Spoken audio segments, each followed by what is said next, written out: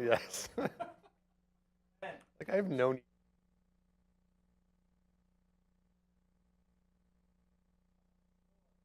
My wife loves it too.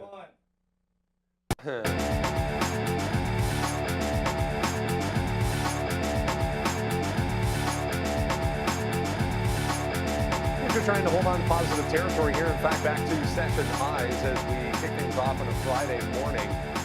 More of the same, it would appear anyways, in store, and that is upside right now. The market liking not only what happened yesterday, but what happened, that's Lennar.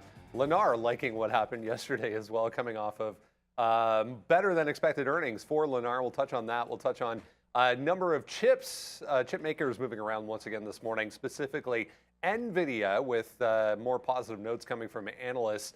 We'll touch on that. AMD, other direction a little bit. Intel with a big announcement and investment going into Poland with a new manufacturing facility as well. So lots of headlines to discuss as far as chip makers are concerned. Maybe a bit of a roadblock and a speed bump for Tesla when it comes to another manufacturing facility being set up in China. So a little bit of a pullback over the past couple of days for Tesla. More to come possibly. It's Friday, June 16th, 2023. TraderTV.live starts now.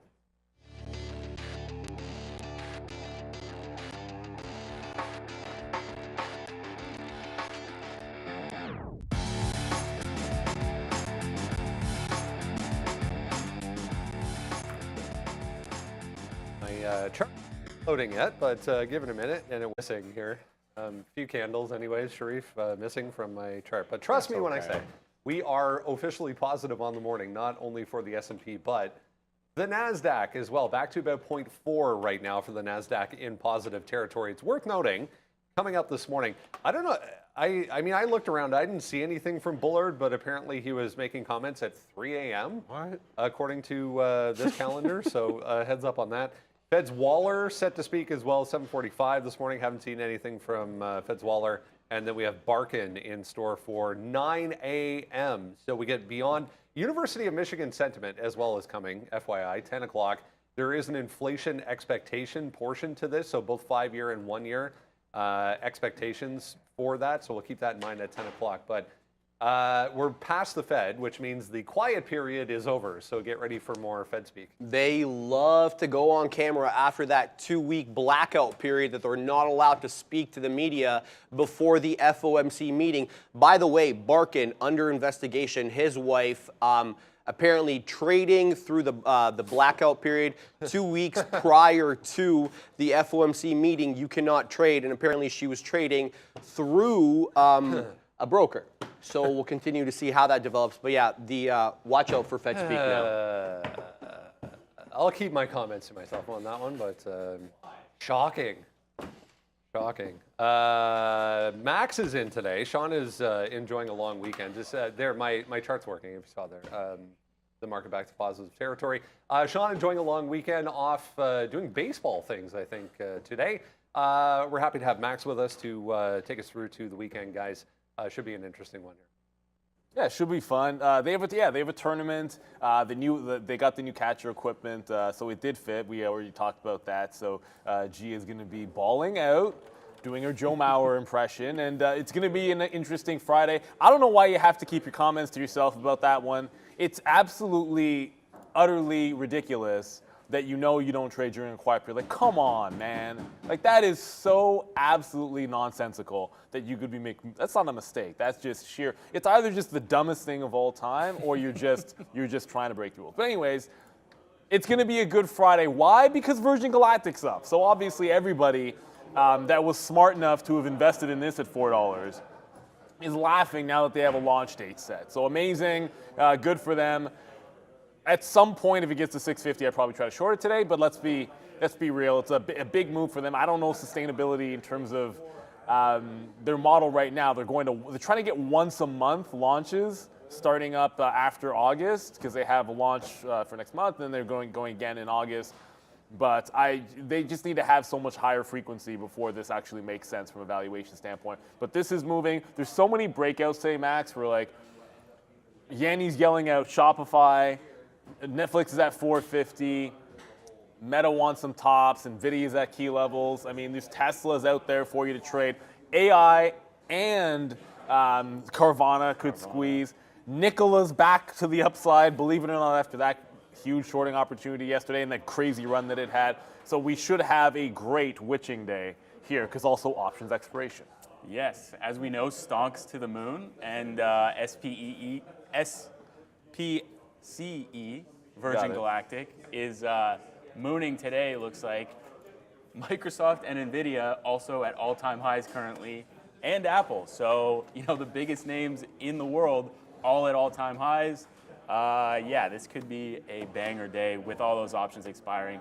Yes. Looking to get in on some dips. Hopefully we get some trends today. You can just hold that for the rest of the day as the options markets have to write new calls at these crazy inflated prices.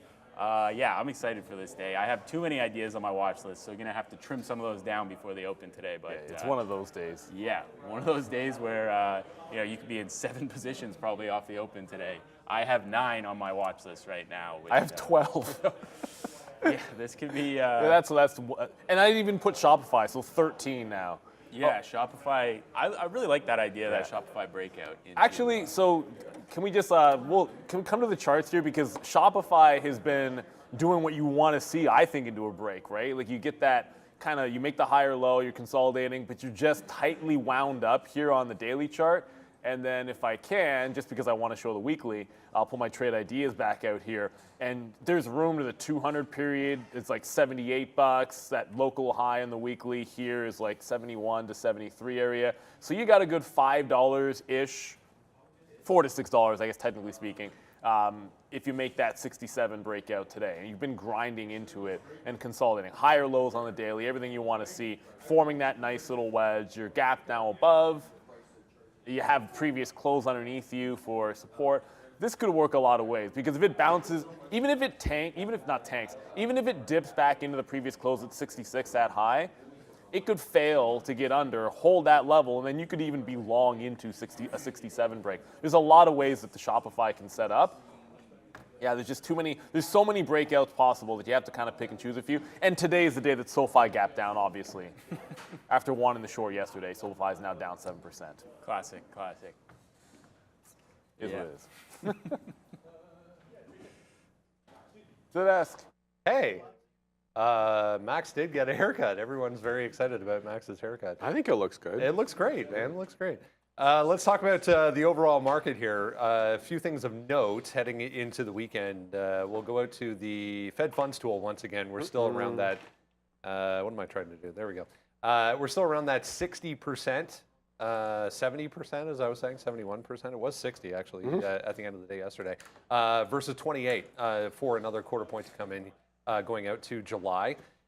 So, I mean, a few things still in the works. We had a number of Fed speakers throughout the week, as we were saying, but most of them saying some increases to come. Now it looks like maybe just one increase to come. And we were talking a little bit yesterday about the fact that, yes, there's more interest rate increases to come, but that also means that the end is near here. Yeah.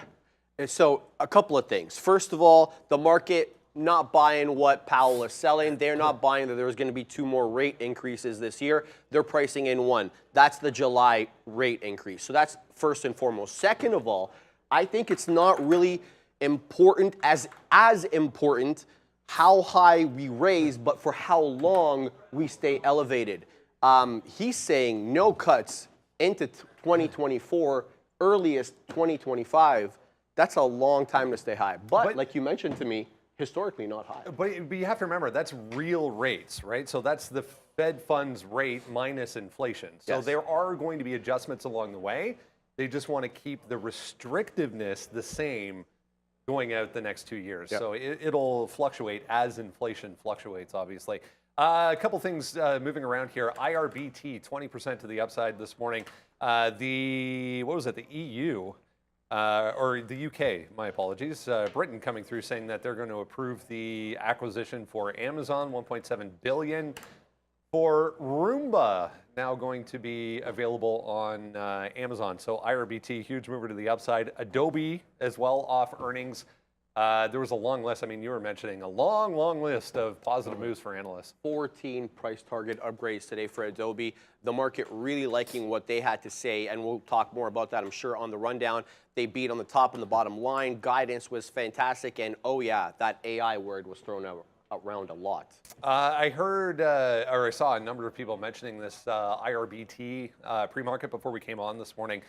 There's still a few hurdles for this to get through, guys. So 20% seems like a lot here. It does, but then you also have to factor that it's still another 20% away from the deal price. So it's a 61 cash deal, and it's much like, it's kind of like the Activision deal, right? Like you have multiple constituencies or multiple governments and agencies that have an opportunity to block this. So just because the UK says they're all right with it doesn't necessarily mean that you're going to get every other region approving the deal. So it's not really been trading all that well. If you think about this one, like the ARB on this at one point was like 50. You were getting 50% on the ARB. That's how much people did not believe the deal was going through. It's kind of tightening up here. To me, if it rallies too far, I think there's actually probably a short if it were to get into the mid-50s. But I doubt we're trading this one. So kind of treat it like an Activision. If there's any kind of a really big move, maybe we find an opportunity to play it off of some previous lows, see where it settles down. That kind of a thing could be in play. And you got to keep your ear to the ground. There's a lot of headline risk when you're trading these. And quite frankly, most of the successful ways to ARB these is to use options, just because it's a little bit safer to do it that way. So it's like a keep your ear to the ground. Maybe something happens big and you can take a bit of a fade where it's have gotten tighter to the deal price. But with $11 away here, that's just way too much in the middle, and there's just nothing to work off of. Like I know when Activision had its like little steps up, like you could go long 77 one day and it gives you a 50-cent range, you can scalp that, then it gets above 80, you can do the same thing. This probably has to settle down up here because it just gapped into no man's land. Yeah, you say Activision, and I kind of winced a bit because every time I tried to trade that stock, I get smoked. So yeah, no interest there for me. Sharif mentioned Adobe. Yeah. You know, you say AI, you gap up. We all know this now. But their AI is pretty cool, and I think that last Friday we were talking about 420 on Adobe, and we're now at 520. So huge move in the last week.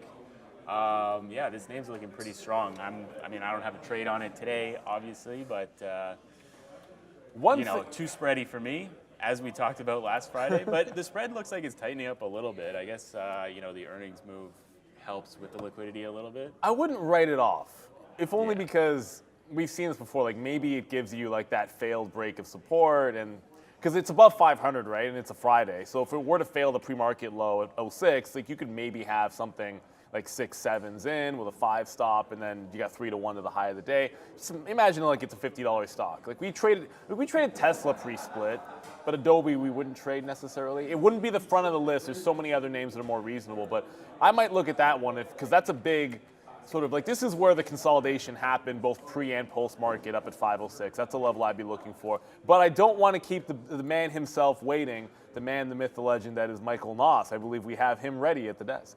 Brad, let's, we'll get back to that.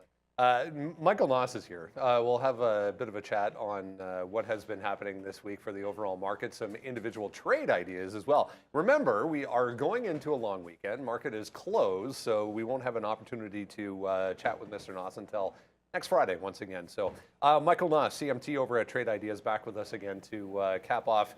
What a week it's been, again, with tech leading the way here, AI, all the rage continuing. One of the things you mentioned on Monday, if you rewind the tape, was NVIDIA. What a week it's been for NVIDIA. More positivity to start things off here today again. Yeah, I'm a happy man with NVIDIA, that's for sure. And we'll go over that as well. But yeah, I just want to start with a wrap up of the market. Again, if you guys just usually tune in on Friday for me, I actually come on Monday when there's not a long weekend and give you guys some trade ideas, and then I come back on Friday and I wrap up what I've done and you know, show the execution of it, which sometimes might be the hardest part. But I have some ideas for you guys today as well, because I won't be able to make it in on Monday because the market's closed, obviously. So yeah, what a week. So this is the weekly candle so far on this on the SPY. So barring something crazy happening today, we've really broken out of that August high that I was highlighting on Monday. I expected a little bit more of a rest or a pullback or a chop, but we just blew through it. So, you know, the bulls are definitely back in town on that one. The line I put above, which is, I think it's about 463-ish, that is the high basically at the beginning of the year. So that's the next one to watch to see if we get there and what the action is right there. But this next chart I have, I think, is really interesting, where basically the blue line is the S&P 500.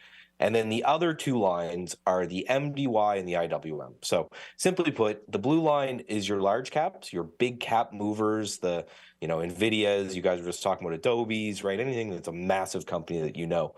The other two are your mid caps, and that's 2 to 10 billion, and your small caps, which are under 2 billion market cap. So these guys are kind of lagging still. You can see, just if you just zoom in on the last few days, the massive run the large caps have had, and a little bit of lagging there on the mid caps. Now, doesn't mean you know, end of the world or anything like that. What you'll see often is that in bear markets, the leaders will come down and catch the laggards, right?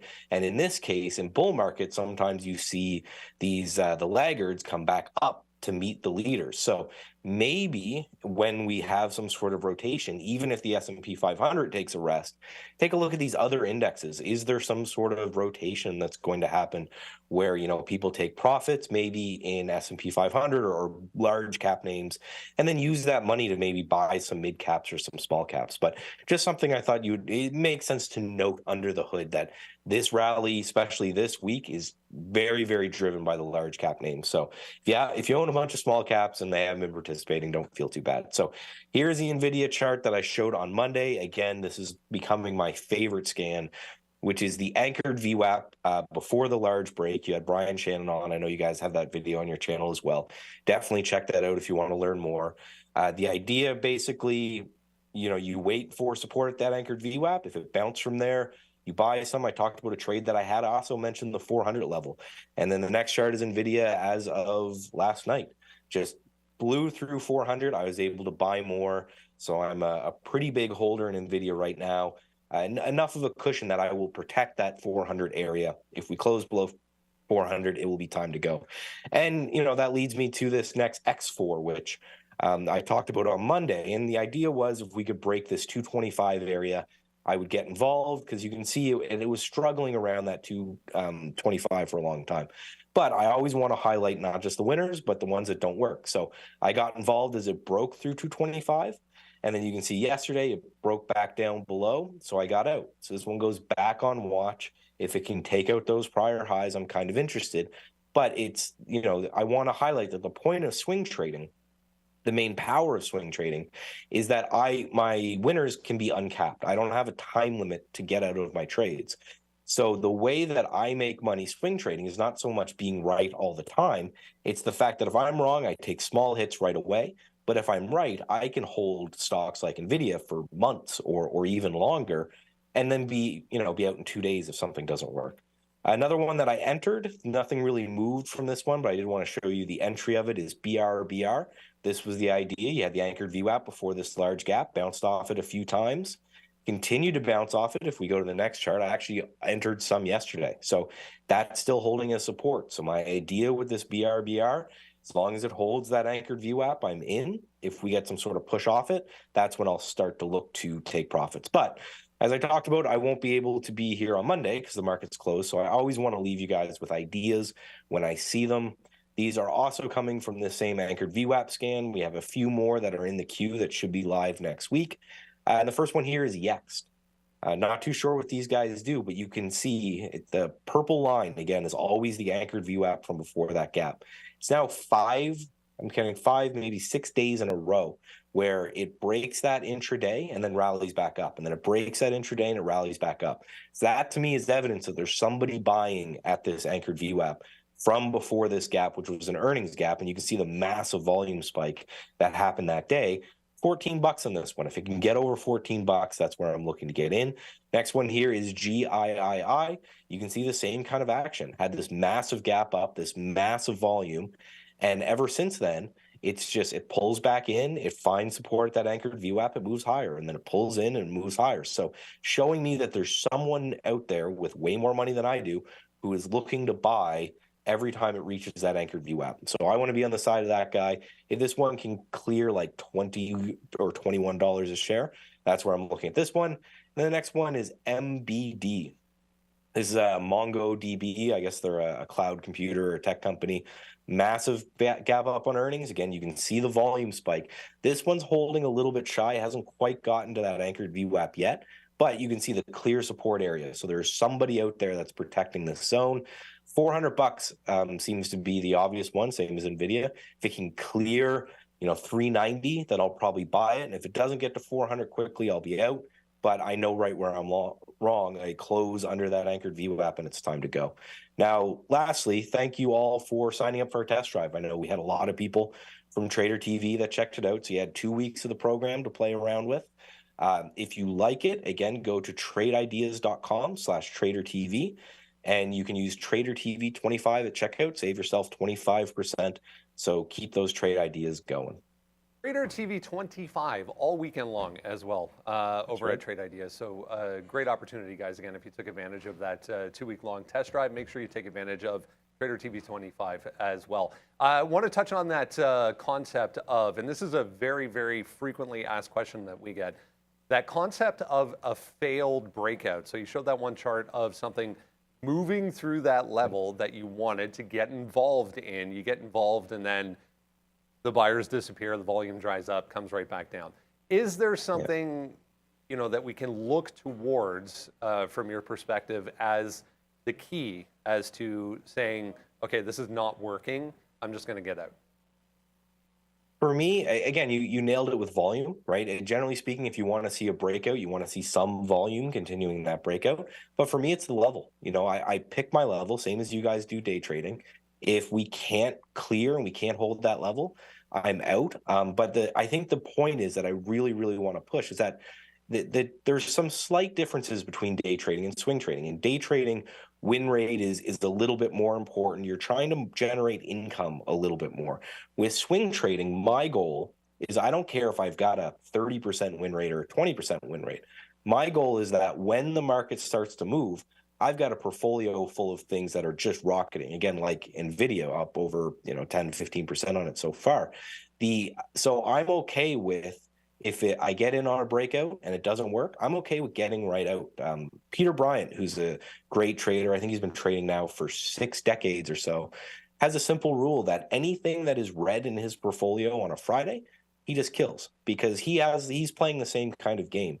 Day traders have a little bit of a time constraint where they have to be out by the end of the day, but I don't. So I can hold things for days, weeks, months, years. So, NVIDIA, if it's going to run to 500, I'm going to try to be in it for that length of time.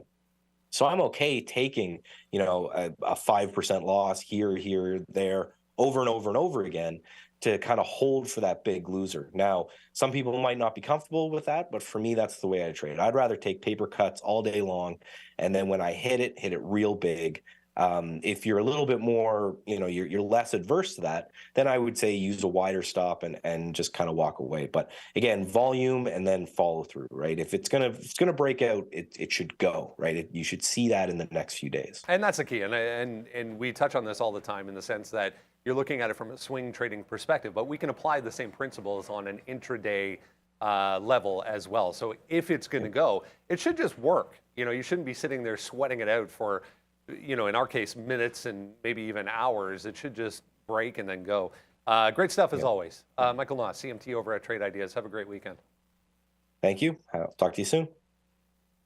So what I love about that, we always enjoy having Michael come through. And by the way, take advantage, long weekend. I mean, Trader TV 20, get that 25% off with Trade Ideas. But I love the fact when he's describing the breakout, you just simply have an out. And I was just saying to Max, and we were talking about it, when you take a breakout trade, like one of the best parts about it is one of the most definable trades out there. Like you just setting a stop is not usually that complicated. it's wrong if it gets, you can play it like a few ways. You can have a previous support area that you're holding for a long time. So like Shopify is an example here anyways. So 67, you could have a stop underneath the previous close support if you want to go wide and you want to hold it all day long and you're trading like, you know, I'm getting in and I want to hold it for the day, or maybe you want to hold it for a couple of days, something like that. Or you could have like that pure day trader where, you know, if I'm long it through like a 67, oh, I'm tight stop, back through like this consolidation, 66.80, or even the break even. If it goes right away, so that's, you know, like 25 cents worth of risk. Once it breaks 25, I don't want this thing even getting back through break even, and then good to go. And it makes it really binary. Also, it makes it very easy for you to do an analysis of your strategy. Like you can back and forward test something if you have defined risk. If you have if it is way too, oh, I'm kind of making it up as I go along, moving stops all over the place, averaging a million times, then suddenly how can you ever really track the success of your strategy? Because it's so discretionary at that point that you can't really do any back testing on it. You can't really do any forward testing on it. And the only thing that gives you any bit of a tell is your P&L curve if you're being consistent with what you do. So that's one of the reasons breakouts are the most simplistic strategy that lots of day traders and traders in general want to use. And there's a lot of them setting up here today. Oh yeah. Those are the ones that I like to use, but I like to do it even tighter. If I'm taking Tesla at 258, if it goes to 257.99, I want to be out. I love that too. Those are the trades that I love, where like you're in the money right away. What's up, Randy? Why are you asking about Ride? Ride or Lordstown. So first of all, cheers, Randy. I may need a refill because this is like, it's already cold. My coffee gets cold so fast. So last time you came, it was Faraday you wanted to talk about. Now it's Lordstown that you're interested in. So Faraday, by the way, when he mentioned FFIE, it was like a dip buy the next day, and then it ran. So my take on Ride would be just allow this thing to go down today, because that's probably what's going to happen after what happened last time. And why is it up 13%? What the hell's going on with Lordstown? And he just walks away. It was up from 320 at yesterday's That's open so Randy. as well. He's like, yo, take a look at Ride. And then he just walks, like, mic drop. Like what? Like unless Randy's already long at 3 or 350, I don't know what's so crazy about it. Obviously you have one of these kind of like reverse. So you know what happens on a reverse, right? Like you're usually it's a bad thing, so the stock trends down. How many times have we seen this setup this year? We get the reverse, it drops, finds a consolidation, then breaks out and tries to take out the new top, the previous top. So that's a $5 break. Not that I would ever, there's just 0% chance I'm going to pull something up and be like, this is now the breakout that I'm going to take on Lordstown through $5. No, it's not going to be. It looks kind of juicy though. It does look really juicy, Max, but it's like a good breakout. You never want to do that. The last time I did this, I remember it was like, I was looking at StockX and then went over to Dave & Buster's that day because Dave & Buster's had earnings, and I pulled up the chart like 20 minutes before the open or something, was like, oh my goodness, look how good Dave & Buster's looks. And then that ended up being my worst stock of the day, and then the stock that I replaced ended up being probably the best idea that I had that I didn't take because I removed that chart and put Dave & Buster's on there. So I will not be doing that. Very interesting on Ride. I don't even know what the catalyst is either. A lot out there.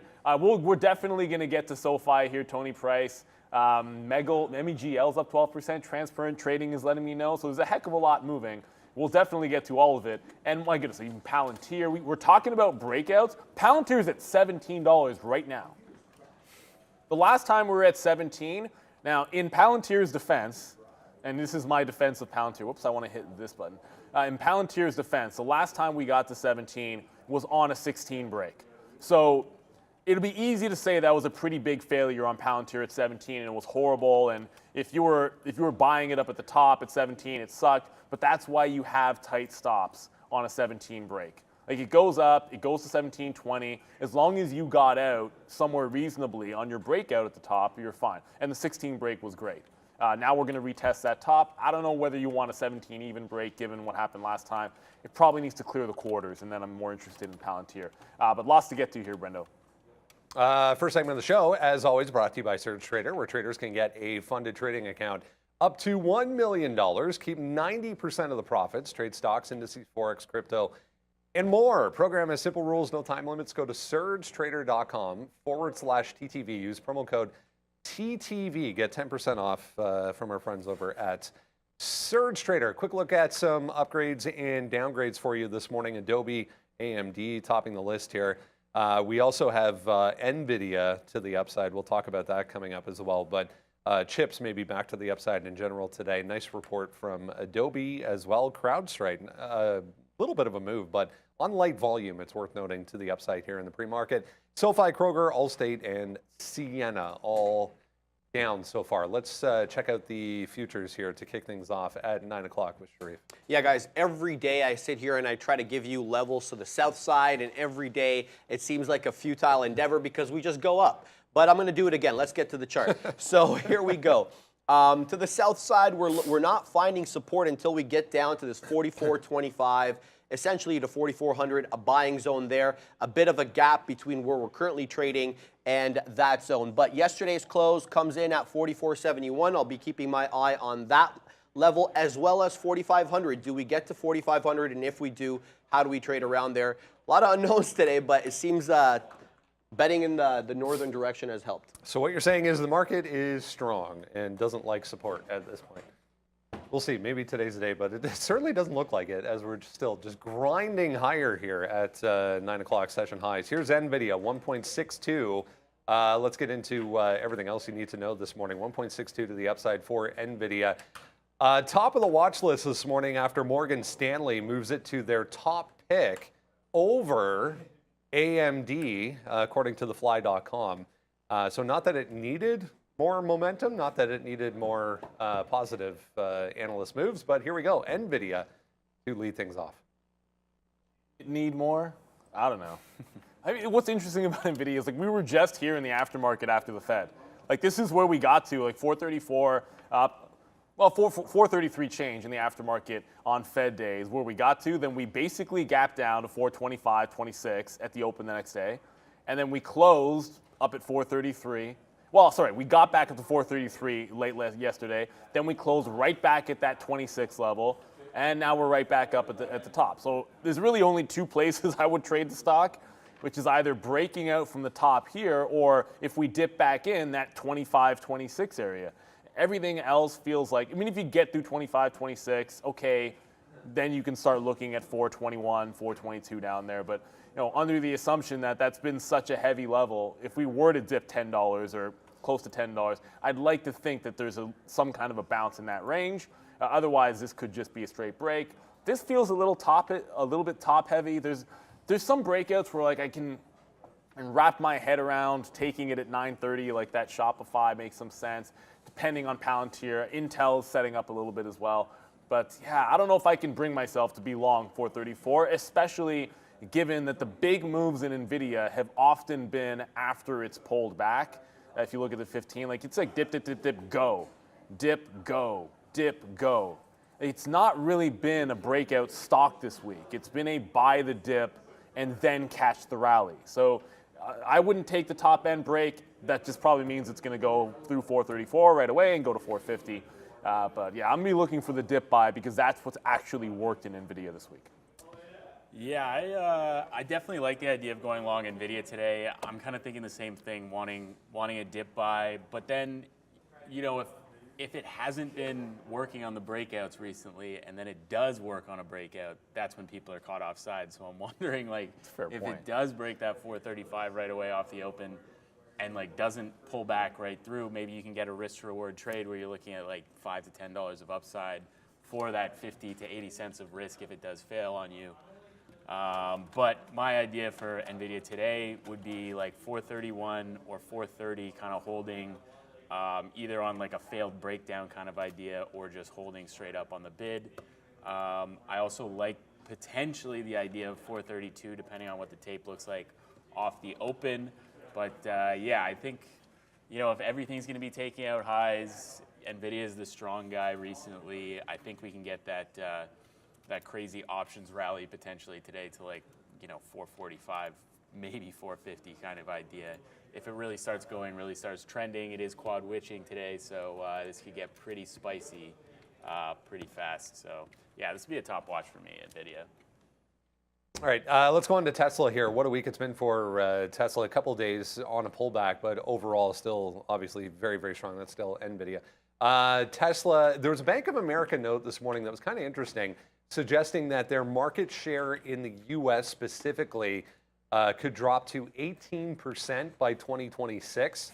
And they kind of pointed to, obviously, more manufacturers making more EVs to blame for that decline. But over 2022, that would be a 62% decline in their overall market share in the U.S. specifically. So something to keep in mind. Then this was the other, minor story overall. China coming through this morning is suggesting that the expansion of their plant, or the idea that they were considering for expanding their plant in Beijing, might run into a bit of a speed bump here on the environmental side. So the piece of property that they were looking at, they're now kind of considering as maybe environmentally sensitive. Yeah, it's an interesting look from them there. What I was looking at here was Tesla's push to expand its market share in China, the world's largest auto market, especially in the face of reports that they're going to be decreasing their share in the United States, maybe looking to make it up elsewhere. I liked that look. I also like the look of the negotiations and the dialogue between American business leaders and the Chinese government. Where dialogue is not that good at the government level, I like the initiative by business to go there and to kind of smooth the road a little bit. And the tax incentive that came through the day he landed had nothing to do with it. I don't know. Meanwhile, here's Tesla yesterday, straight higher out of the gate. If you remember, as soon as the market opened, there was a minor dip into the open, then we just went straight to the upside. Closed positive. Here's another 0.5% for Tesla, trying to get back higher. Only 0.5%. How dare you, Tesla, only go up 0.5%? That is utter nonsense. So some people call it accumulation, consolidation, bull flag, whatever it was. It was very sideways at this, like in here, like that 55 into 59 yesterday. It's got room above 260. We didn't spend a lot of time above there, so there is some overhead. All that said, that's a pretty good range, even if you only get that. I don't know if we see it. It was a double bottom underneath that 55. We end up closing at 56-ish. So like that's kind of where you think like support might be. And if you make a bounce, maybe we get one of those Tesla dip and rip. That's exactly what worked yesterday. I don't see a reason to get away from that.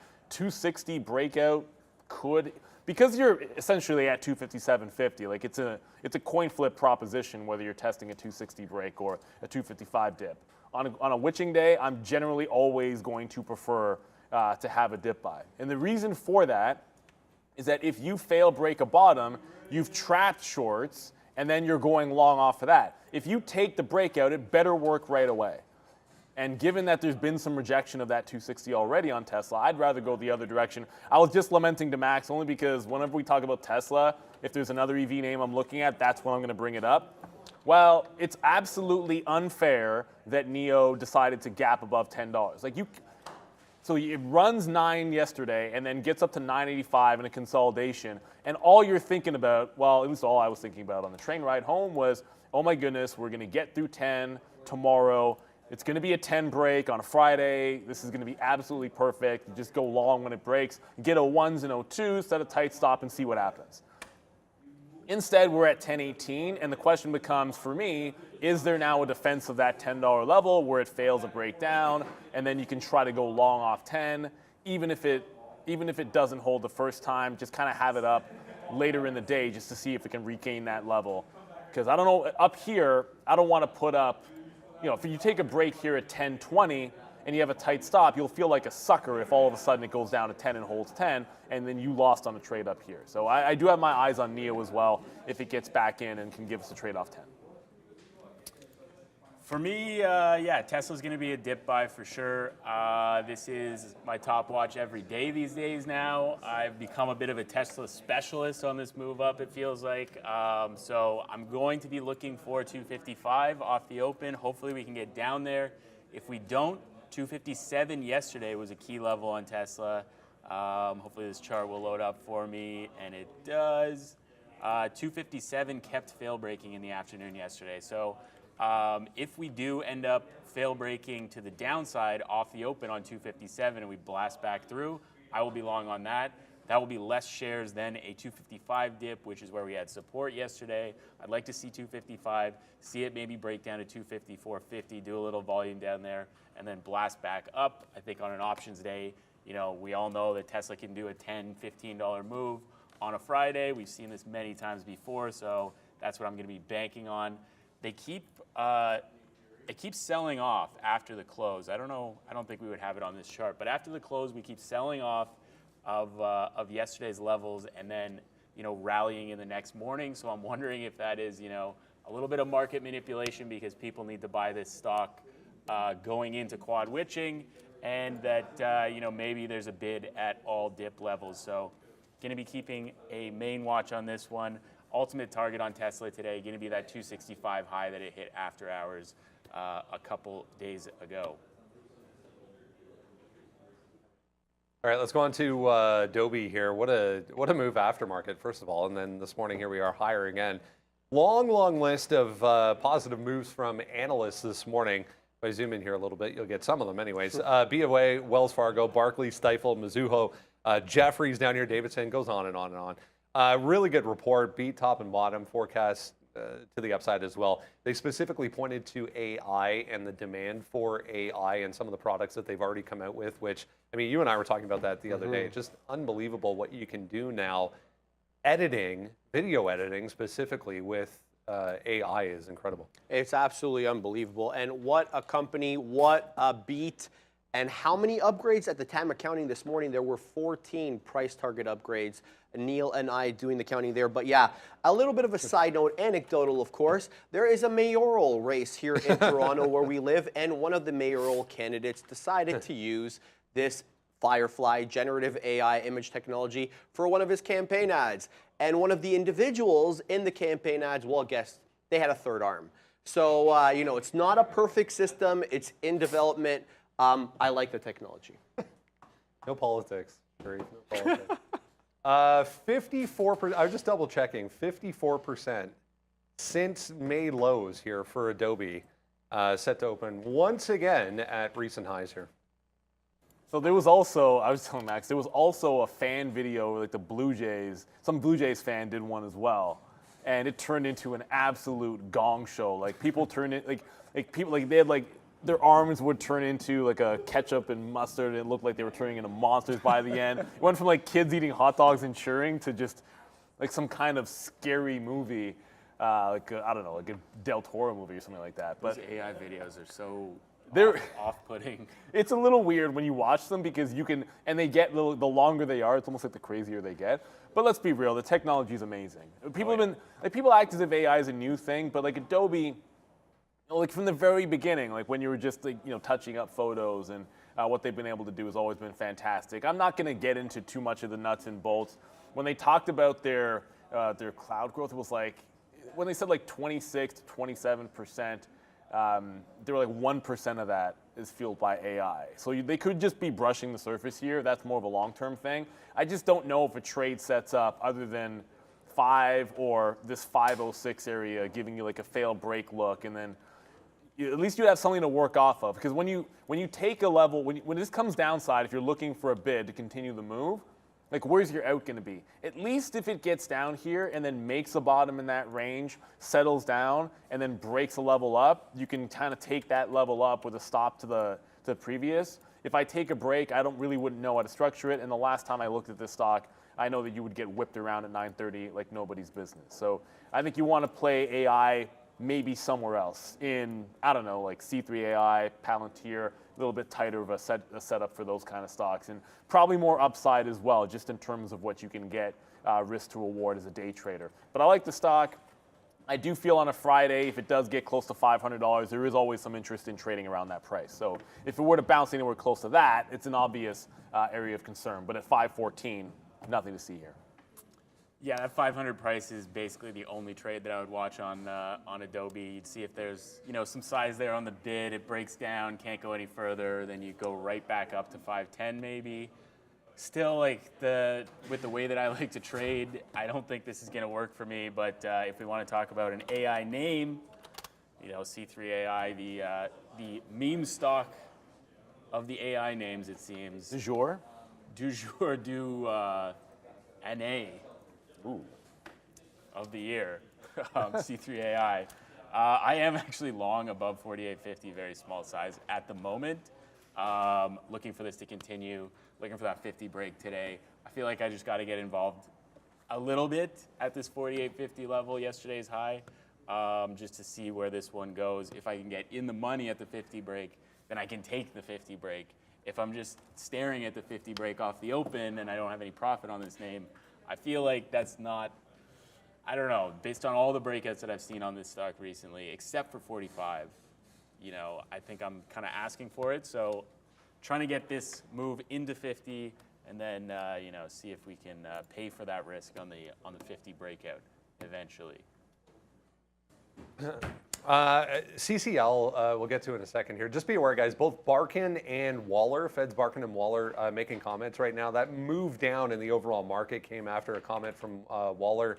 I mean, they're just echoing what Fed Chair Powell said the other day, but Waller saying, disturbing that core inflation is not moving and will probably require some more tightening. So, I mean, it's just more of what we heard back on Wednesday, but market moving down on that. CCL here, 1.5% to the upside. What a week it's been for Carnival here. Actually, 2 weeks in a row. 1, 2, 3, 4, 5, 6, 7, 8, 9. Yeah, almost 10 days in a row here to the upside for CCL. Citi lifting their price target, pointing to even more demand to come for cruise. Yeah, it's been a great look for this company since reporting. When they reported, they talked about how excellent their margins have been, especially with the fact that riders or travelers are spending much more on these cruises where the margins are best. So it's a good look for them, and demand is there. Otherwise known as alcohol. It is. It's not included, right? I mean, you can buy packages, I think, but I don't think it's included. $13 was, if you zoom out a little bit on a higher time frame, was kind of the last line in the sand here. But yet another extended chart, guys, on CCL.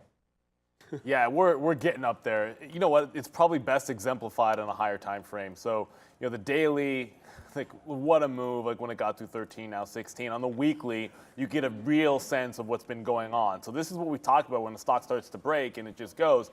Did have it once through. You remember when it broke 14? That was a fantastic move. But there's room. There's room. It feels like it gets to 17 to 20, and that's the range in which it gets a little bit choppy. You have the 200 period up there as well. But until it's there, I just feel like you're looking for some longs. I drew some crude lines in here for myself. Yesterday's close, just above 16 even. Then you had the consolidation to 1580. So that sets it up. I am anticipating, again, I don't know, maybe we don't get any dip buys at the open and it's all breakouts, and I really only like a couple. But if we do a dip down into 1610 and then hold this range in here, I'd look for a retrace back up, maybe even a bounce off 1580, and then you could be long off the 16 area, something in that range. I'm looking for a dip buy to continue the trend.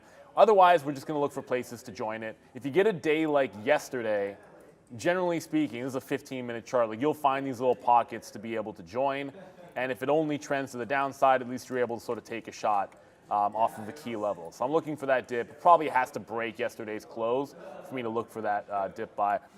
I don't know. We're probably not going to. Oh yeah, we're going to talk about Intel there at least. But the breakout at the open that I probably take, I think it's going to be shop. I do still like that Intel as well. But CCL, it could give you 1650, I suppose.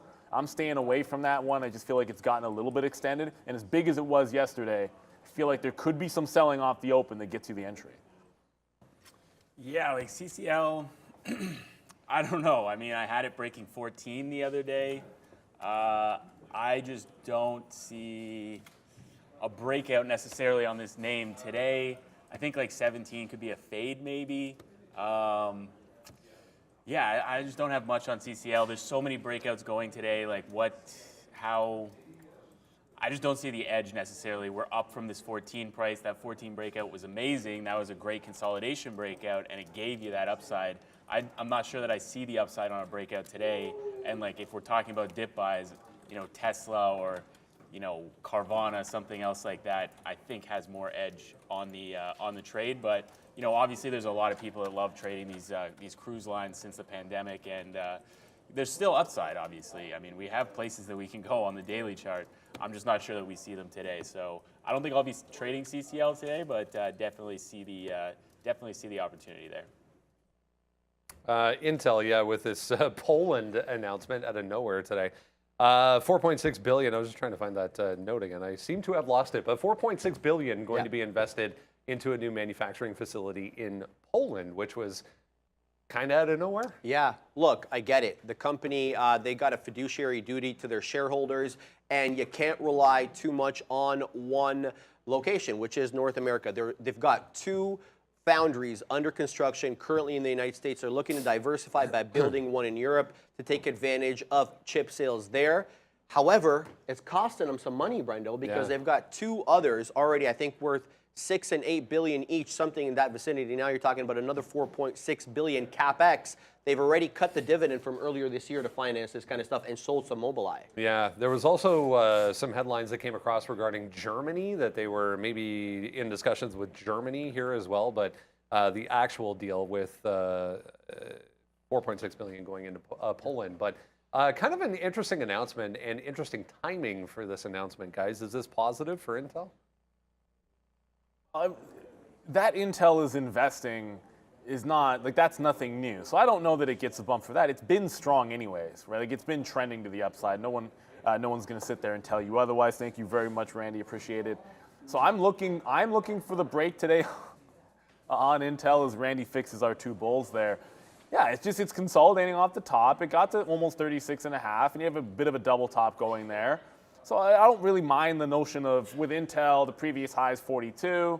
So if it breaks at 50, maybe I take half out if it reclaims. I just want it to go right away. If it goes right away, then break even. Otherwise, you have a 36.40 stop underneath, probably even that 42 level on Intel. You know what? It's not the only thing. It bears mentioning at least that Micron making similar investments. They're making an investment into India for a factory there. So they're actually up more. Micron up 3% here. And the 70 level does come back into play. It gapped through. Always annoying when you gap through a big potential breakout zone. But we've been here before on Micron. So if it holds above 70, you kind of have an idea where this move might get to, like that 74 to 75 that got rejected on the last push. It's been gliding on the daily on that 50 period, and then holding it the last couple times it tested. No closes below, actually holding the 50 period on the daily. So nice upward trending stock. Now you're breaking back out above 70 even on Micron. So if Intel doesn't work, let's say Intel fails the break and I'm in and out really quickly at the open, and we start coming back down in, well, I jump right over and have a quick look-see at Micron off that 70 level if we start dipping. Yeah, I can pretty much guarantee right now that I'm not going to have a fill on Intel today. This is not a stock that I trade typically, just because it's one of those kind of thick, doesn't move quite as much names. But I see that 3650, 3670 kind of area looking, I don't know, it looks like a fade to me, but again, I don't trade this name, and the trend is definitely up. The market's up, so could be a good mover. I wanted to look at TSM, see where that one is, because if we're talking chip names, this is the one that benefits from everybody. But kind of a pullback here on TSM, that 110 area being the kind of key spot on TSM recently. So maybe you catch a dip at 105 on TSM instead of trading Intel for the chip names, and get it back up into 110. It's interesting to see the daily chart there for TSM versus Intel. Intel's so extended right now. SoFi, meanwhile, another one that we've been discussing over the past couple of days here, 5.5% to the downside, 2 days in a row, and we get downgrades, but not one but 2 separate downgrades today, but they both go higher on price targets, which was kind of interesting, but just saying, okay, enough is enough. This thing needs to slow down a little. Yeah, Mihir Bhatia, which is the BOA analyst, that was downgraded. So if I had this to say, while we agree the payment moratorium expiry is a positive, he's referring to the student loan forgiveness expiration, is a positive. We now see the positive fundamental aspects of the story as largely priced in. So we don't expect earnings forecasts to materially change, though there could be some upside to 3Q estimates. So we'll continue to see. Looks like baked in at this moment, Brendo? Just be aware there's a note on Baidu just popping up in front of me. Driverless ride-hailing service in Shenzhen expanding nationwide for Baidu. Remember what happened yesterday here on SoFi as well. Again, downgrade in the pre-market, down in the pre-market. Dips successfully bought, and then it was nothing but upside for the remainder of the day. So setting up very similar here this morning, guys.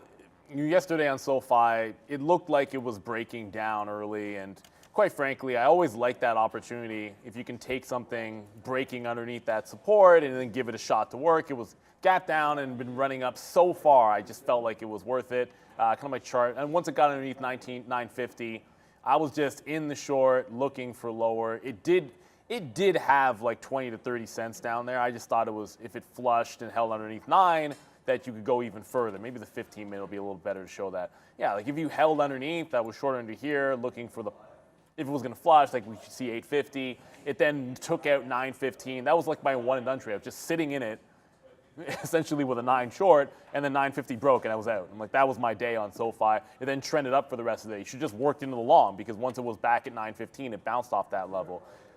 Right now there is an iceberg. It's not an iceberg, there's just a big order at $9, which can be, it's a bit of a Trip Friday thing, triple witching maybe even at that $9. So you've been going sideways off of this.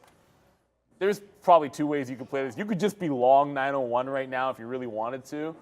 Maybe 1s and 2s, and then see if it wants to go. I'm still thinking if it's going to have a red day at some point, this would make a little sense to me. I don't know that I want to be break down short at 9, but if it breaks 9 even and then gets back into that range from yesterday, the same trade that didn't work, that burned everybody, like myself, which was short down here, and then it went up, well, if it sets up again, then sometimes less people are confident in the trade. And if it's going to be trend down, well, maybe it has a few less people in that one than it did yesterday. I just look for the short in the same range. So if it does the same thing where it consolidates under, I'm likely to be in a short of SoFi underneath $9. And then I can just stop it out at 910. Yeah, I like that $9 level as like inflection point on the day on SoFi. Like we trade below there, we're probably going down. If we fail break that 9 off the open to the downside, we go back up. I don't think I'm going to be trading SoFi. I never make money on this stock. It's one of those ones that's, you know, same as Intel. They don't move enough, and then I get caught with too many shares in the wrong spot, looking for like a real breakout, and they don't happen the way that I like them. So I'll stick to my Teslas and AIs of the world today. So I think with only like 5 minutes to go, I want to make sure I show the imbalances. That's why I knew there was something I was forgetting to do here, guys. A lot of times Sean will show the imbalances. He's getting a long weekend. Oh, we're going to go to Brennan, then we'll come back and I'll show you guys the imbalances. Real quick, guys, rundown brought to you by TradeZero, the award-winning broker-dealer specializing in short selling. TradeZero empowers active traders with fast market access, multiple trading platforms, high-quality customer service, and has extensive inventory of locates on hard-to-borrow names. Go to tradezero.co/tradertv.live to find out more. Shout out to TradeZero. Yeah, now there's, Shopify just went. It broke 67. There's somebody sitting at 67.07 right now. But I did want to show you guys the imbalances. So hold on a second. I'll nibble in. So NEO is now 1 million to buy. Come to my chart for a second, guys. NEO is 1 million to buy. Apple 1.5 to buy, just popped in there. Amazon's 1 million to buy. Remember, it is the 3rd Friday of the month, so you're going to get bigger bounce than normal. Nikola 900,000 to buy. I just saw Palantir, there's 700,000. Virgin Galactic's cheap, so that 650 is really not that big notional value, but it's all buy side. Microsoft to buy, Google to buy. Not much to sell on the imbalances here. Yeah, nothing almost to sell, but they're moving around all over the place. I do want to have a quick look at Virgin Galactic. We mentioned it earlier. This is one I would much favor the dip buy. I think 650 is a fade on Virgin. If it got to 650 on the daily, this is 650. If it gets up there, I'm really looking more like sell action. But as long as we're holding above, I don't know, like 550 is what makes sense to me. If it breaks down this 560 bottom, fail breaks the bottom, I'd rather dip buy this and try to take off the top on Virgin Galactic. Because I know myself, if it breaks $6, at that point I'm thinking, where's the turn on the stock? So if I take a 6 long break, I'm basically asking for failure because I won't believe in it. I'll be looking for the short at 650. So if it gives you a dip buy off 550, that would be something for the open. Looks like all of those NASDAQ names just broke out off of the imbalances. Yep, pretty much. NVIDIA just took that 435. Tesla's breaking out already. So my dip buys are maybe not going to come in today.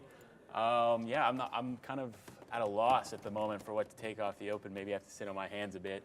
This NVIDIA breakout might be a thing on the opening candle, but it's going to have to pull back a little bit before I'm able to take that trade. It's tricky. Like that's sort of the thing. Like you never really want to. You don't want to get too caught off guard here because you don't want to. Do you chase Tesla? Like it's already at 59 and pressing at 60. Like this is the trade that was like I don't know if I don't want a 260 break at the open.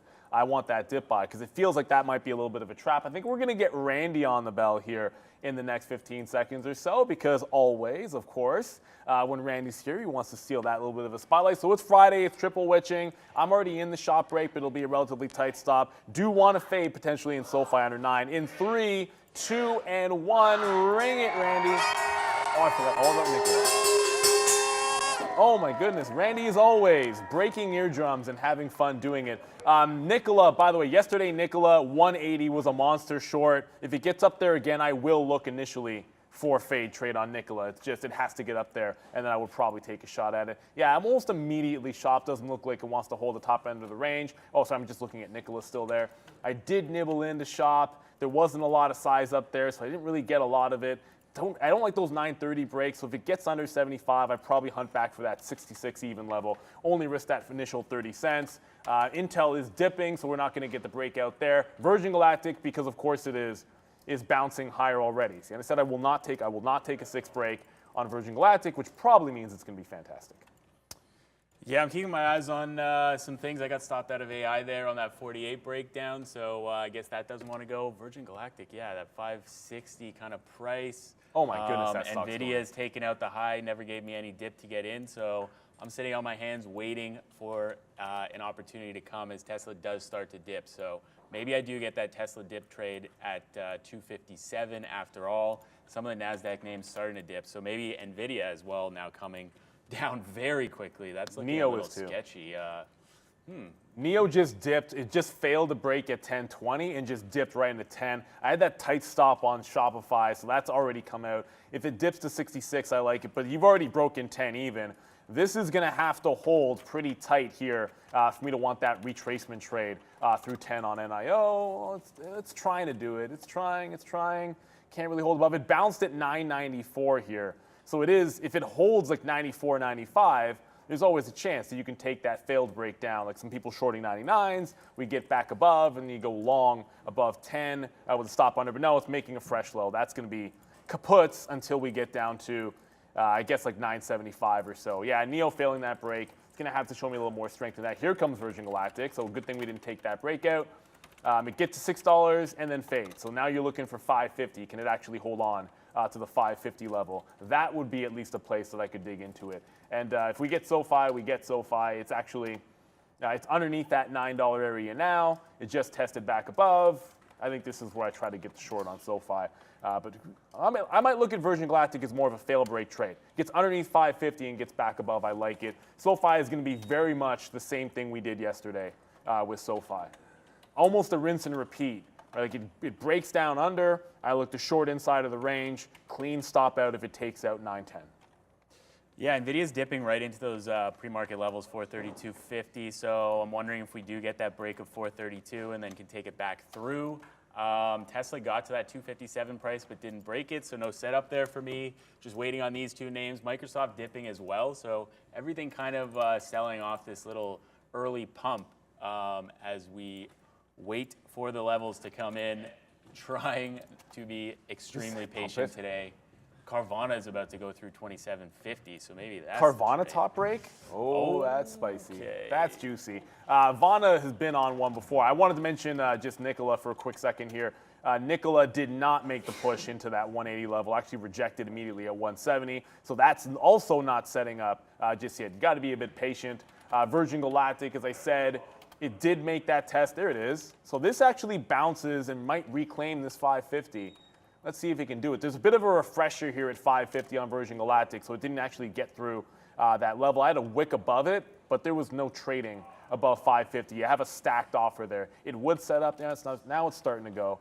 Okay, so I got 53s in here. You did make like a local bottom at 35, so I think there's more money fills maybe in the range of those 40s. Give it to that low of the day here on Virgin Galactic. Prefer this to try to take a breakout on the stock. I am now long NVIDIA at 433.5, looking for 435 to break for the ad, and then the move to, I don't know, 440 maybe. Looking for that trend move on NVIDIA as it is catching a bid here off the pre-market lows. I would be willing to add again on that 432 kind of area, maybe stop out and then add back. But yeah, I think NVIDIA is finally catching the juice to go. Lots of buying coming into the name as soon as it gets down to that 433 area. So we'll see what happens with this one. Obviously, do not want to hold this through. I don't want to hold it through 432. So I'll get out ahead of 432 if that happens, and then I'll add back if it does. If it does break again, as we are getting some buying and Carvana's flying, so should have taken that 27.50 Oh my goodness! break. Oh, wow. Carvana is insane. Wow. Okay, that one's gone, so I did get one fill. I got 10% out of Virgin Galactic when it kind of popped into the high 50s there. Oh my goodness, Carvana. No chasing, no chasing. Yeah, you're through on the daily on Carvana here. Really, even if it dips back into 27, it might, back into the 27s is probably still valid. I'm not even sure if we get it. It's always the one you're not watching. That's just how it happens.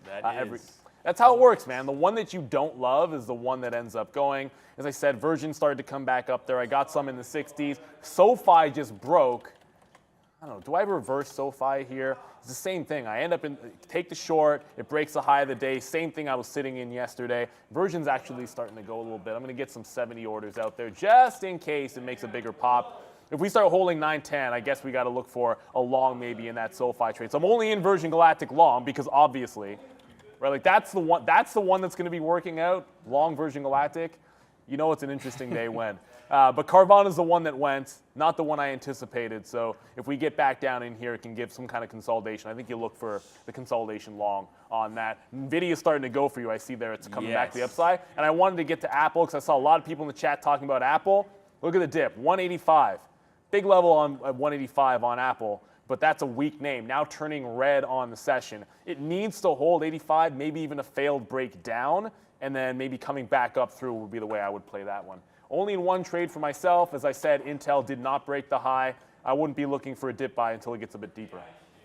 Yeah, I added to NVIDIA, and then I just bailed out of it just now. That it just doesn't want to go through that 434 price for whatever reason. So I'm going to be looking for, I don't know, maybe a dip on 432. Oh, my goodness. Tesla failed 260, so. No. Yeah, don't know what to do with Tesla yet. I guess I should have just paid $257.5 on Tesla, but that just is not really my setup on that one. So again, just sitting here waiting. Should have taken that Carvana break, but you know, you can't have them all. Well, what's frustrating is I just, instead of taking some out, I just took all out of Virgin Galactic, which I didn't really mean to. So I'm going to hop back on the bid here. We got to go to Brendan for some news. It ends up being a winner, but obviously I shouldn't have got it all out. Brendo? A lot of the selling coming from the chip group. Here's Micron, guys. The primary reason absolutely falling on its face right now. 3% downside on heavy volume. There was an 8K filing with the SEC that came across right at the open this morning. They're basically pointing to a quarter of Micron's worldwide revenue that's exposed to China essentially could be at risk for the current quarter. So it's low single-digit % revenue for the overall number they're saying in this filing. But again, 8K filings come across anytime there's a major change that the company has to make shareholders aware of. So in this case, they're pointing to their Chinese revenue specifically could be at risk for this current quarter. That's not necessarily a good thing, obviously. I need to get back in that Virgin Galactic. That's so frustrating. And I didn't chase it to get back in. If you're looking at Micron, the only place I think it's like the line in the sand's at 65. The 50 period has been absolute god for it. So if it gets down there, I think you can look for it. Down here, I don't want to be trying a dip buy, even if I think it could make a rebound on that news. We'll have to play away from it. Good thing Brennan brought us that news, because at one point I was looking for a breakout trade there on that name. Damn it, Virgin Galactic, it's not going to be a losing trade, but I'll still be pissed off at the fact that keystroked out of it. I do want the long off 55, 550 I should say. If it gets back there, we're going to go for the long up that low, as I was mentioning. Carvana just pulled back and did not even attempt to bounce at 27. Like, that just flushed right through it. So maybe you don't want to catch that falling knife. Be a little bit more calm when it comes to that one. AMD is also flushing. Did not get to 127. That continues to work to the downside. It's just a weak name with 122 as the support level on AMD. Although, this is catching a bit of a bid. Intel. So AMD flushing. Micron obviously on news flushing. Intel still holding 36, which sets it up for the breakout at the high. Maybe even gives me a leg at that 36 long potential hold there. And Tesla, tell me. Okay. Tesla just holding. It is just holding, but I said dip buy on Tesla, and now all of a sudden it wants to be a 260 break instead. Yeah. Just all roads lead to it wanting to make a breakout instead of what you want. Yeah, exactly. I tried one more time on NVIDIA at that 432 price, didn't work. So going to take the breakout of 432.5 if that comes in now for the curl move. If we get a 430 fail break, I will take that as well. Tesla, you know, I was looking for this kind of liquidity grab move there, but didn't have that one set up. I still want it at that do I have Tesla? At that 257, sorry. I want it at that 257 price, so still haven't gotten that yet. We'll see if we get like some kind of fail break or something on Tesla to catch a dip on it. This would have been a decent little move here. 258.50. You just hear Pratt in the back yelling about Free Fall Friday. Of course. Yeah. I mean, we are definitely free falling on some of these names. Tesla coming in now, so do we get that 257? I don't think based on this tape I want to be taking that at the moment, as NVIDIA is coming into my order right now. So yeah, NVIDIA, if this one does want to catch a bid and start flying, actually in this market, do we want that? I'm going to cancel my order on NVIDIA. I don't think that's a smart move based on this market move down. I will wait for the market to turn around to try to get long one of these names. I just Tesla grabbed one. just buys that dip up like crazy. Oh my God. So Apple did that move over 185. Got to look for the setup just came in there where it showed you the 185 break. Got right under to 184.95. Once you're back above, I actually added to this. I had like 10s, and then I added here at 21s. So I ended up with like a 15 price essentially. It gets up to 50 and an instant rejection. So you're still in a bit of a downward trend. But that's a setup I like. We talked about like it failing the breakdown at 185 and then go for the long. If it can hold 185, I think you got something to work off of an Apple. I'm looking something very similar for Intel at 36. I don't know if we get the breakout anymore. I should probably just cancel that breakout order. No need to have that out there, as it looks like Intel probably wants to do the move at 36 even. It just wicked underneath to 98. I don't want to chase. There's a big difference chasing Apple 10 to 15 cents above an even level and doing it on Intel. With Intel, you want it at like 3, 4, or 5 because it's a cheaper stock. With Apple, you can chase it 20 cents or so. But yeah, Intel, I need to see it at that 5 level. Oh my goodness, Adobe. As if Adobe. It did it. Yeah, it did. Did it do it? It wicked down. There's 202. So it got underneath that 505 level, kind of wicked down, and then kind of bounced right back above. It's already at 8s. It's a little too far. Like, that's a little too far. You know, the bounce kind of happened in that range. It didn't break that 500 level. Comes right back above, take an even break to the low.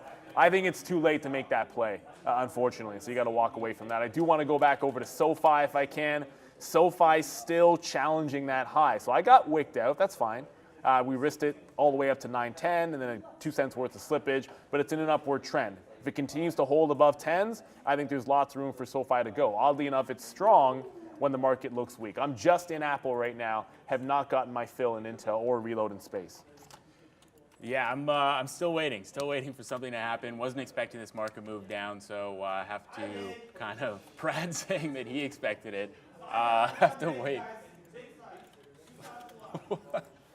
Brad's just yelling back There's there. a buyer on Amazon, 125.79, that just got chewed up and spit out. He had 250,000 shares sitting on the bid, and they got absolutely lit through that order. So somebody just bought a lot of Amazon, and it did not go their way pretty much instantly. Nasty move there in Amazon. If you're still looking at like some of these squeeze names, it's getting pretty ugly pretty much across the board. Oh my goodness. The bull market is not over. Calm down. 150 right here on Nikola. This is looking like a potential, I'm not saying it's going to be a breakdown, but this was afternoon support pretty much the entire day on NKLA here. And that was a great short if you had off any of those highs. 150 is your level. Yeah, I'm watching this 125 level on Amazon, actually. If this, wicks down and then rebids right away, I want to get long to get the move back up to like 125.60, 125.80. I think you can do like a quick bounce reversal kind of thing on this this crazy move down, but we may not get there based on the tape that I'm seeing now. It looks like the buying has started to step into this one, so we'll see if we get down there. I'll be looking for that kind of move. Carvana's kind of dead. Nvidia's coming into that 430 price, so maybe that is finally my dip buy here on Nvidia. May try that if we do fail break. There's some size on the level, so you can execute around that size. We will see if that holds. If it holds, I'm not going to be long. I need to see the fail breakdown, and then the move back up into like that 433, 435 kind of level. Wondering if this market dip gets bought up. Not looking good right now, though. Although NASDAQ, I mean, as long as we're above 14,250, in my opinion, on NASDAQ, we're still kind of trending up here. That was the intraday support level yesterday. So, yeah, maybe we have to dip down to there, and then we catch a dip on one of these stocks as NVIDIA just breaking that 430 level right now. So getting my order in to go long back above. Apple's the only thing holding support right now. Everything else looks like it wants to break down. Yeah. Intel's, it's underneath that, sorry, 36 even, it's underneath, but 35.95 seems to continue to hold. So as long as that's the case, I still like this one. It's in the top end of the channel. It has not broken down. You got to watch out for, I mean, SoFi is setting up as well. Tesla, by the way, Tesla also was holding. You're absolutely right about that, Pogues, in the chat. I think that, hopefully I got your name right, Pogues 10, is that what it is? So higher lows on Tesla as well. So this one looks relatively strong. It's still setting up that it could break 260, but you want to break out as we're trend to the downside? I don't know that you do. I think you're looking for support levels. Yeah, if Intel gets back up, even VWAP, I should start taking some profit on this one, as it looks like it wants to hold up. Micron is still looking very, very weak after the news Brennan brought you. 65 is kind of my line in the sand for that. If it gets down there, I would look for a bit of a dip buy. Palantir, I'm glad I sort of, there's your 17. It doesn't ever break 17, so thank goodness. But it's starting to consolidate. If it gets down into like the low 16s, that's where you had support in yesterday's trade. Right now, Intel is just battling. Apple's holding 185. We have already scalped out of Apple, so at this point, I'm just holding the last third of the position. If it can break away from here, I think you can see VWAP. But if you can't hold down here, then this will just turn out to like a 185 to 185.50 move, and then we're testing lower pretty much everywhere. Yeah, wow. Huge move down on everything. Yeah, I stopped out of that NVIDIA very quickly on that move. Should just be buying the dip on Tesla, obviously, at 258 here. Tesla obviously wanting to go right now. Yeah, I'm not sure what to take at the moment. Obviously, should have been short. Where's that Amazon at right now? Yeah, never did that 125 break, so going to take NVIDIA back through 430 one more time, see if that one works. Look at CC.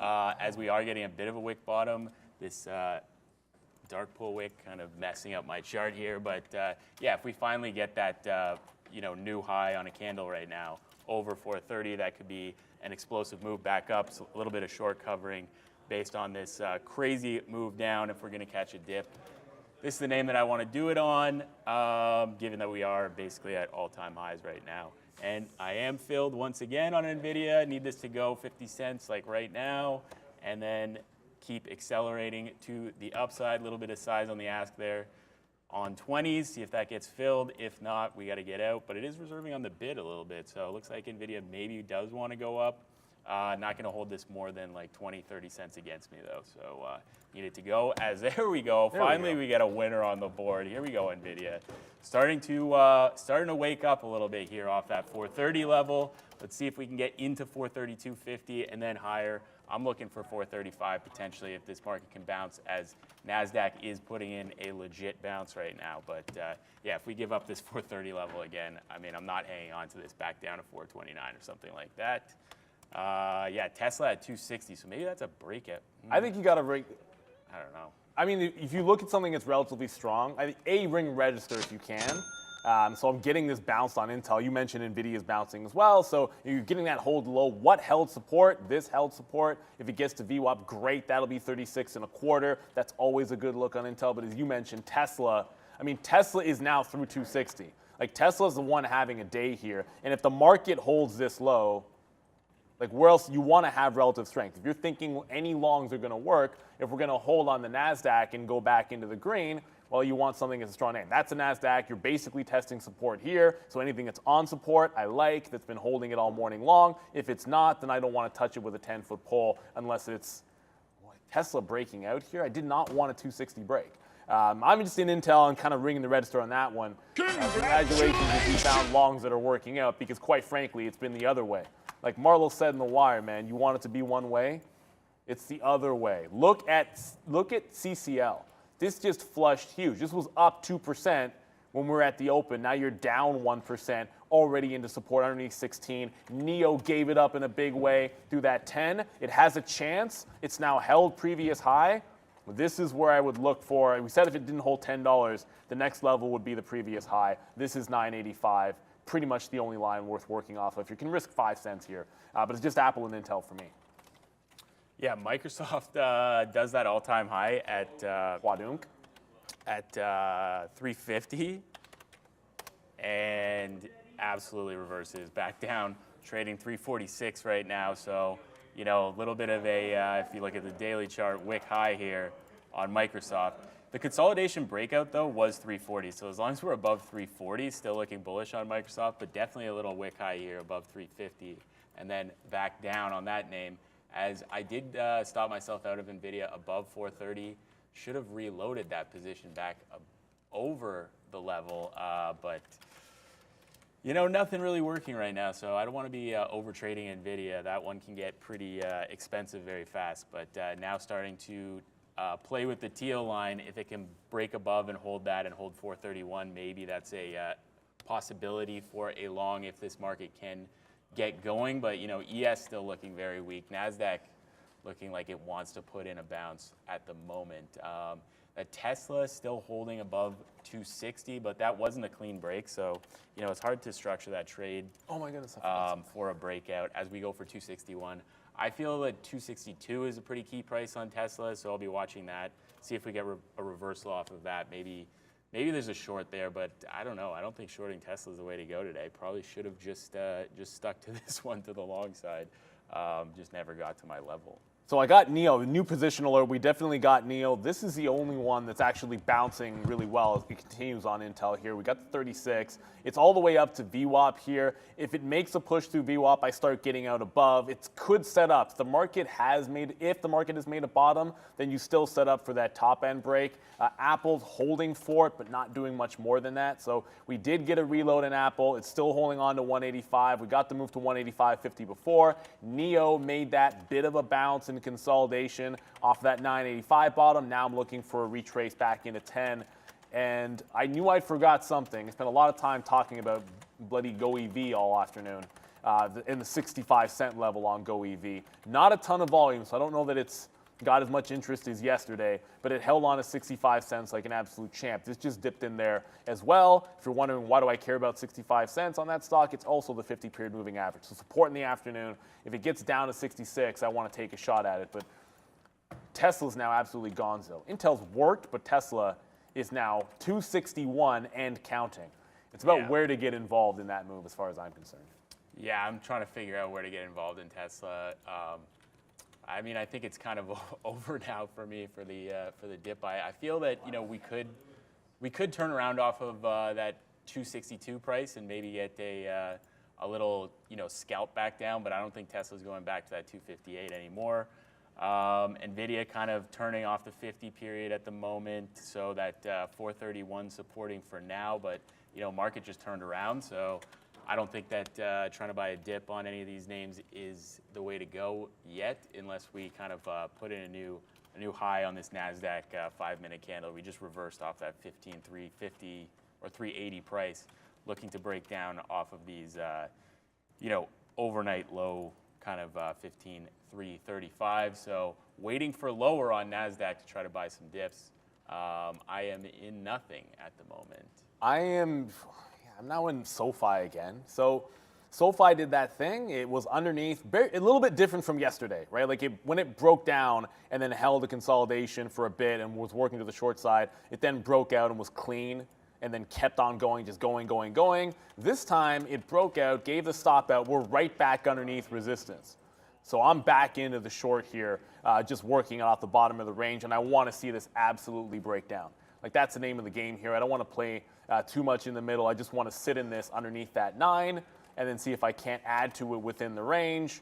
Maybe pick something up there if it gets back into the 94, 95 range, get something tighter to 9 even, and then hold it through a break at the low of the day over there on SoFi. That was something that's set up for me early. We want to make sure we take a shot at it again because it's still very, very much valid in terms of that short setup. I had the Neo bounce. It did not get to VWAP. Stops out right underneath that 985. Keep your stops tight on anything to the long side. If it doesn't want to hold a bid, you don't have to hold on to the trade. Not going to sit there taking it a million times off the level. Apple's still holding, I guess, but it's not really bouncing at all. Intel's the only one that made a bounce for me. So I just added to some SoFi there. What else we got that's moving? Carvana, back? No, it's not. No, Carvana isn't back to 27. It's still at 26. Psych. You got me. Okay, you made me call it up. Because I knew Vana was at 626 there. So if you told me it was at 27, that meant it was on an absolute tear. But I don't know if it gets there, but it is holding on to 26 at least temporarily. So let's see what happens with this new one. SoFi, my first target with a short at 95 is going to be 85 and then 75. Every 10 cents, I want to be making a decision on SoFi. C3AI is making a base here at 46. That's where it made a base yesterday in the after it broke out 45. It basically, 45.50 was pretty much the next print after that 45 breakout, and it never broke through there.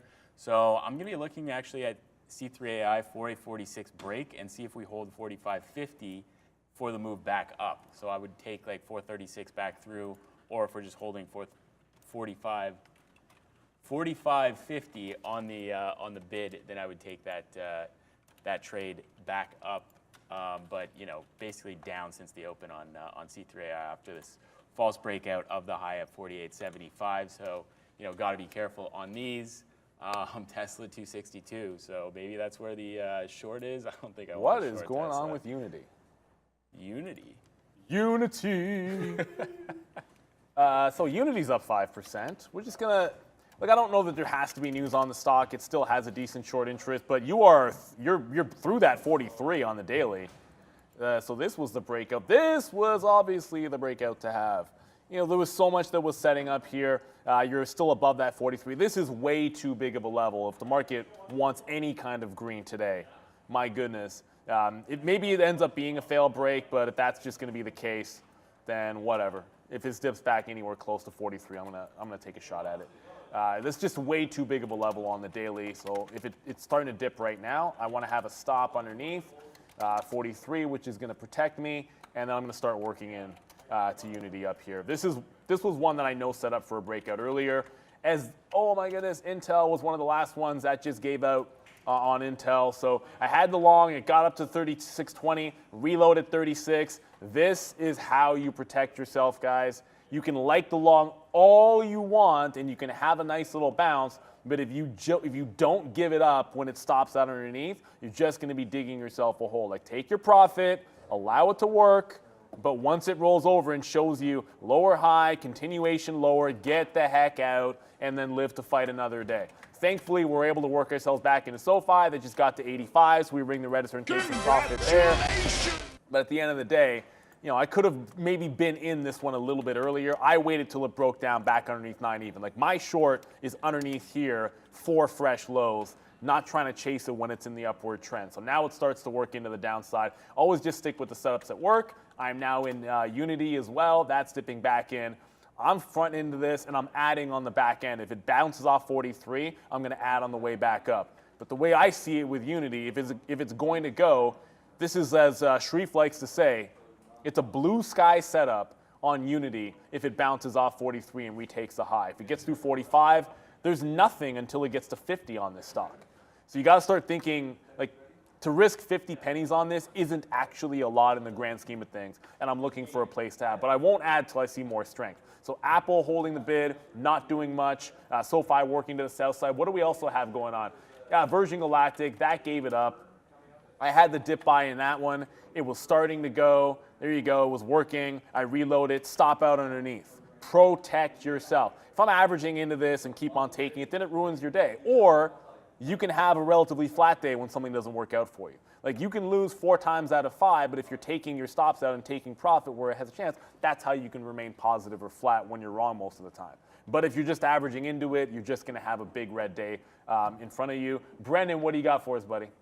All right, 10 o'clock coming up here, guys. We'll get the University of Michigan sentiment number to start things off here. Again, 60 expected, comes in higher, 63.9 versus 60 expected there for U of Michigan sentiment. Also, the 1-year and 5-year inflation targets in line for the 5-year at 3%, 3.3% on the 1-year versus a 4.1% expectation there for the 1-year inflation preliminary expectation again for the University of Michigan sentiment there. Overall, that's how things are setting up as far as the board is concerned right now. Still green, but only just 0.17 for the S&P 500. 0.2 there for the Dow, the Russell positive. NASDAQ composite back in the red, 0.05 for the NASDAQ 100. If you're with us pre-market this morning, we touched on a bunch of stuff, including 2 days in a row, 2 downgrades for SoFi. Downside a little bit here off the bat anyways for SoFi. Intel announcing plans for $4.6 billion investment into a facility in Poland, manufacturing facility.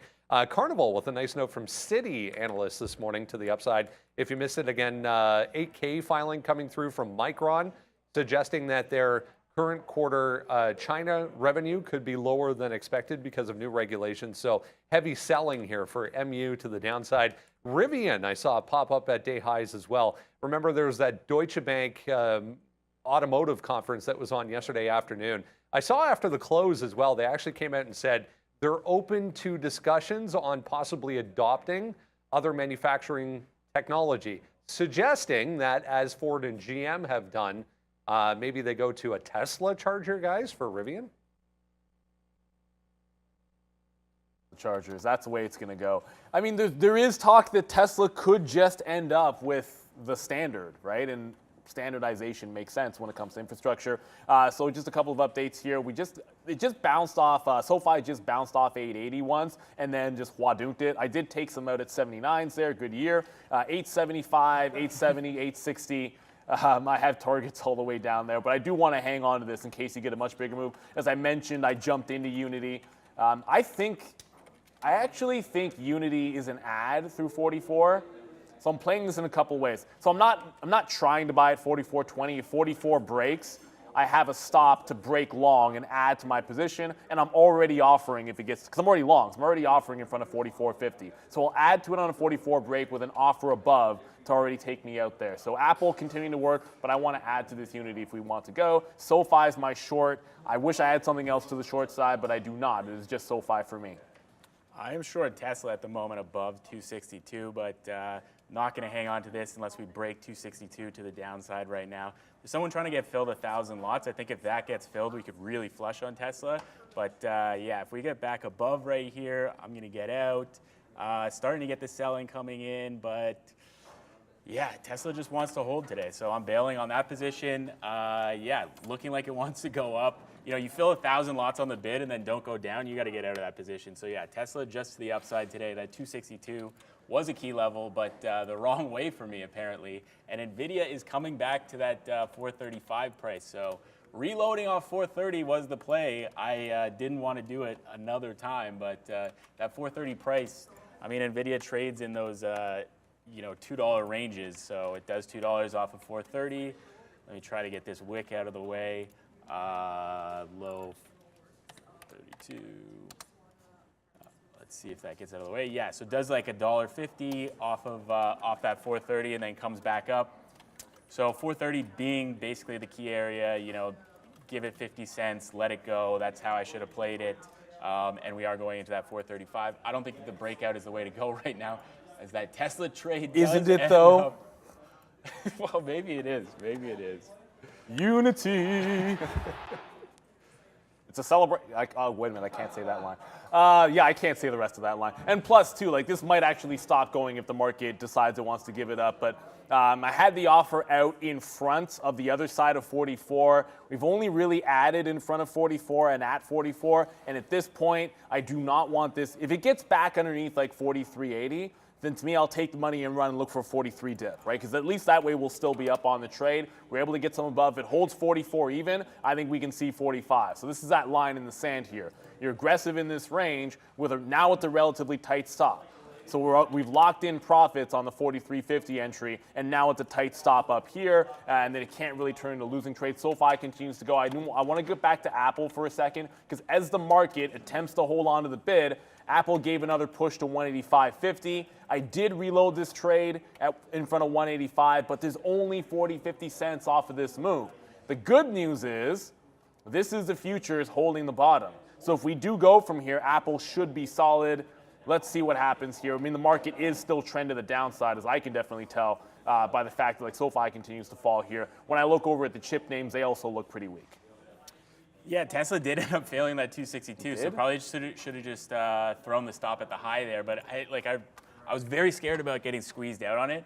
Now we're holding 261, holding the teal, so I want to see if we can take down this 260.80 and then bid right back above and then get long there. Obviously, Tesla wanting to go up today.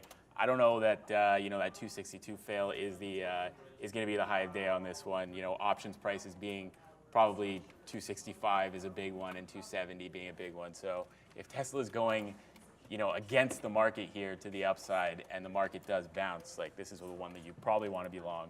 So yeah, looking for that fail break, see if we can get below 261 again, and then blast off. Currently, just holding bids above 261. People paying whatever they can, hand over fist for this name today. So we will see where that one goes. I'm not about to just punch in up here when I think that my risk is probably down to 260.50. I want to see it break. So here we go. There's the break. It's down to the 80s again. Do we punch in back above? Yes, we do. We'll see if this works. If we get back down through 80, we get out. Mixed tape right now, looking to hold the teal, looking for 79 to hold. So we're back above 261. It looks like it wants to hold. Market needs to help us here off the bottom probably, but yeah, I'm looking for 262 to break out again, and those sellers off the 262 level to get squeezed out back into 265 as we start to pump up into the 40s. Currently the high, there's a kind of reserve high on 261.40. So when that breaks, as it does right now, here we go, starting to fly. If we get back below 40 now, probably have to punch out of this, but yeah, looking good on Tesla. Loaded it on the teal, and now we are blasting back to the upside. That consolidation low before was 261.85 or 80, yeah, 85. So we want to get above that, get above 262.30, and then see if we can trend back up. Looks like I might have bottom wick on this pullback at the moment. So feeling good about that's a nice looking trade. Where did NVIDIA end up getting to? As we are pulling back a bit on Tesla. No, I don't have to worry about this. This is going up. Yeah, I mean, look, Tesla was relatively strong the entire way. Just a quick update. This is why we locked in profits on that 44 break. So there's always a big difference between a dip buy trade and where you're able to get it out all the way to 44.20. It's like 70 cents. And then when we added to it, you get another 50 there. But then a tight stop on the 44s that we had underneath. Because if it doesn't hold above 44 even, I think you can get right back into the original breakout price, which is at 43. So if it does dip back into 43, it can still be trend up, and I want to make sure that if it's trend up, I'm finding places to join, always understanding R&R the entire way through. I do think this is still one of the names that's, I only want to look to the long side on Unity, but it doesn't mean I want to hold at 70 cents against me. No chance. Not going to happen. Tight stops all the way. SoFi continues to flush. Finally, this is what we needed to happen yesterday. Quite frankly, because I was sitting in this, in the same trade, sitting in that yesterday, and then it just broke up. This time we break to the downside on SoFi. There's no way. What did Randy... Remember... Did it break out? No, but here's the problem with that on Lordstown. So it looks like, did it really halt? Let me just double check this. I don't have it on my board as a halt. I don't see it on my halt board, but it looks like it halted on a $5 break, halted at 506, opened higher, flushed, held the low at 460, and then went to the upside. So if you ever see this happen, sometimes the retake of the halt level is where you want to get in. I wasn't watching Lordstown, but congratulations! Always listen to Randy, apparently, because whether it's Faraday Future or whatever the heck that stock is called, or they're just Lordstown today, through $5, nice little breakout trade for you if you happen to have it. I just happen to be sitting over here in boring old Apple, which it's starting to go. That wick makes it look ridiculous because it's all the way down to 180, but it cannot seem to get into VWAP. I'm going to have if it does get up above 185.50, I'm just going to have something sitting out there because I don't want it to get up to VWAP, immediately reject, and then I don't take anything out. So Apple working off this 185, just not giving you the absolute home run. Oh, Unity, you're going to break back out instead of going dip. I want to be patient here. Either it starts holding a bit above 44 and I see buying other than a wick buy, or I want a consolidation long. I'm going to be careful about getting back into this one. Yeah, I don't know what's going on with RAI, quite frankly. It's just kind of crazy. Tesla. I don't know how Tesla's doing for you, but... it's doing pretty well the moment. The market's bouncing here, so it's got to be, right? Yeah, I'm looking to add on Tesla above 262.30, where it was kind of reserving before. Looking for that breakout over 263, and then, so there we go, added on it, looking for 262.50 to break, then 263. We get down below 262 again, I'm going to bail on this one. High of day, 262.60. Tesla's absolutely squeezing to the upside, looking for 265. Let's see where this one goes. Come on, Tesla, breakout. There we go. Looking for 263. I'm going to get some out above 263. And then, okay, there's the buying coming in. Oh, yeah. The squeeze is on, baby. Tesla going to the upside. Looking to take some profit, maybe in front of 263 here. I'll take a little bit there, 10%, and then 10% more above 263. Looking for 265 ultimately, and then see if we can trend to 270 on this options quad witching Friday. Tesla is absolutely flying at the moment. Wow. It is. No size on 260. Did it get taken? That was like levitation. Yeah, that just levitated from 50s all the way above 263. This is absolutely flying now. So I'm not going to actually take any profit here. I'm going to wait for this to get into the 50s, 60s. This is starting to get pretty insane. Reserves everywhere on the bid. Tesla's absolutely flying. People are buying this name, that is for sure. So let's see if we can get through 20s right now and into 50s. Yeah, good luck. I actually am starting to take a little more aggressive profit on SoFi because it just wicked 865. Market's catching a bid here. You can see it pretty clearly. So I took a couple of legs out in front of 65. You just got to be able to ring the register when you got it. It's too important, especially if the market makes a turn. You can be back up at VWAP and then asking yourself, what the heck am I doing? Why did I just hold on to it? So I did jump back in. Some strength obviously came back into Unity. So I said if it starts holding a bit above 44, it wicked under, got to 90, and then came right back and snapped up. So I was able to grab some sevens in there. I'd probably get a little more judicious with the stop because I still think there's room to 55 even. AMD is absolutely weak, chill vibes, and I might jump back over. I'm going to kick myself for this. I had Intel bottom wick. Look at it go. Knew this one was relatively strong, and I still managed to bottom wick it on Intel. Let's go to Brennan. This could be breaking out the top. A big move here, guys, for Spotify today, trying to take out that high from 2 weeks ago. 157.5 was that last pivot high, 3.7% right now. They ended the deal they had with Harry and Meghan. This was a multi-year agreement that was $20 million, but they've ended it after 1 year. So barely a red candle here so far for Spotify. Spotify, of course it's Spotify. I was just sort of saying, it's so frustrating because sometimes you knew which one was relatively strong in the chip names and 100% it was Intel, and then we're along the entire way through, and now it wants to take out that top. It might still be a breakout for me. It just has to set up for it. If it wants to trend, let's look for a lower high where it had resistance. That's at 36.20. So if it holds that area, I don't care about VWAP this early too much. That's an indicator that matters more a little bit later. But let's look for a long somewhere in there if it's not going to be the breakout. As far as Spotify goes, I feel like we almost never trade the stock. I don't know what it is about Spot, but for whatever reason, I'll jump over to it on Flash News. I'm like, oh, it gets a little spready, and it's difficult as a day trader, but it's definitely on one. I like Unity better, easier to trade, but you have blue sky above as well for this setup. You just have overhead resistance at 160. Maybe let's see what happens at 160 before I were to get involved. Unity just gives, to me, more trading opportunities as a day trader than something like Spotify. Yeah, that NVIDIA just broke out day. Of course it did. 435 price. Was that breakout clean? No, it was not. But, you could have got a decent trade there on NVIDIA, giving it 50 cents. So NVIDIA going for all-time highs again, 436.50 days high. Tesla, I'm waiting for us to get back above that 262. I've taken 40% of my profit out on this name, looking for the move to 265. Waiting for those buyers to step up again. They're not even letting it get to the 50s on this consolidation. So looking strong still on Tesla. Going to stop out break even on my ad at 29 there. But I don't really expect us to get there as it's all buying on the way down on Tesla. So looking strong here, looking for the big move. What else do we have going? Did that AI held 45.5, so it did. Should have been paying attention to that one, I guess. I'm so glad I drew my lines in AI, and then take it.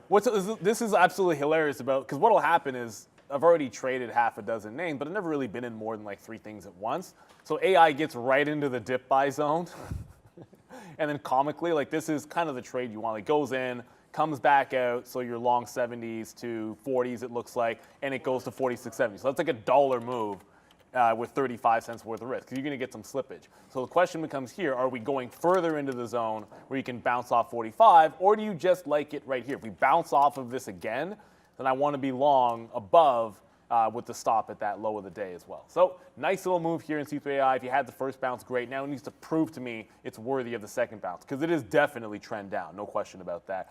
Might have been too, quick to take some profit on SoFi, as it looked like it was going to try to make a bounce. But that's where you make a decision.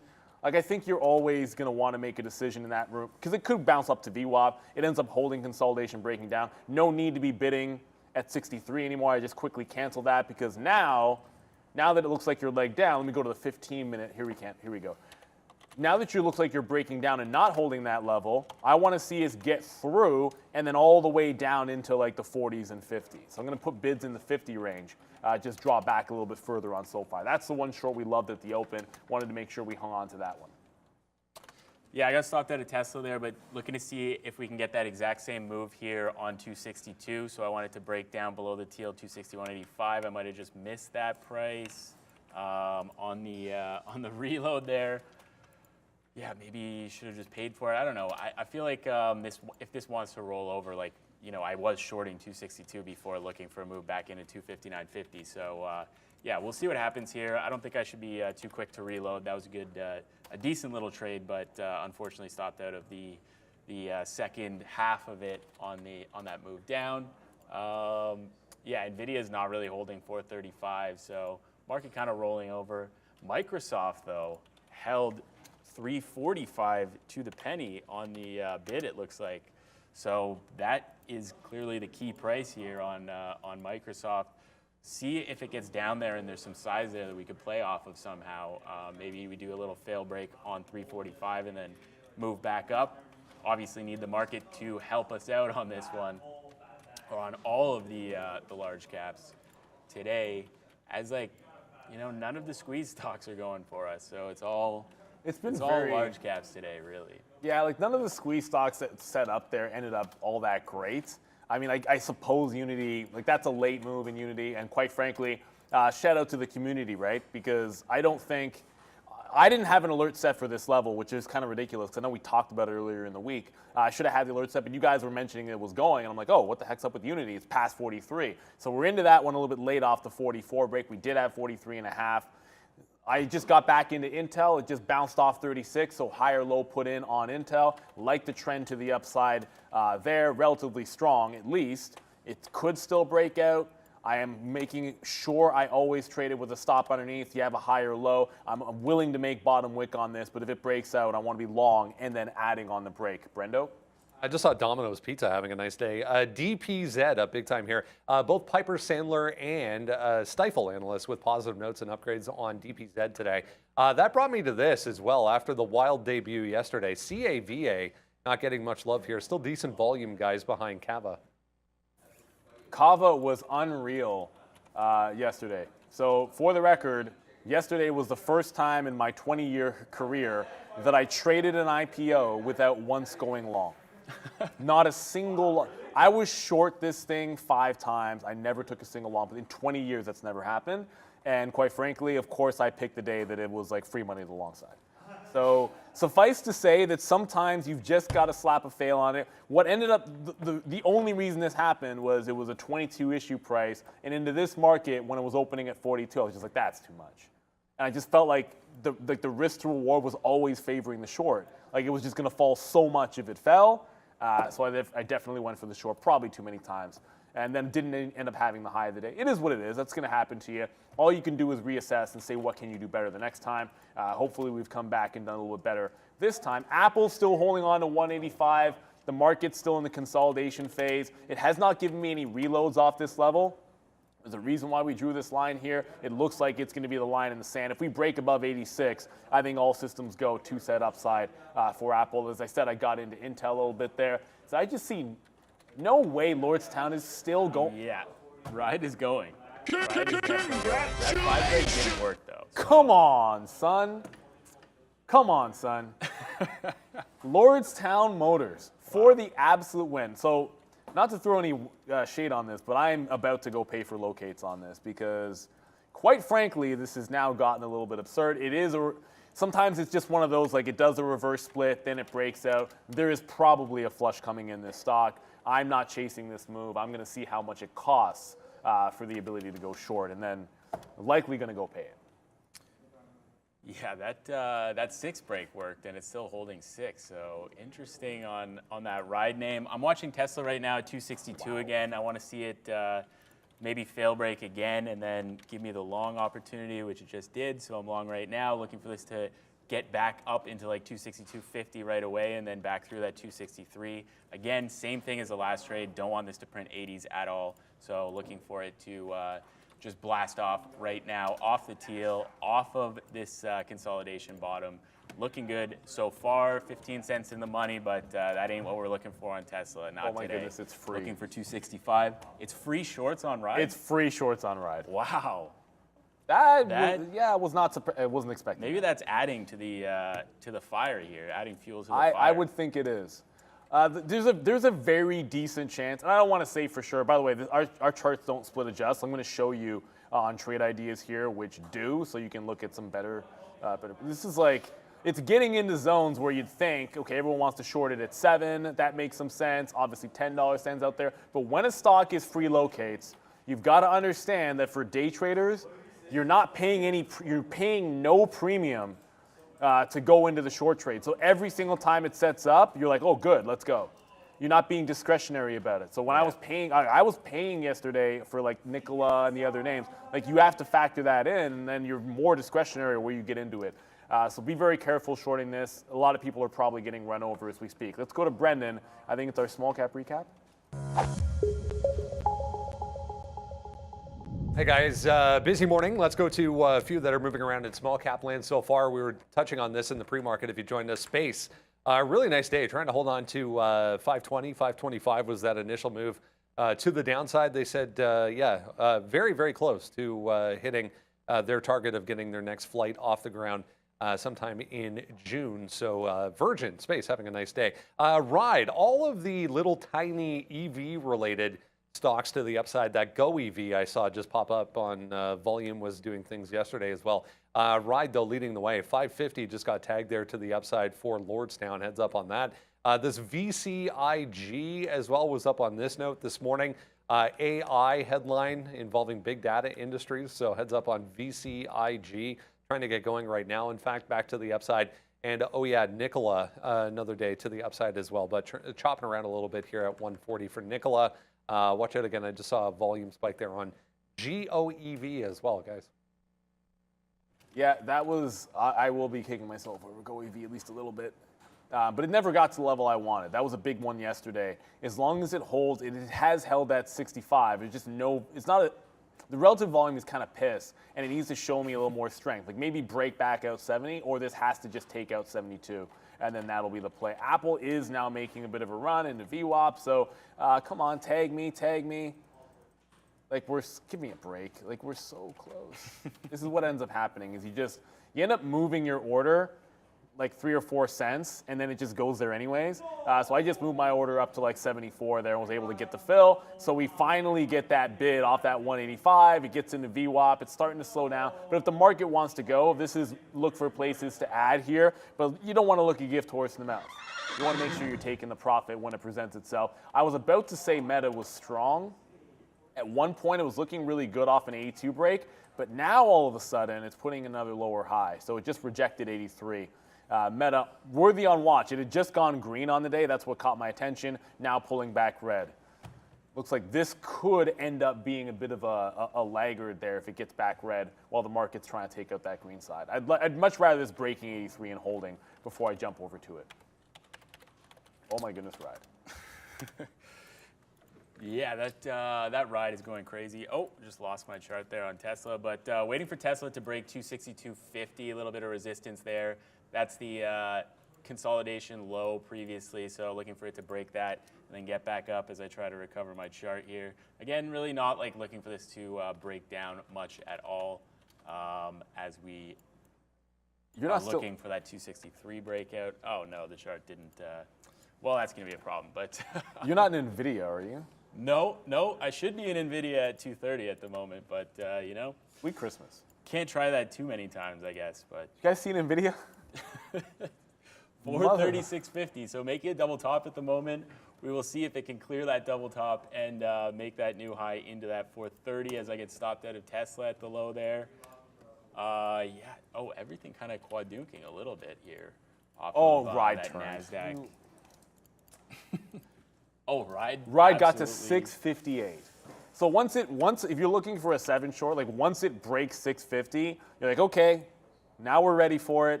Let's go a little bit higher, push higher, break 650. People still taking breakout longs. You're going to get it. And then the second it was up there, flush, like right back into 6. However, it's made 2 big pullbacks and continue to go. So if it holds 6 even, decent chance it could squeeze again. You want to be able to respect that. It most certainly has a chance. I'm going to hate myself for this because, yep, I was back into Unity.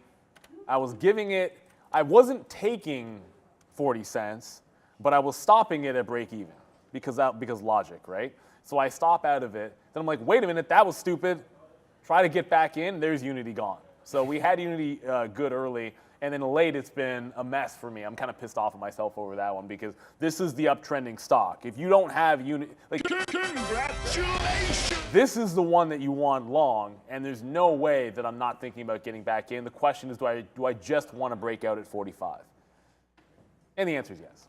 So if I'm lucky enough to get a dip back into the low 44s, I probably take it.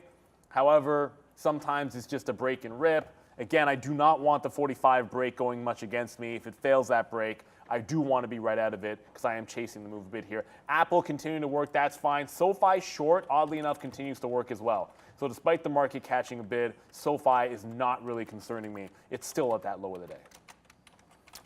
Yeah, I just tried Tesla once again, so now I'm just going to take a breakout of 262.50. This is, it's consolidating below. There's obviously resistance below 262.50. It's kind of pushing, around that 262 price. So instead of, messing around on the dip here, just take the 262.50 breakout and see if we can get that move. And if it prints against you at all, you just get out.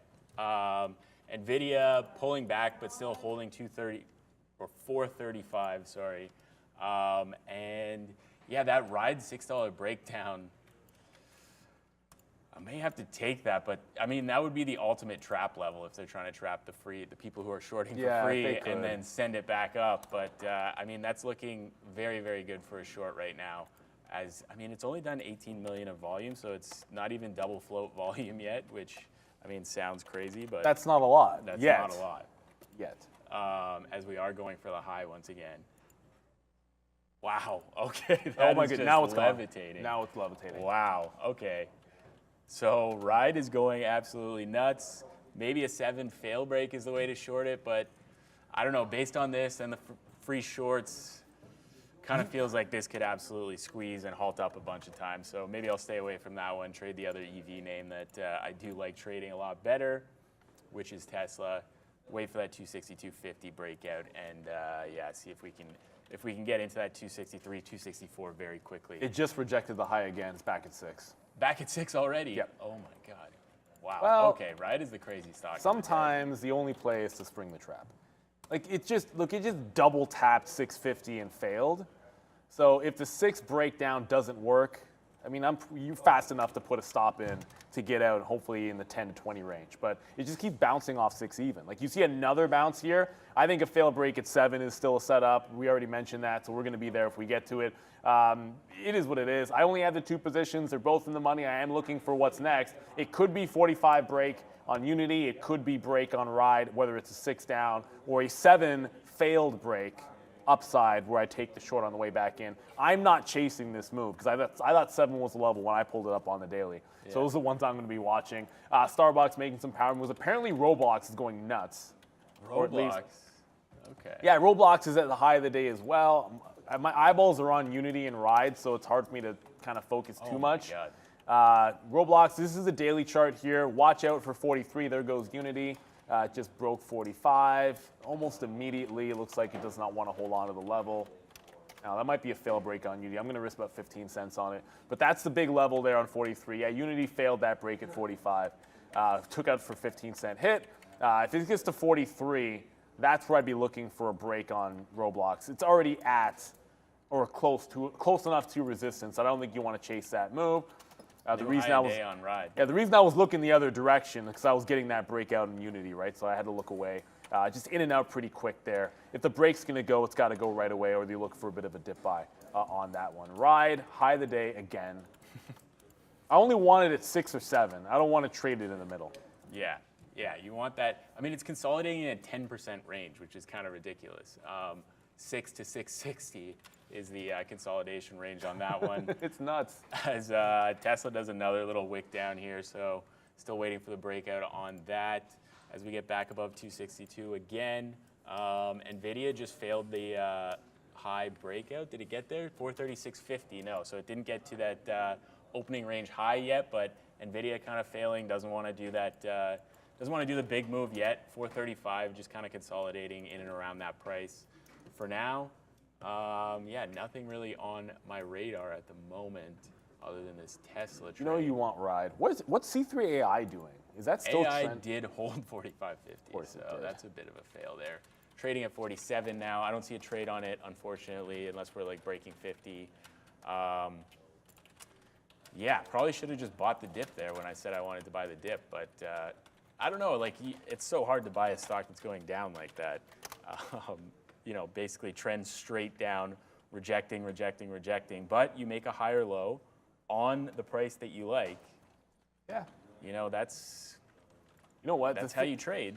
The thing about it is, it's like, if there's a setup that you like, that works, you just take it.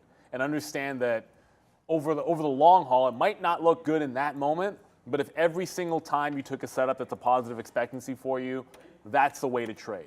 Yeah. And a lot of times you'll look at it and be like, yeah, but it doesn't look great. Like for me, the example would be, well, I just had one and done and lost on Ride, and then this morning I had the exact same trade that looked like it was going to be one and done again, but then it's set right back up. So what are you going to do? Not take the trade? You can't do that. That's just not how trading works. You've got to be able to go right back over to it because that was the only short setup that was still available to me at that time, so you take it. Let's go to Brennan and get our crypto update and figure out what to do with Ride.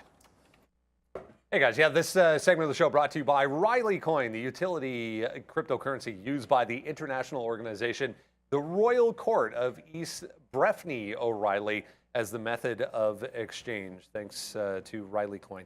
Let's jump into a few things you need to know as far as crypto is concerned. Shout out to our friends over at OTC, Jeff Mendel and everyone at OTC Markets getting a little bit more volume. Crypto traders flocking to maybe some of those grayscale products that we've been discussing with Jeff Mendel when he comes on every other week as liquidity dries up on crypto exchanges amid regulatory clampdown here. So a little bit of benefit to OTC market. Here's BTC, meanwhile, really nice bounce off 25,000 back to 25,600. Going back, this is an hourly chart, FYI. So highlighting that move down on the Fed, and then we're already back to this low. So a bit of a retest here as far as support, which could now be a little bit of resistance for Bitcoin. We're positive though, 1.8%, 25,525. I saw ETH on here. There it is. 1.15 for Ethereum, 1665. Everything else so kind of mixed overall, a little bit positive, guys, heading into the weekend. Yeah, I mean, we're still holding green, but it can be a little bit deceiving. I get it. Like, you look at the percentage gains and losses, and look at us hold that lower high here. The NASDAQ doesn't seem to want to make that next leg up, but there's relatively strong names. I mean, Apple breaks VWAP. I think that can change things, but you are rolling back over. We did get through the high of the day on Lordstown. I thought that would take us right to 7, so it broke 660, and it got to 673. Like, it went 13 pennies on that break, and that's it. You got to figure with 3 locates on this, there's so many people that have been shorting this area here that they got to be at least a little bit scared and concerned. If it gets through 7, they're screwed.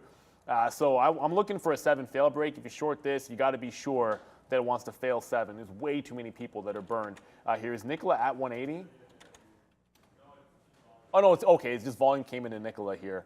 So bounced off 140. 135 was support. No, yeah, 135 was support. It never got there. Now it's breaking back out. Not enough for me to get into it. Not enough for me to get into it yet. I think it's going to be Ride that is the next trade if that wants to set up. SoFi is continuing to work, but it's now barcoding off that 650.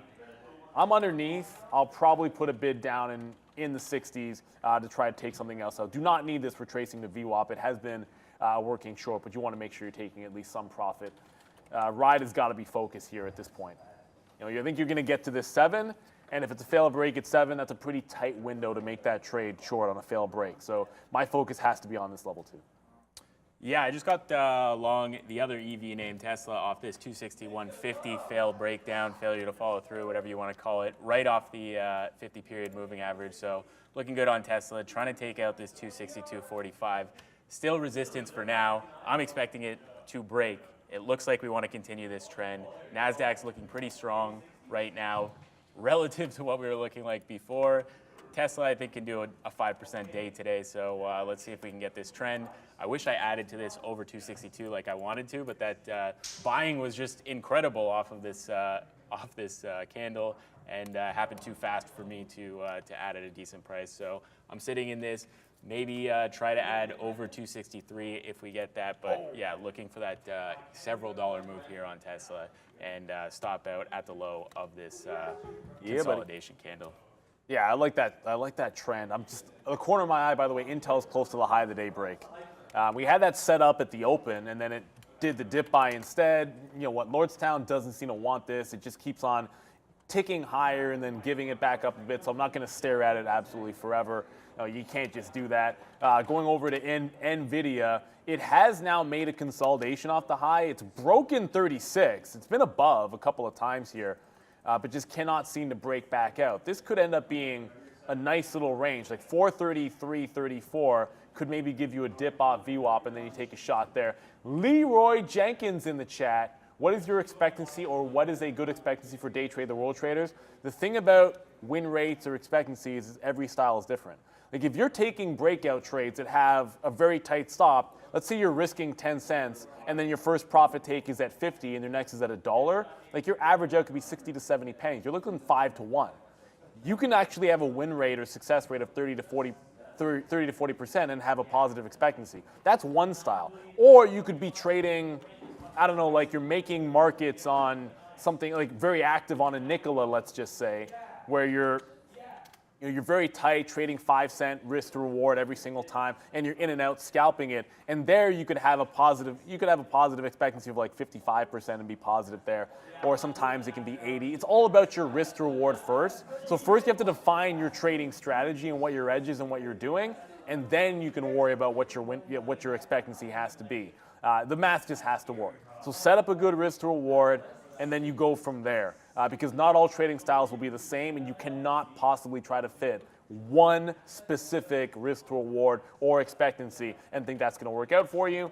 Speaking of which, like if you take a breakout trade, the question becomes, I mean, obviously, I'm going to go to the higher time frame here for you guys.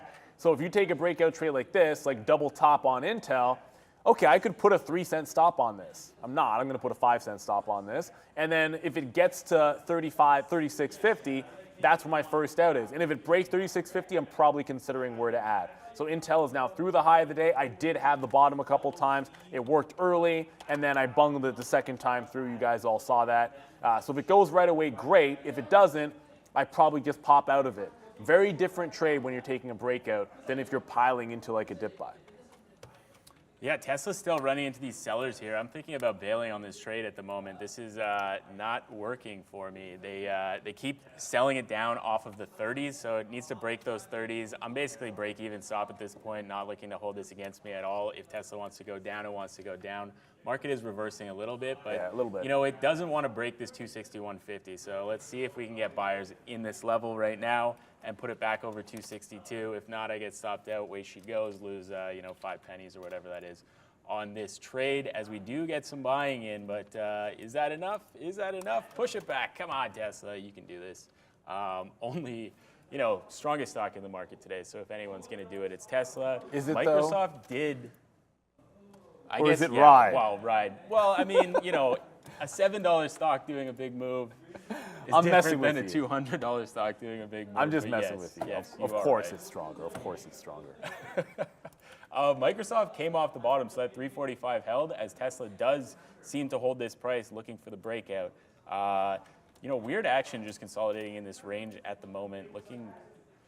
Anytime it gets above 262.30, there's a lot of sellers. So, whenever those sellers step back or get run over, that's where I'm looking for the breakout on. Microsoft also did end up holding, missing some data for whatever reason, but does end up holding that 245 price and now consolidating. I was thinking maybe it fail breaks 347, but no, it breaks out. Now we're looking for 348, looking for VWAP. That 350 price, obviously the key level on Microsoft. Going to be probably inflection today. If we do get back above that, we probably do trend. But we'll see on that one, as Tesla catching a 25-cent bounce off the bottom again. So, yeah, Tesla, I feel like wants to go, but I'm not liking what I'm seeing as I just get stopped out of it. Yeah, I went for the breakout, and this week I just talked to you guys about how tight stops on breakouts, different risk to reward R&R. So I had Intel up at the top. It doesn't work right away, so we jump out of it. It risked exactly 5 cents on the trade. It's still in an upward trend. I have played the curls, buying the dips, and every time it's kind of set that one up, it'll work, and then it'll flush. I had it the second time through. It stopped out without giving me a hold. So I'm going to look for a dip buy again. If it's going to be trend to the upside, I'll keep working the longs. I do not want to be short this name as long as it's holding higher lows and setting up that break. And I'll take the breakout again if I have to. SoFi did get to 860, so again, we ring the red. That's been flush city.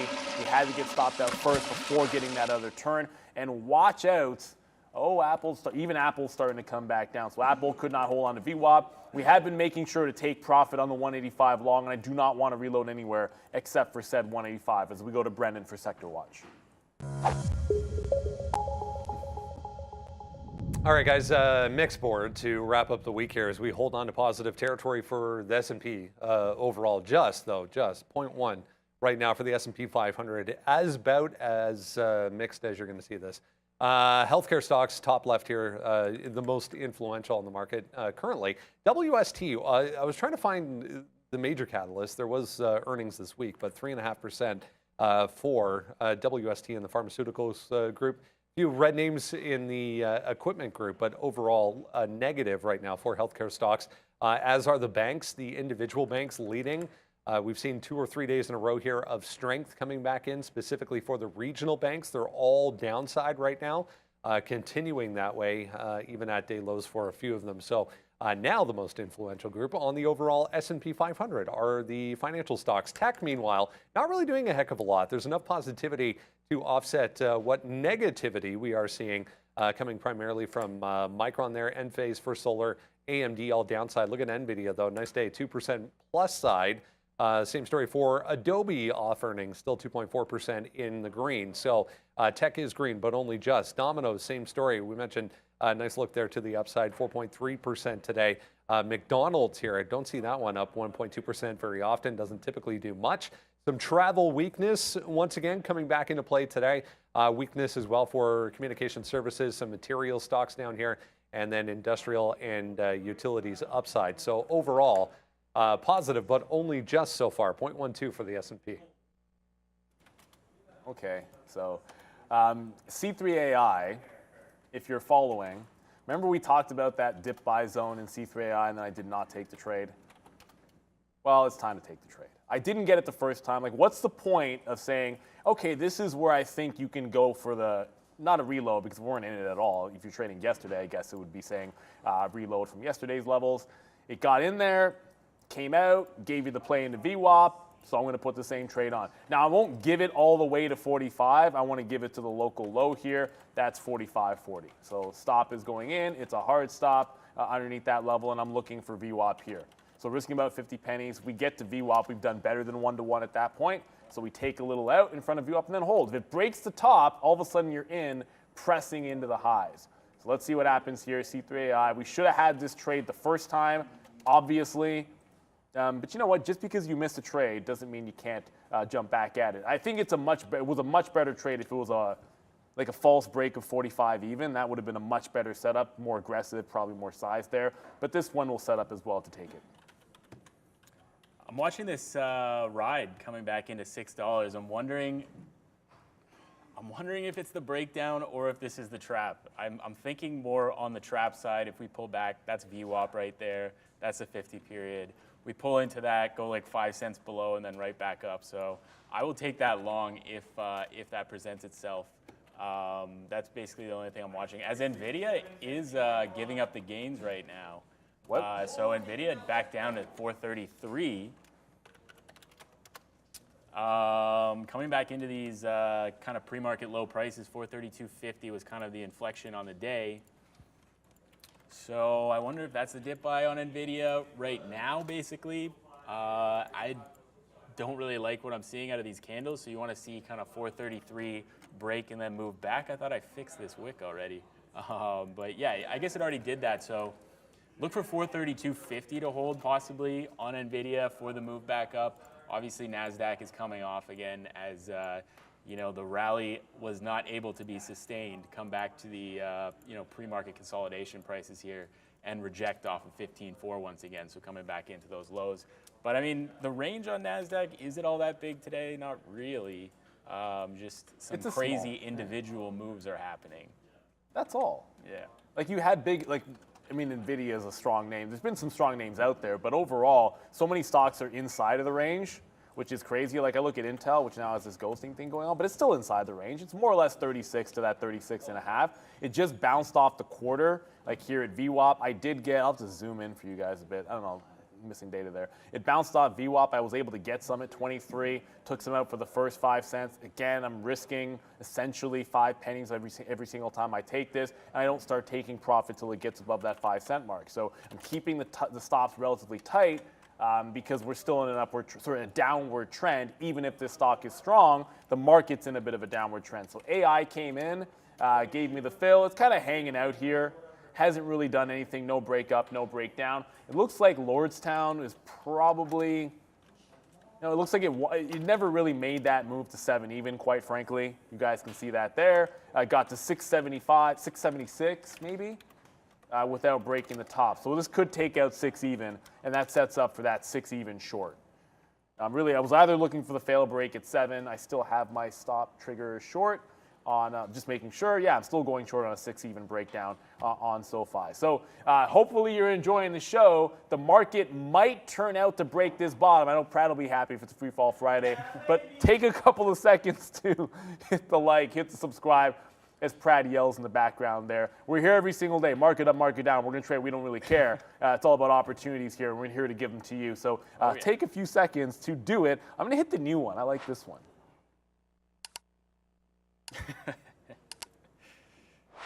I didn't hit it yesterday, and then I was like, yo, the first time I use it, I'm wearing that same shirt, and then I'm going to make sure that the first time that gets hit is when I'm wearing the same shirt. That's why I know I was told, like, you should use the new one yesterday. I'm like, no, I have an idea here. We're going to wait for it. Then maybe we get a free fall Friday. I just hope it does not happen in Intel. Okay? Let's have Intel go to the upside. It's now breaking back above. I got some 32s just there. I'm going to get some more at 35. If it breaks the high of the day, I still want to add, but it might just be 36.50. Instead of just randomly where the high is, I'll go for that 36.50 even.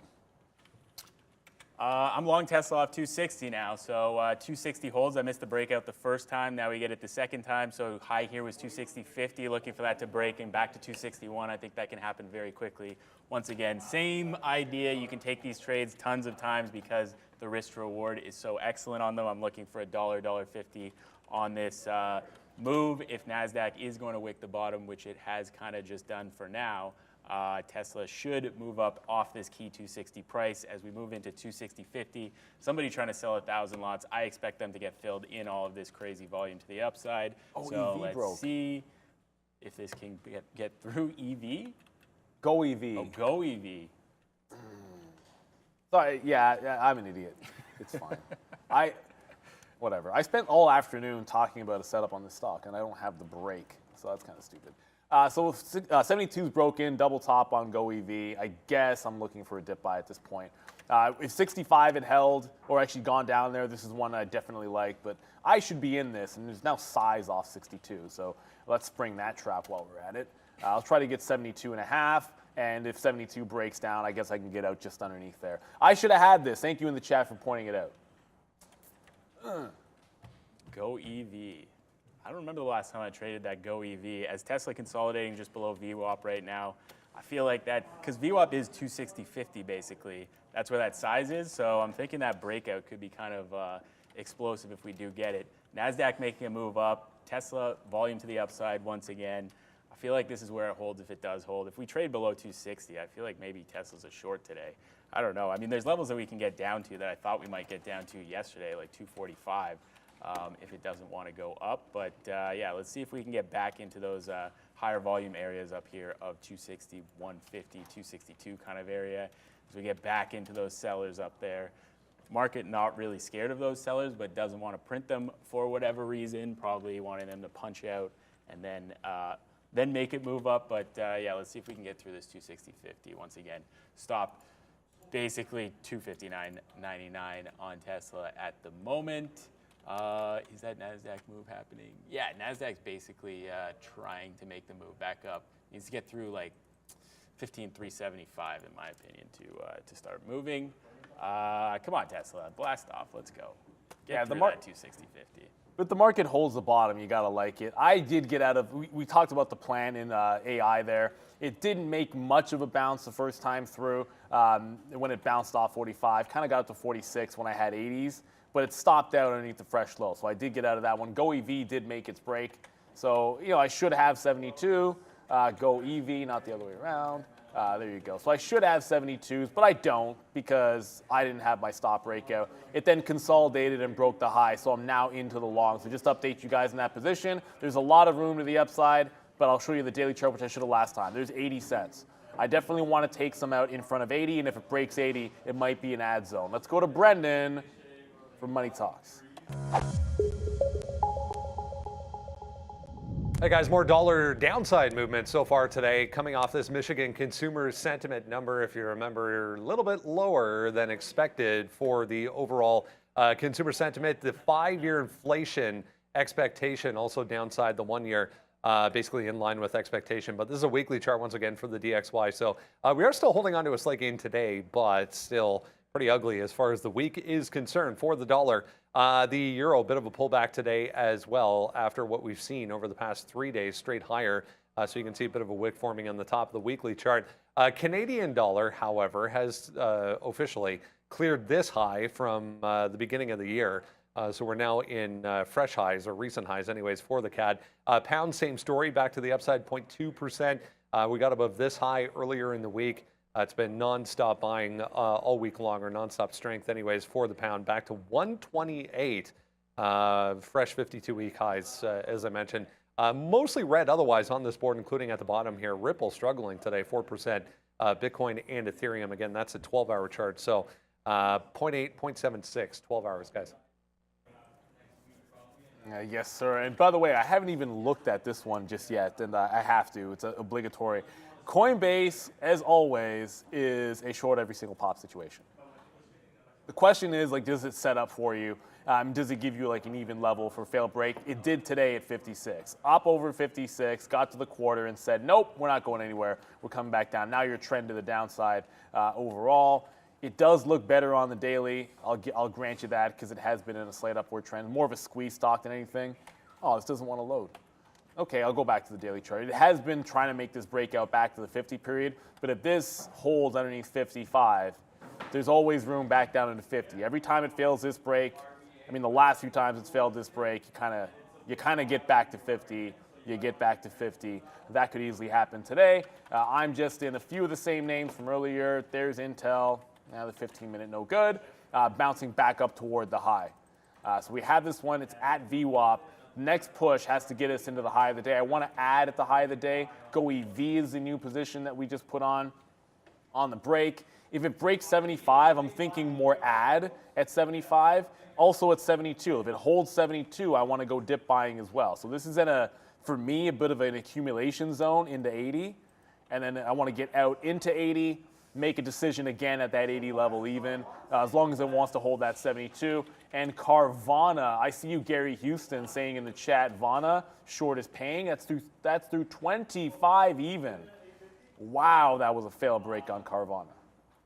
Yeah, I was looking at that long at 25 on Carvana, but yeah, clearly does not want to make the move back up. Carvana just straight down today.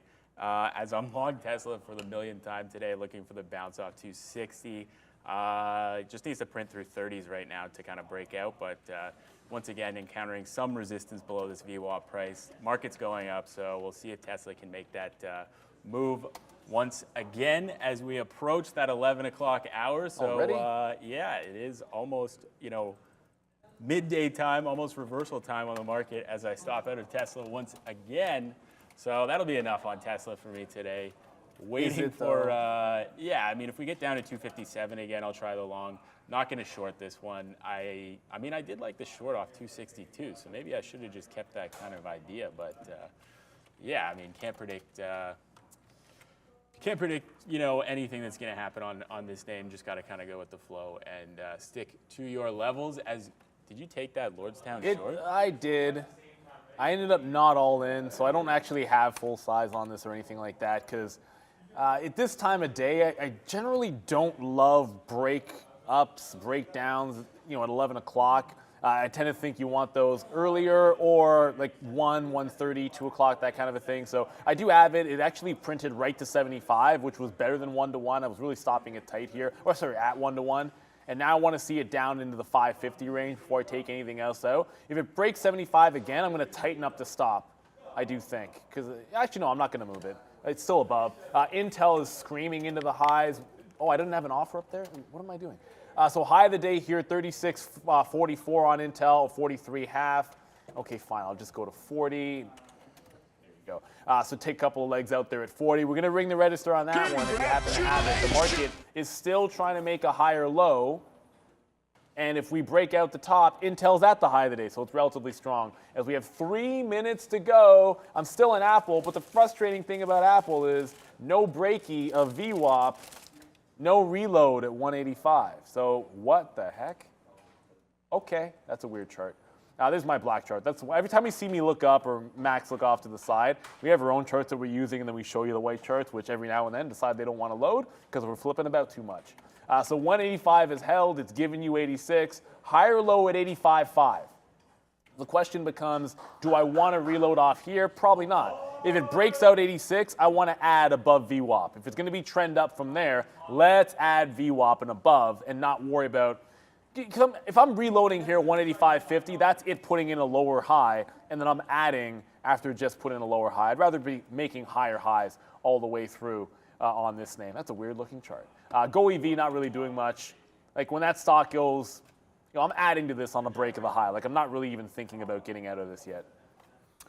So Neil, I don't know if you remember, but on the Midday show, the diehard fans may remember a couple months ago or a month ago, I was thinking about taking a trade in PAC-W, and you said, if you make money, you owe me an apple fritter. If you lose money, I owe you a beer. What happened? I made money. So I went to Tim Hortons this morning. Oh my goodness, Max. I forgot about it entirely, and then I remembered this morning. I'm an apple fritter man myself, so I got myself an apple fritter too. I mean, like, so here's the thing. If you ever give me an apple fritter, like basically like my best friend forever. So, cheers. Cheers on And the yes, apple I am fritter. 100% gonna eat this in front of y'all. You're damn right. And if you're listening, Tim Hortons, oh yes. I will eat one of these every damn day. A, because I love them, and it's just actually true. Might as well just get a sponsorship out of it. It's ridiculous. I absolutely love these so much. It is the best. It's the best pastry. I'm sorry. It is the best pastry in all of Canada. It's delicious. Okay, so a couple of things. We have less than a minute to go. Thank you so much for that. I freaking love apple fritters, by the way. I could eat like 8 of these in one sitting. So ride is breaking down a little bit here. I'm going to get a bid out in front of 550. It's not really accelerating the way I would have expected. Thank you for the super chat. Dark Star Shine. Fritters for the win. Thank goodness it's Friday. Oh, reminder, a couple of things about this before we go to the midday show, guys. Monday's a holiday. We're still here for the rest of the day. It is also witching today, so the close could be a little bit more active than normal. So we want to make sure we're watching out for that going into the close. Should be an absolutely good one there, guys. Yeah, Max is a real one there. Greedy as hell. I am greedy when it comes to apple fritters. I have no problems admitting that. I've already told the story a couple of times about when the boys were coming over in high school. We're going to play some Mario Kart. Had a dozen donuts and some chocolate milk. And somebody who did not put in on this showed up, and I said, you're not having any. I'm eating all 6 of my donuts and drinking my ½ liter of chocolate milk, and when you put in on this, then you can have some. The chocolate milk, too. It was high school. We didn't have money back then, man. I'm just saying, like, back then it was cheap. It is already 11 o'clock. I do see the professor and Obi-Wan Kenobi ready to go. They've already switched it over, so we'll see you back at 2. For now, let's go right to the midday. What is up, beautiful people? Welcome to the Midday Show. That's Obi. I'm Sharif. And we are brought to you by Search Trader. Account funding of up to $1 million. Keep up to 90% of the profit. Enjoy relaxed trading rules with 8% max trailing drawdown on all new accounts. Use code TTV to get 10% off. Shout out to the folks at Search Trader. Obi, my guy. Good to have you back on. It's been a little bit since we've had you. Great to have you. How was the day? We talked a little bit in the restroom back there, and you're giving me some insights, so inform us all. It's been a tough morning. I had some trouble, a little bit of bag holds, but it's muted. Mike, yeah, okay, we'll get that mic Sorry about settled. that, guys. Yeah, no worries. Yeah, so bit of a choppy day. Did some bag holding a little bit, but managed to get out of our position. I was thinking like long on Microsoft, so I kind of longed this here, and I let it kind of get to me about $3, small size, but like I was just trying to feel out the trend. Wasn't there, and then when it did start to slow down, I kind of started trying to push the long. And shorted into this. Nothing too crazy. Yeah. Worked back from the loss that I took, but yeah, kind of keeping things on watch. I did take some Carvana. Yeah. This morning. Let me pull that up real quick. Sure. CVNA. That was a rocket this morning, but it turned Oh, around yeah. real Check quick. this out. No, that's let me pull that up again. There we go. All right, so let me pull up the 1 minute. Right here, tried to take the 28 break.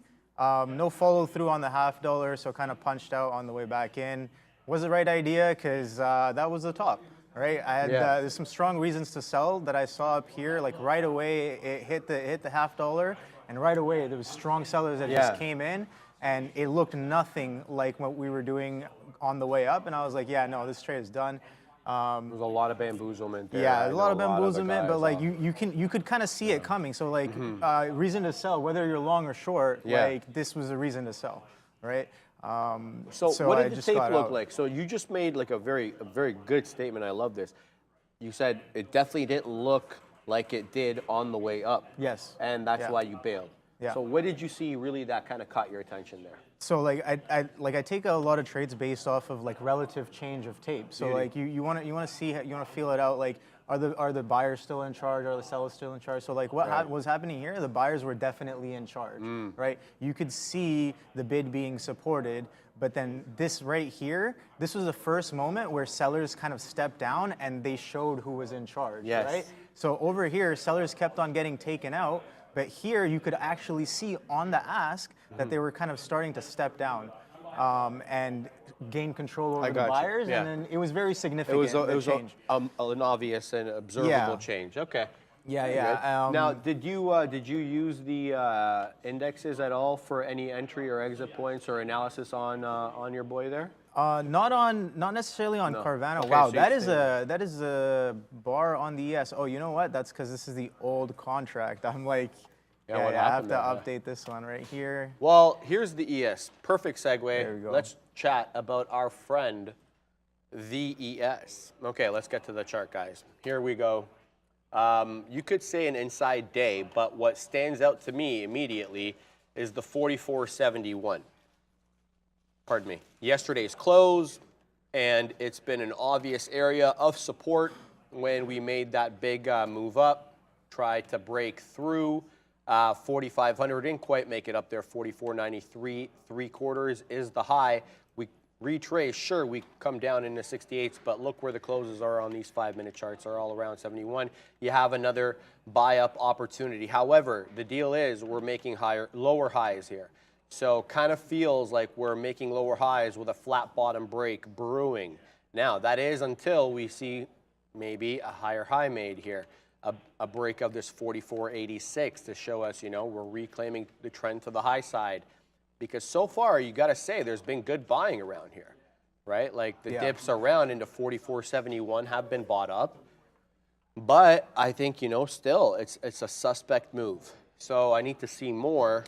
In and around here, I need to definitely see some curling up if we're going to look for some opportunities north.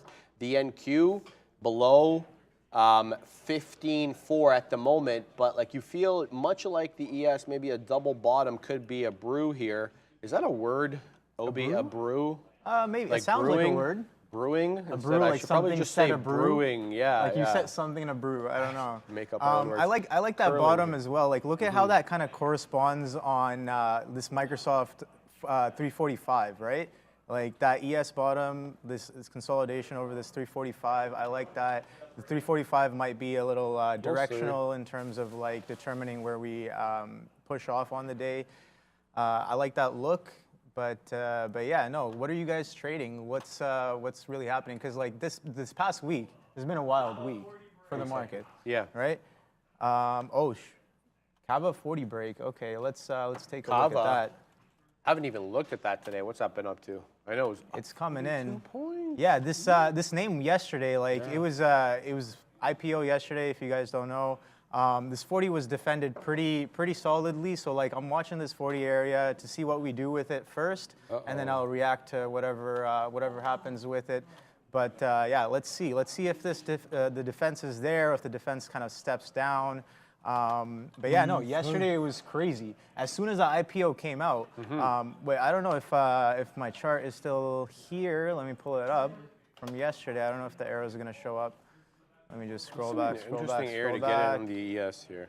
Yeah, so yesterday I played this like just a quick dollar, 44 to 45, and then hard selling.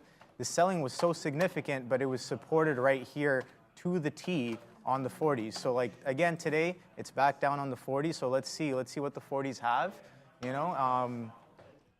Definitely a big move, 46 down to 40. Like I'm kind of getting a bit of FOMO seeing that like we could have played this consolidation breakdown at 44 again, and then taking it back down into the 40. But you know what? Let's see. 40 is here. We could have more opportunities. It's a Friday before the long weekend, so I bet. All right. Anything is possible. Yeah, let's do this. Okay, so in a couple of trades at the moment, I don't know why it says 0-0 for the MES anyway. Whatever, it's all good. We'll have a look there. Let's see what we do here on the future. Kind of double bottoming. I feel like the NQ a bit stronger than the ES at the moment. Curling. I see more green candles on the 5-minute chart here on the NQ as it curls towards 15.4. 15th mid 390s here as we come back to that level of resistance. We broke it earlier, but rejected immediately off that 412 level, 15,412. So we'll see what we do. Holding again that 44.71 bottom on the ES. So buying, stepping up there again, and nothing closing on my 5-minute candle chart around that level. They're all being bought up and moving up here again. Let's see. We're in both of these. We're in the NQ and the ES. So we'll see if we get, direction here and make new highs. Definitely looking for that 44.86 confirmation. We're a ways away from that now. So let's see if we can get good entries at these levels and see what's good. Obi. Yes, Stonkonia in the chat saying, calling us out, saying BOF is another food-related IPO today. I'm sure you've already looked into it, but wanted to share. No, thank you. Let's check that out. BOF, is it trading already? Not yet. Breakout Food Inc. Okay, thank you. Yeah, we'll definitely have this one on watch, and let's see what it can bring. This 40 level coming in here on Kava with 200, almost 300 lots on the bid. Yeah, let's. I'm gonna keep watching this and see what it does with the 40. We could potentially have a trade here if this goes. Yeah, so, we're going here, yeah, baby. Let's keep an eye on 15.4 this. incoming, Obi. Knocking on the door, 15.4, 15.4 taken. Curling up aggressively here, beautifully, if you're long, like I am, on the NQ as we continue to dance with 15.4. But hey, it was a level before, and it could be a level again, right? And if we stop out here, it'll actually be a lower high, because last time around, we got up to 15.412. So all noise until, we make that new high, I would say, and really confirm the direction of the trend. But yeah, holding lows, holding the lows on the ES and trying to dance with 15.4 on the NQ. So good movement here. I know I'm looking at the future because that's what I'm trading, but a lot of it has to do with big cappers as well. So if the future is moving up, likely big tech probably taking a move up with it. Does the tail wag the dog or the dog wag the tail? And I present this to so many people, and I get so many different answers. Yeah, I think it's really, you can take it on a. Wow, look at that! Holy, what? 40 breaks right away. You print 39 tens. Wow, talk about a sell-off, man. That 40 was definitely key. It gave you $1 instantly. Woo! Right? Good luck getting filled. Baby. It literally teleported 70 cents below the dollar as soon as it broke below. That's crazy, man. Let's see what this does. Yeah, I kind of missed that trade, but I did not expect it to teleport that far. Yeah, Kava's pretty wild, guys. Let's see. 40 was a low yesterday. New levels, new IPO. Price discoveries going on. Market's turning up. Things are getting wild. What's going on, guys? We're in an absolute print factory. Yeah. I saw you were talking about that 5,400 on NQ, and we kind of consolidating on that, right? Now, I have a question for you. Yeah, go. Apple's pushing new highs, right? It is. It's breaking through. Microsoft is pushing like crazy. Like what? We're moving up here, Obi. We're moving up here, Obi. Is this the short squeeze on the whole markets? Like what's going on? I'm just playing the price action. I think that a lot of people might have been sitting short on top of the COVID tops, and they're getting a little sweaty, Yeah. That bit of sweat can definitely be seen on the tape. I'll tell you that much. Yesterday was pretty wild, and we're kind of consolidating on Friday. So, what am I looking for? I'm looking for 350 Microsoft to see if that'll do anything. If we can get back up there, that could be a thing. But this consolidation here, I like that. We're printing a bit of consolidation, so that a potential consolidation break mid to late day could potentially be a trade on Microsoft. Now, I did kind of trade this a little bit here, but again, just taking chops, working back from losses. Nothing too crazy. Like, I did not respect the trend, and the market taught me a lesson. You know, sometimes there it is. sometimes you feel like you're all powerful, and then the market goes, it's over, Anakin. Yeah, I it have the high says, ground. So, you know, Gives you a different it opinion. is what it is. And you have an immediate response to whether you're right or wrong, which is other areas in the world, you know, you don't have that immediacy. Yeah, you'll know right away. Yeah, you know immediately if you've been.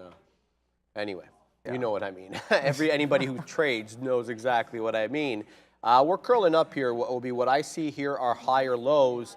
And, you know, for some stocks like Amazon and Apple, you're seeing higher highs, and Google as well. You're not seeing it quite yet on Meta. You're not seeing it quite yet on Microsoft, nor are you seeing it on Tesla, which has a bit of a distorted look here as compared to these other players, the other 5 here. But yeah, Tesla's been doing its own thing, man. Good movement on the market, you know, taking profits up here. And, you know, looking to ride the trend. Definitely don't want to paper hand this trade as we continue to look to make newer highs. I'm looking for a 44.86 break on the ES here as the next profit target. And then, you know, it's a bit of a gap here on the NQ, quite frankly, with respect to profit target. Now, this is all contingent upon us continuing the trend, but we have made our higher high here. But bamboozlement incoming. Who knows? Who knows? Fed speakers galore today. Who knows who'll be? Oh yeah, when's the next No, I speaker? think a lot of them spoke. Let me double check. Okay. Yeah. So let me double check here and make sure that we've got our ducks in a row. Pardon me while I have an opportunity to look. So what I use is the economic calendar today. Here we go. Very slow signal been having lately in this office. I don't know if you've been having. Bit of connection problems. Yeah, here we go. Okay, so Fed Waller spoke at 7:45 apparently, and Bullard spoke at 3 a.m. Must be somewhere else in the world. Looking. With respect to economic releases, the U.S. Baker Hughes oil rig count comes out at 1. It's got 2 bulls out of 3. There's stuff aftermarket all 4:30 onwards. Nobody slated to speak, I believe. No, I don't see anything. So we're good to go on that front as we do encounter some resistance here, it looks like, on the NQ. Retracing below. Where's my chart? There we go. Retracing below 14.4, but, you know, a lot of noise to be expected. Took some profits up here, so, yeah. Yeah. Casserole hold on, there's a OW with a super chat. Yeah, perfect. Tesla to the moon. Thank you very much. Thank you. Tesla to the moon for sure. I mean, it's on a run. It's on a little bit of a run over the past couple of weeks. As you can see, it's been in a bit of a trend, right? So let's see. This is looking pretty strong, right? And we know Tesla's kind of revisited these levels before pre-split and stuff. So I'm looking for a break of these tops, or like for it to kind of come into here. And again, it is a Friday, so like not necessarily the highest probability trade to take on a Friday. But yeah, if you're playing quick momentum and scalping around, yeah, it's been great. This 260, I think, is a key level that we've recycled a bunch of times. So over under into 260, I think, is a great look. But yeah, not the trade I'm looking for on Tesla, but I think there's a lot more on the table to go around today. What do you think? Yeah, I don't like the double top that's brewing here on the NQ, so I'm cutting it till I see a decided breakout, and then I can get back in because there's a big gap to be had here. This is the double top that I'm talking about. Look, it's a 5-minute candle that still hasn't closed, so you know, say I could be jumping the gun, but I was worried about resistance at this level. If you encounter resistance here, you're likely to encounter it too on the ES, which is why I cut it. So look, I'm cutting it here. If we get a big break above this level, I'll reignite the position. But for now, I'm cutting it. I want to see what we do, despite the fact that we're above VWAP. But yeah, we are at definite lower highs on the ES, so that would be a downtrend. And this is a double top of brew, so I'm cutting it until further notice on that one. But good profits for me on that. To be honest with you, I had really bottom wicks there, as you can. Well, not so much on the NQ, but on the ES, really, I had that dip right down into support there. So that really helped for the profitability of the trade. But yeah, if this breaks, I'll be back on. Nice. Yeah, good look. I'm using that like market turn, a bit of a market turn here to get a little short on Microsoft here. You can see that we kind of double topped as well as on the 348, right? So it's like, can we get back into this consolidation zone? Can we kind of get 50%? Like, I'm asking all those questions while I'm in this trade. Target down here, 46. So yeah, let's see if we can actually get there on this consolidation and maybe this market consolidation as well. Like, you can see that we're kind of chop city underneath this 15.4 and this 15.36. So let's see if there's a real follow through on this move, and if there isn't, we'll be out, right? So just under the $0.50. Let's see how this goes. 347. 347 is the next dollar level, but this 348 resistance double top intraday, I like that. For a quick, quick scalp down to the 346 area. Let's see if it happens. So this space. Okay, so I have like a personal story about SPCE. this. Like, yeah, exactly. Oh yeah. Virgin Galactic. So it was hilarious. So I got an email. I don't know how I ended up on these guys' email list, or I don't know if it was an Instagram ad. I saw it. I clicked on it. I'm like, okay, let me check this out. They're like, go to space. I'm like, sure. Let's find out exactly how much this costs. So I'm curious, right? Yeah. I run through the process. Whatever. Then I get an email I guess months later, they had started reaching out looking for deposits because they were looking for their first flight. And this was like a year ago, okay?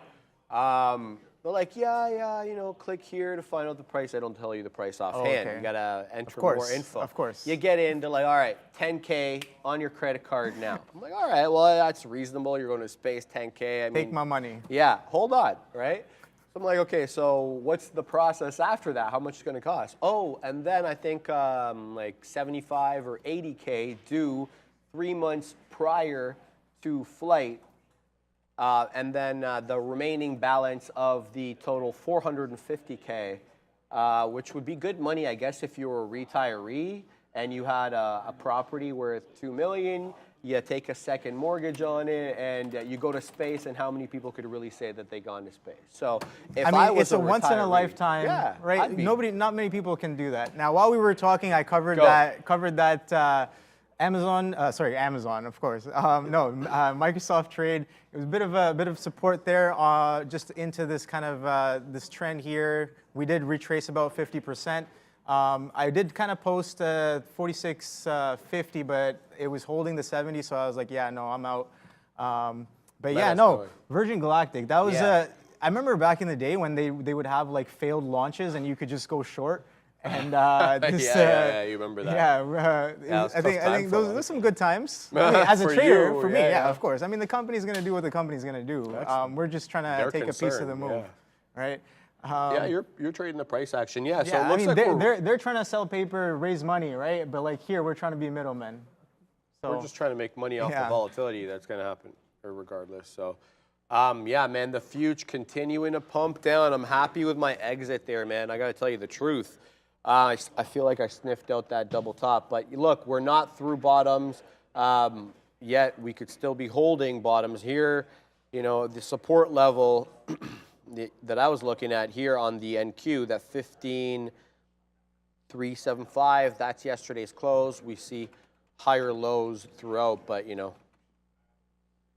this double top is what concerned me. Anyway, back into the support level, you could see some support here where people re-upping their positions. We're removed from the yesterday's close on the ES 44.71. We're at 44.76, so still a ways away from there. But yeah, I don't know, man. I just don't feel this is going in the right direction. I want it to resolve and make a decision about which way it's going to go, and I'll take it whichever way. But let's look south again here, Obi, as we continue to print downward. I could have got that 50 post if I just waited, like 2-3 minutes. But you know what? I guess that's something I'm working on. When to be patient, when to really push it when it's there, and get aggressive. But yeah, learning in progress. Yeah, This is I think this is a really hot market. Yeah. And lots of opportunity to Market learn stumping, and yeah. get chopped up and make a lot of money. And Yes, sir. I hope you guys are doing it just like us, along with us. Yeah. Well. Wow, 346, man. Yeah, look bro, at this. I'm Look at telling this you, we're moving Kava. down, Kava man. broke that 40, top lick 38, here, man. bro. What am I doing? I'm not even executing on the plans I have. Yeah. Yeah. Kava, big mistake. I did have Kava on watch, but I did not borrow shorts this morning. So I did try to hit that 40 short, and then I got a rejected message saying I got no shorts. You know what 40 short reminds me of? What's that? You know, like the suit size 40 short? Yeah. Right, and like, because George Costanza, that's his size, Seinfeld reference. Shout out to all my Seinfeld lovers out there. But yeah, 40 short, and then he had like this duo with this other guy who's a 40 short, and there was gonna be a sale on a certain day, and George would go into the store and hide it from him so that he could go the day of the sale and get it. Love that episode. The future heading down. We're at support levels again on the ES as we come into yesterday's close, 44.71 and a quarter. We're hanging out around there. We've been bought up at these levels before. Man, I sniffed this top. Oh boy. What a move down. But look, we're still at higher lows on the NQ. Not so though on the ES as we break this a little bit. Look, support incoming. Still well within consolidation. Yeah, right? absolutely. That's what I'm keeping focused on. Like you have these Still wicks within the level. Yeah, we have these wicks here, and maybe we form another wick. But like, let's see, these tops, these tops here are kind of consecutively coming down, while this is kind of like you said, flat bottom testing, right? We have wicks off of this 44.70, 44.75-ish, whatever area on the chart. Shout out Dan. ES, Dan Emmons. 15.340 here on the NQ. So let's see what we do with this consolidation. Now, Microsoft, I left 50 cents on the table there. You know what? It's fine. 46 is what I was looking for, and 46 is what we got, but I covered 46.70. So that's it's a little bit of getting good that I have to get done. So Kava, wow, look at this thing go, man. 37.50. Holy. Where do you, this is a chase now. Like 40 was a level, 40 was a very key level. Why was it up where it was, to be honest with you, quite frankly, but I mean, probably the hype, the IPO hype, right? And that's the thing with IPOs, like they're always like the sentiment might be like overvaluing the actual IPO price, right? We kind of get that correction on the second day after the first day kind of digests the price action and volume. Like I'm sure that people are getting in, digesting that price and chart on the second day.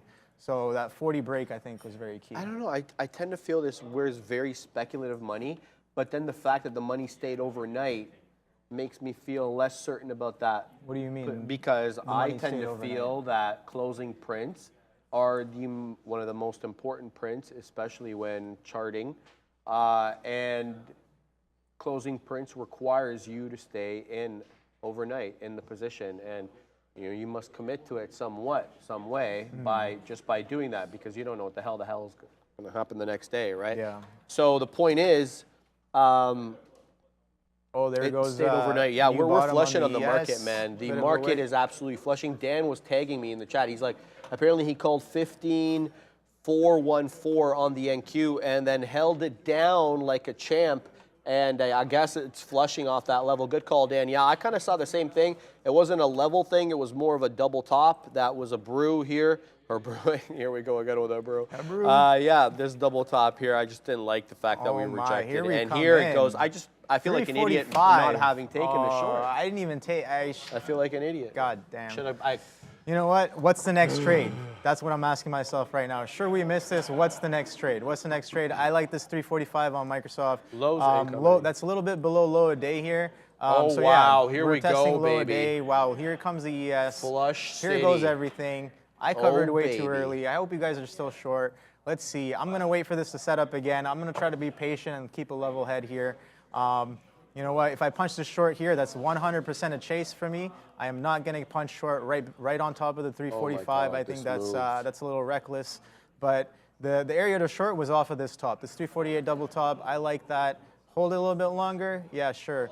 But we're working on that. Now we're testing the slow of day, and I kind of got long here. I don't know if you can see a bit of this entry here. I was long here. There were buyers here that showed up that got me into this trade, and yeah, let's see if they kind of show up again on top of this 345 and kind of hold the door here on Microsoft. And again, Microsoft is one of the top names as well, and I think that kind of corresponds to the ES and NQ. Like you said, like does the dog wag the tail or the tail wag the dog, right? Like what's and moving what? there are days where I'm, like you guys know, I have like 10,000 charts up on my screens, right?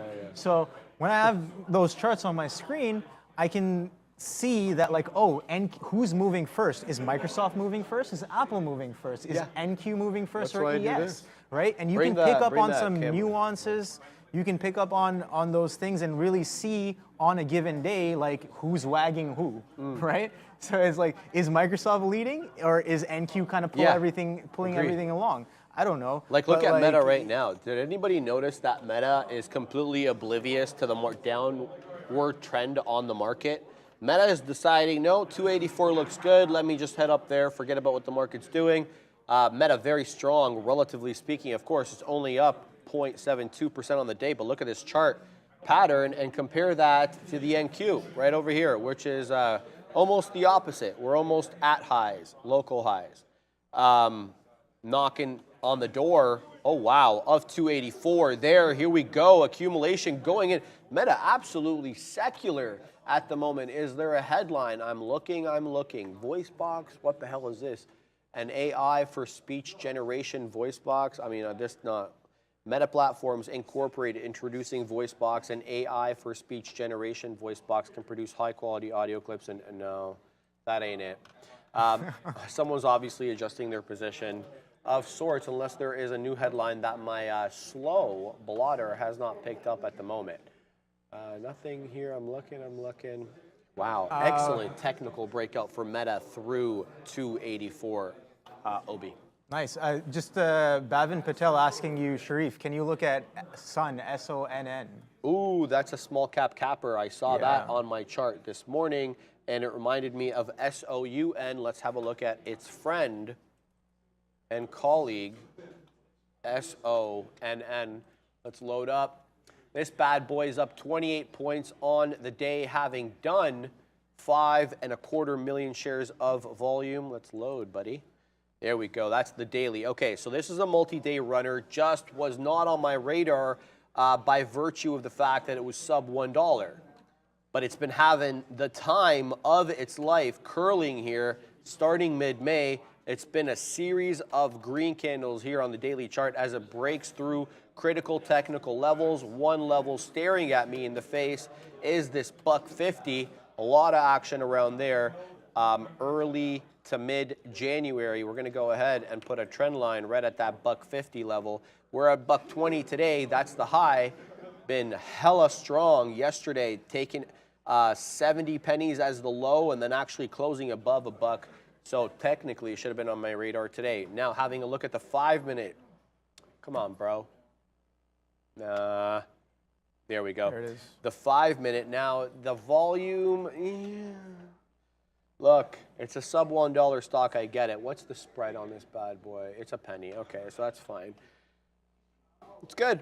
It's an obvious bottom here, a consolidation with higher lows, and the breakout resolving in the direction of the trend. I mean, you have a gap between here to $1.50, essentially. Okay, there's no recent price action. So yeah, you and your luck, I guess. If you can get a great dollar cost average, maybe if you could get something off 110, if you're given such a nice opportunity. It's been an obvious level here.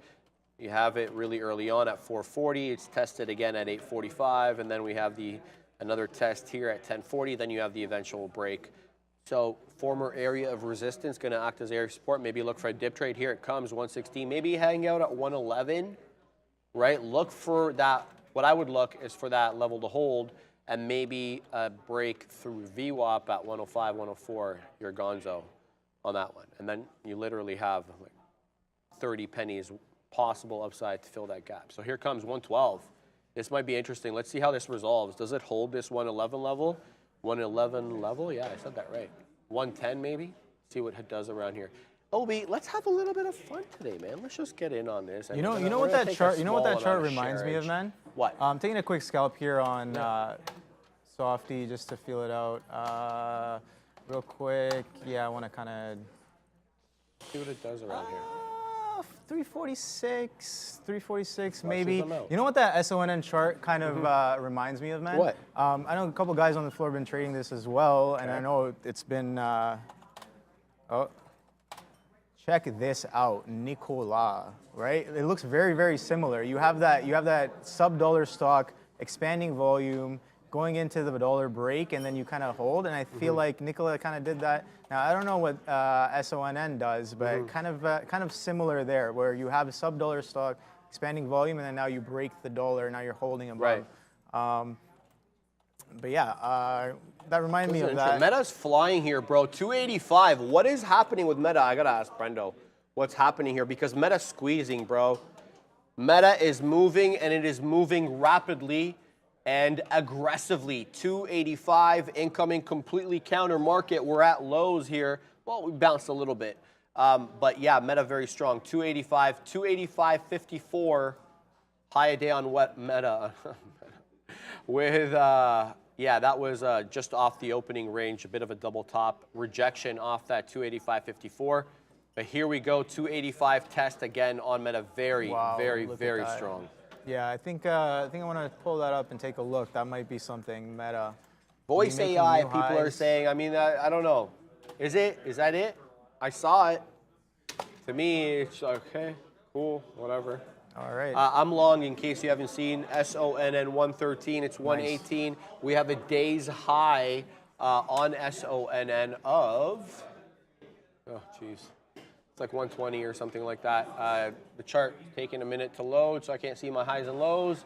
But yeah, I think just by the chart action, 120. So we're looking for continuation, but the ultimate move really is to try to fill that gap. We're wetting our beak here. We got it off a key support level. That support level breaks them out. So I'm risking like 3 or 4 pennies here to make a bunch. So we'll just keep this trade on to make things entertaining. But Meta, really strong, guys. For real, 285 and going. Yeah. I tried to post in front of that 285. It just ripped up like 20 cents. And I was like, yeah, no, I didn't really get that fill, so let it go. I see this 285.50 here, pre-market high, I think, or opening high, right? Yeah, opening range high. Yeah, we're headed straight for that. I was looking for that 50 cents into that test, but unfortunately didn't get the fill. It is what it is. I think the next trade is going to be above this $0.50 here, above the 285. Tesla pushing for new highs, and like we said before, like this is a strong trend. I know we pointed it out earlier on the show. This 286 could be nice as well, the next dollar up. But yeah, here we are, 285.50. This is the morning high. Let's see what it does with it. Are these sellers going to come back in? These were strong sellers that kind of came in right at the market open, and now we've retraced the whole move, and we're breaking new highs. So let's see if we get a bit of a squeeze here, or shorts going to get a bit rocked, or the sellers kind of show up again, and we kind of pull back and respect a bit of this trend, because this trend here, this consolidation started accelerating back into the high. If there's no relief off of this high, then yeah, that's a really strong move. But yeah, for a healthy move, I'm looking for a bit of a relief back down here into this consolidation from pre-market to see if we kind of grind and continue back up. But yeah, this breakout could be something significant. Nick Dub, thank you, $5 super chat. Good friend of the show. He wants one of our opinions on Ride. What's your look on that? Did you have a look at that one today?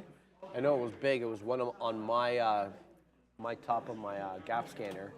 True. And yeah, let's take a look at Riot here. Hey. Yeah, it's pulling off of that 50. EV so company, I missed guys. that trade. Let's move on to the next setup. But yeah, Riot. Let's see what is up with Riot. Now No, I know Ride. Yeah, like okay, Ride. Lordstown. Okay, yes. Remember this one? Yes. Oh yeah. Oh, look course. at this. I remember this one for sure.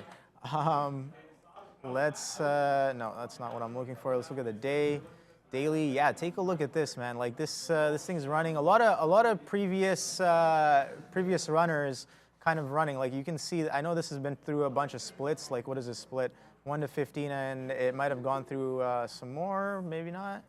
But yeah, no, this is the one where it kind of like runs up, has like a couple days, couple weeks of a run, and then it has a nice backside to it. Like the overall trend is kind of very obvious on this chart. Now, regardless of what the company does and like what their fundamentals are, I think the price action here is really telling in terms of like who's in charge in the longer term, right? So yeah, on the short term, we're having a bit of a squeeze. Like anybody who kind of chased this like $10 break or $5 break, they're getting a bit rocked on this price action here because we did base off in the $3 zone. But let's zoom in a bit and see what we are doing on the day. Yeah, 650, and we've kind of wiped the whole move, right? So kind of the same story here. It pops for a couple of days, and then this strong action is almost always met with some selling, right? So buyers turn into sellers. These buyers definitely turn into sellers here, unless you're holding for the move, which I don't know if it's going to be there or not. But yeah. This is I like to call these repeat offenders. Right? I like that. Because like they come back every now and then. Like if you have them on watch, like these names will run like once a year, or once every other year or something, and provide you with opportunities where it's not the same, but it does kind of rhyme, you know? The price action. I got you. I think a lot of people know that's what my you mean. look on ride. By the way, they come to my screen here. What is going on with Lordstown Motors? Basically here, the article saying, despite a lack of company-specific news, shares rising on the Fed pause, several electric vehicle companies with high short interest are experiencing significant stock rallies, social media posts, what have you. And then it goes on to explain the concept of cost of money and speculative asset investments and that kind of stuff. If you want to learn. So here's the thing, man. Like if you're sitting short on this, like what's the short float on ride? Let's find out. Let's go check, to, you can check your trade ideas. Trade ideas up here. We'll check it. RIDE, Lordstown Motor. 14.51. 14.5%. So not too crazy. It's not in the 20%, right? But it is a bit shorted. Now, if say you're sitting short on this thing pre-split, right? If you're sitting short on this thing pre-split and then post-split, you're kind of covering with some size, and then I don't know. A lot of this action just seems like long-term shorts covering for the most part, because like you have a bit of news, and then players get scared. Players maybe get short on the first day pop, and then they get rocked on the pre-market hold above that level the next day, right? So that's a setup within itself. Definitely on these tickers where they are heavily shorted and the trend overall looks like this.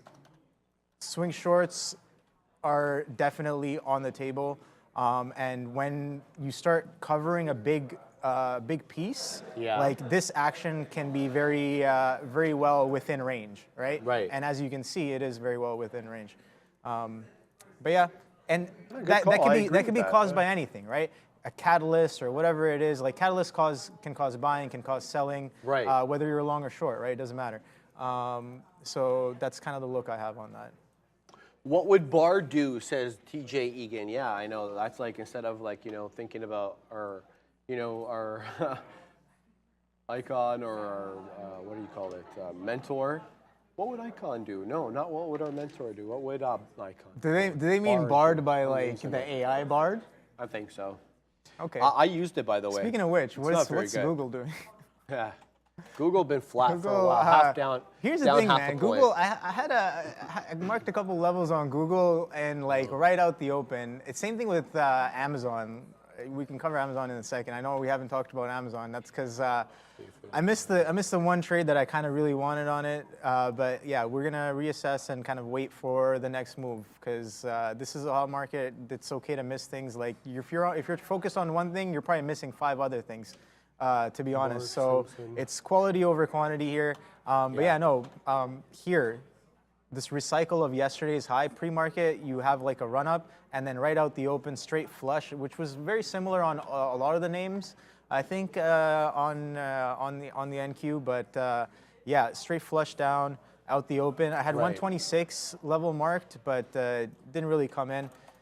Or I didn't really come in on that level. The price definitely did. And Amazon 128 I wanted, and it kind of wicks it pre-market and dumps right into the open. So missed that price there.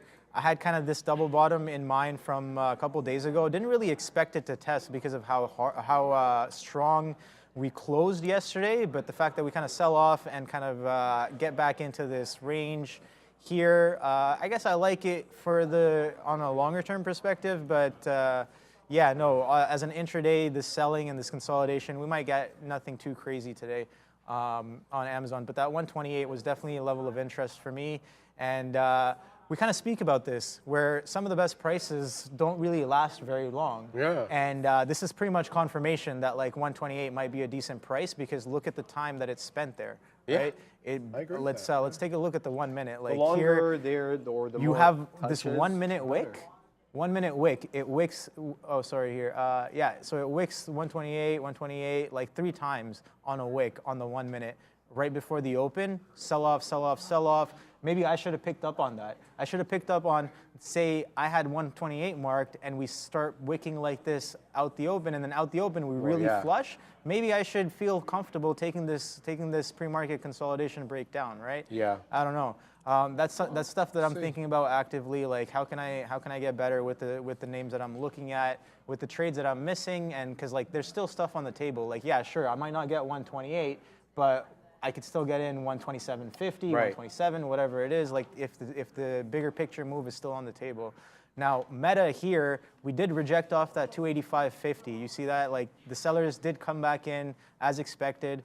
Not as expected, but like we knew that they were there before, and we were kind of looking for them again, and kind of coming in. Still consolidating, still strong on this trend here. We might break this top maybe later in the day, but definitely not right now. On Meta. Yeah, looking at? like we're finding some support there on the market. I liked what I saw on our friend Apple. Good support level at 185.50 was bought up. I'm in 59s. Let's see, we got obvious. We have obvious resistance at 186, which is yesterday's close. Looks like we broke above there last time around. Got up a little bit above 10s, 186.13 or so. We'll see if we can get some continuity here, but it hasn't really been a good, day for continuity. It's been range bound. So if we can kind of try to play these ranges, maybe back up into resistance, that would just be aces. That provides us some sort of movement here, 20 plus pennies in the money. And the other one that we're looking at is obviously this SONN in here at 13s, looking for a buy zone to be between 105 and 110. So I have my out right below 105 at 104. If we find support here, I kind of want to ride this through. If not, ideally you don't even want it to break 110. It doesn't cost me too much money to find out. Having a resting order here is also part of my plan at that $1.25 area, the top being 120, by the way. So continue to see how those two brew and what the market does. This Apple trade also, quite dependent on this market, but the market weak today, flat. I don't want to say weak, flat. I mean, we had a good move up on, what do we have today? The 8:30 number that came out. Jobless? I don't. There was a 10 o'clock. There was a 10 o'clock. That was Michigan sentiment. Sorry, yeah. That was the one. Yeah, that was the one I'm talking about. Yeah. It kind of it caused a bit of a pop, but like nothing too speakers, crazy, right? You have the Fed speaker now? We had Fed speakers in the Okay, morning. we had them already. Okay, yeah, nothing. Market doing nada. Yeah, nothing too crazy. But like, I mean, if you had this consolidation breaks, it's there. I know somebody in the chat mentioned Oracle and Adobe short. So let's take a look at Oracle here. Now, Oracle, I know I've been watching for a couple of days. They did have earnings, right? Yes, and that's why it's kind of a name on watch. Let's pull up a longer time frame here, 15-minute. Now you see that it kind of moved on earnings and kind of came back in, consolidated. We're kind of continuing the move. I like that we held above this 124. Right? And now we're holding above this 125. Yeah. I like that look. So as a short, I don't know, but this consolidation that we're having here is making higher lows, right? It's 125 holds and then 125 80s hold, and now we're kind of trekking up on Oracle. So, and yesterday too, some pretty strong action yesterday as well. right? And we're holding above that action. So let's see what Adobe is doing as well. Now, see this one I like a little bit better for the short versus Oracle. Why is that? Because look at how distinctly different this price action is, right? You have now Adobe did have earnings, right? So you have earnings, you have this pre-market, after hours high off the earnings, 517-ish. You hold those levels in the pre-market and kind of try to break above, but then obviously you guys saw what the market did right out the open, so I'm sure that didn't really help. Definitely sellers came back in, and we're holding this consolidation area from yesterday, right? So potential short, yes, I like that we kind of double topped here. We rejected this price twice. Now this could, I don't know if this is like actual intrinsic sellers or just market selling off that's causing this selling on Adobe, but I'll be watching this bottom here, this 500, right? Wow, it's right on top of 500. So yeah, I think this could be a look for a potential short back into these levels here. But again, this is kind of strong off of earnings, so you don't know. Buyers kind of showed up off the earnings results, so they could potentially kind of defend these prices again. All of yesterday bid up as well into the earnings. So yeah, let's look see, at this 500 level bamboozlement. could be key. I want to show this. What's up? I'm not really sure how this happened, but my zone, the buy zone here, my stop got triggered. I literally got bottom wick on this. I mean, what are the odds of that? Wow. And it retraces right back up. So not a good look. Got stopped out there. I figured, you know, if I stayed away from this zone that I'd be protected, that buyers would be there, but the bamboozlement is real. It dips 2 pennies below that. I guess my thinking is too simple. I mean, no, the buyers seemed like they were there. Yeah. It's just they took a little bit more than we were looking for. The bounce comes in fast and furious, though. You could have made some good money. That's 10 pennies plus immediately right off that 103 bottom. But in a bit of zone right now, you want to see it hold above 110. I think I'm done with this one. Yeah, I got to keep my eye on this Apple trade as we dance with that 150. But the market is selling off, seeing weakness on both the NQ and the ES as they hover around, you know. We're down a quarter point on the NQ and just 0.07 on the ES, very close to break even on the day, but I think we'll end my Apple trade here for breaks 40, and that's it. So we lose about 19 pennies on that Apple trade. No good. I think we're going to continue to print down. I think it's a short type of a day coming in here, OB. It's been a short type of a day for a while. Yeah, man, I'm green on the day. That's all that matters. Yeah, man. As long as we're managing risk and we're keeping a level head, I think that's a big one. But that kind of came in. Meta, 285.50, right? I felt like taking the chase, but like that's not a great area to buy. But you know what? If you tried the break and you got out right away when it failed to follow through, that's a good look. But again, we were kind of back down. You see this kind of this trend happening here. It's a little bit of a trend support since the open, really. So let's see if we kind of come back in on Meta and support over this 284. This wick back up kind of shows that we are supporting for now. But like, let's see if there's any real follow through. Because sellers did come back in, and now they're being met with some buying resistance. So yeah, let's see if that's the case here. If the markets come in for the real Free Fall Friday. Now the man himself is going to be on soon, right? Free Fall Friday. I think he coined the term. Did you not? 100%. Yeah, yes, sir. So let's see if we really kind of come in, and out the open, it was definitely a Free Fall Friday. Yeah. So let's see what this market kind of brings in. Gonna be an interesting end of the day here. Friday before the long weekend, we could see some wild action going into the close. Maybe some squeezes. I know there's been some small cap runners, so maybe some residual shorts trying to cover before the weekend. I'll definitely be looking in the last 30 to 15 minutes for that. That's always a good look. But yeah, picking up off here, Meta. Yeah, this could be a thing. I'll be waiting for this break to really show us something. Yeah, we're kind of coming in, but still consolidating. So I don't know. Don't really see that many trades here for me. Neither do I. Yeah. let's see what happens, right? I'm just gonna patiently wait. Ride finding but some support You have again. any plans for the weekend? I do have a lot of family stuff. Nice. Yeah, I got Nice. Good stuff, man. cousin's kid's birthday tomorrow, and then an uncle's birthday on Sunday. Nice. So Oh, parties. yeah, it's gonna be Yeah. nice. It's gonna Nice, be good stuff, And then man. we have Monday off. What do you got planned for your extra day off? I'm probably gonna be looking at some charts on Monday, but like Yeah? over the weekend, gonna I work. will probably be doing some fishing, chilling out. I like that. Yeah. Where do you just do relaxing. fishing? I mean, you don't have to say because you don't want anyone. Oh, you don't. You don't want to give away the high probability Exactly. spots. Let's Yeah, be real, yeah, right? that's true. So when something's really high, I'll give you some places, but like Ontario is a great place to fish. Let's just say Yeah.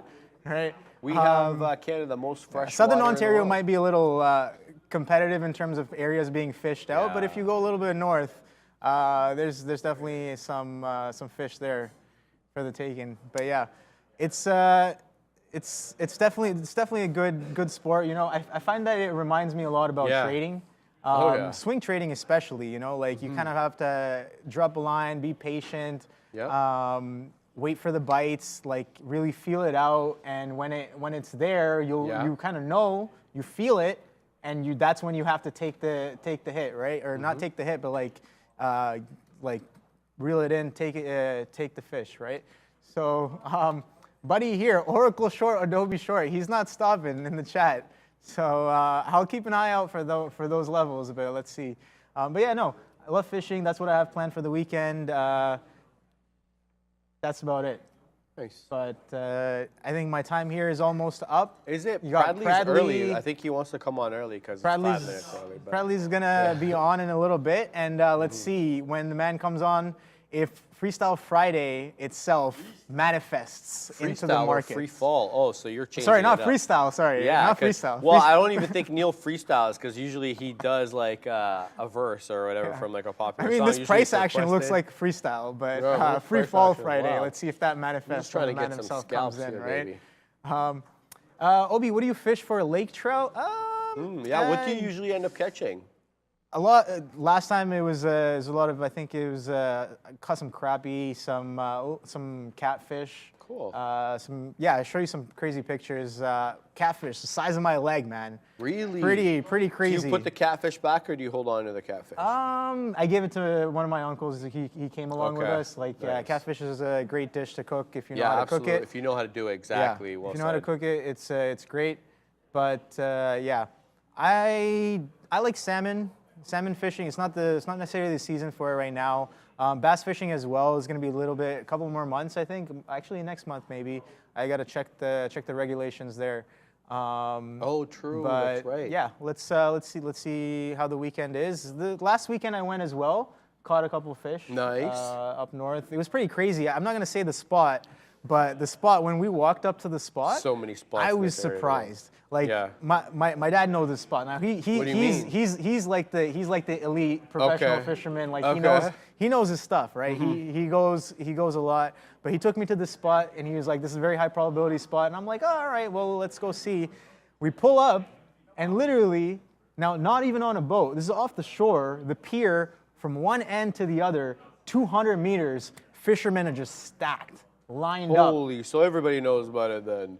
I was like, I thought we were going to a special The spot. best and kept it's- secret is out. all of these people are lined up. Man, these guys pull up with coolers because of how high probability the Wow. spot is. And every few minutes, you look around, somebody's catching a fish. So that means it must. Somebody's catching Is a it a fish. stream? It's an inlet from the lake. Okay. So it so it kind must of- be a channel Yeah. through which they pass. Exactly. Okay. Exactly. Figured, That's what yeah. makes it high probability. Well, right? isn't that how bears catch salmon? They wait for like a choke Yeah, point in the exactly. river, and then they go on rocks. some and of the best whatever. fishermen there are? Yeah, right? yeah. They're So- some of the best fish. Yeah, You fishing. got a lot to learn mammals, from nature, yeah. right? All right. I hear So ya. now my Okay. time is up here, coming to an end. I think I got like 3. Gotta wind down, give Prad some time to set up and everything. Yeah. Well, So, we pitch it back to I hope Brendan. you Brendan's guys always gonna have an update. will have a good weekend. Yeah, likewise, right? man. Long weekend. Enjoy. I'm happy that you're gonna be charting on Monday. I won't be. Yeah, I mean, to be honest with you, but yeah, I'm gonna take it easy this weekend. Definitely need some R&R, But as you get set up, thank you for coming on, my friend. Thank we you for shall having see me. you soon. Take care, Brendan's everybody. at the big desk. He's got happening now.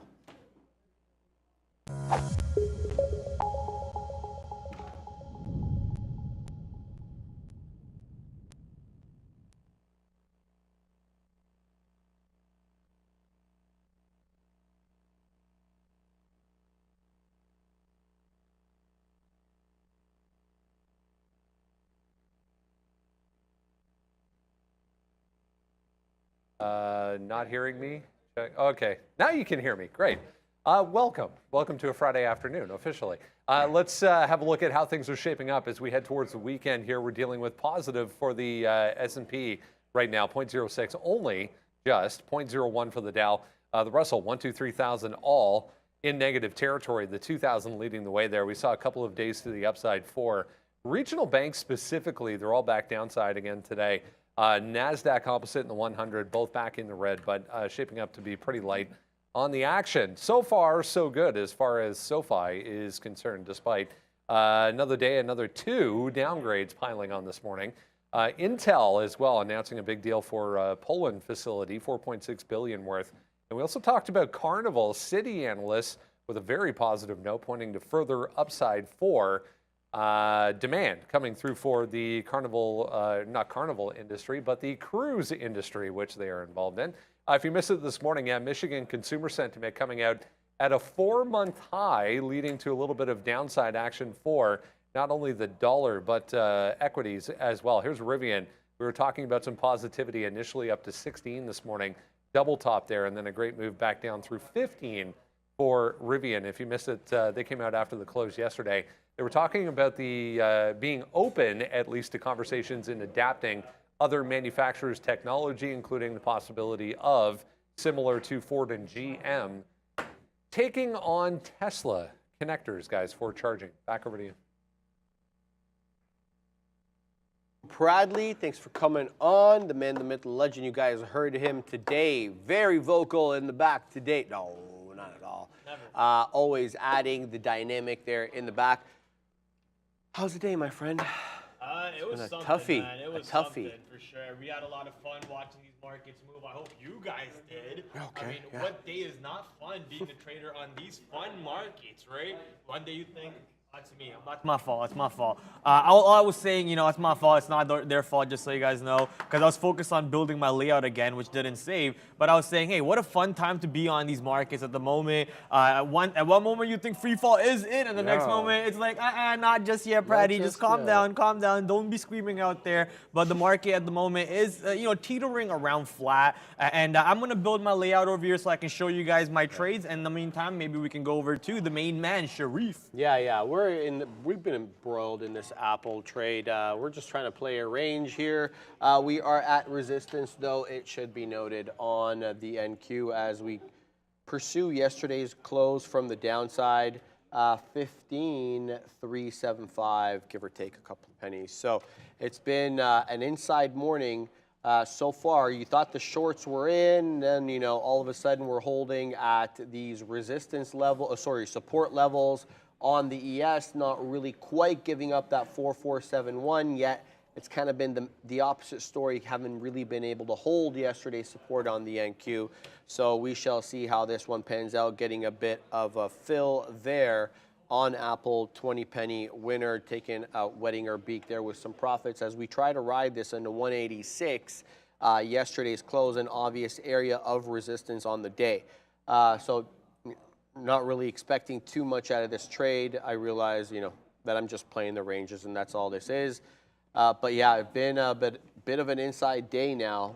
But if you had to guess, I think we end up red just because we keep finding these rejection levels. But who knows? Buyers step in at the end of the day, and all of a sudden we find ourselves green.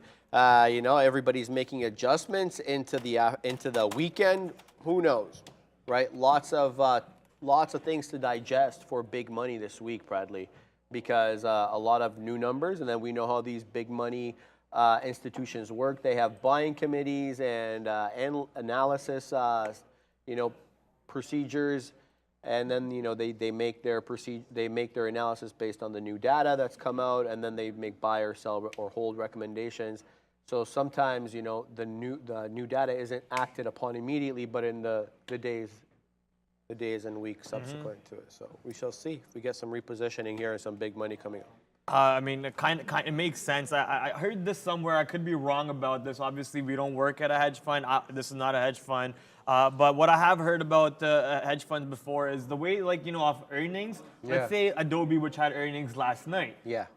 Necessarily the move today is not the hedge fund move. Yeah. Because what hedge funds do is they have their interns disseminate the information, make a report, and present it to the manager the next day or the day of, and the manager disseminates it. And then the next day after is the day 2 play, is when you see the real move in the direction with the VWAP holding continuously, because you see the hedge funds, they get graded on how far away from VWAP they take their fills. So you see VWAP holding on these earnings plays. So the day 2 play always comes in. So I think that's what you were kind of talking about on a major scale for on the markets. Makes sense to me. You know, it takes a day or two for these big money traders to disseminate the information and then make a decision. Exactly. I just want to say maybe we could set that TV over there back to something to the Trader TV logo. I don't know what happened to that yet and why it's been acting like that since the morning. I don't know.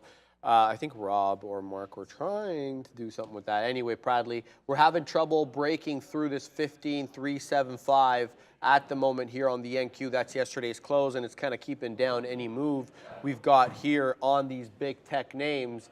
We've got the ES just a bit above yesterday's close at 44.71. We're at 44.73, so not much happening.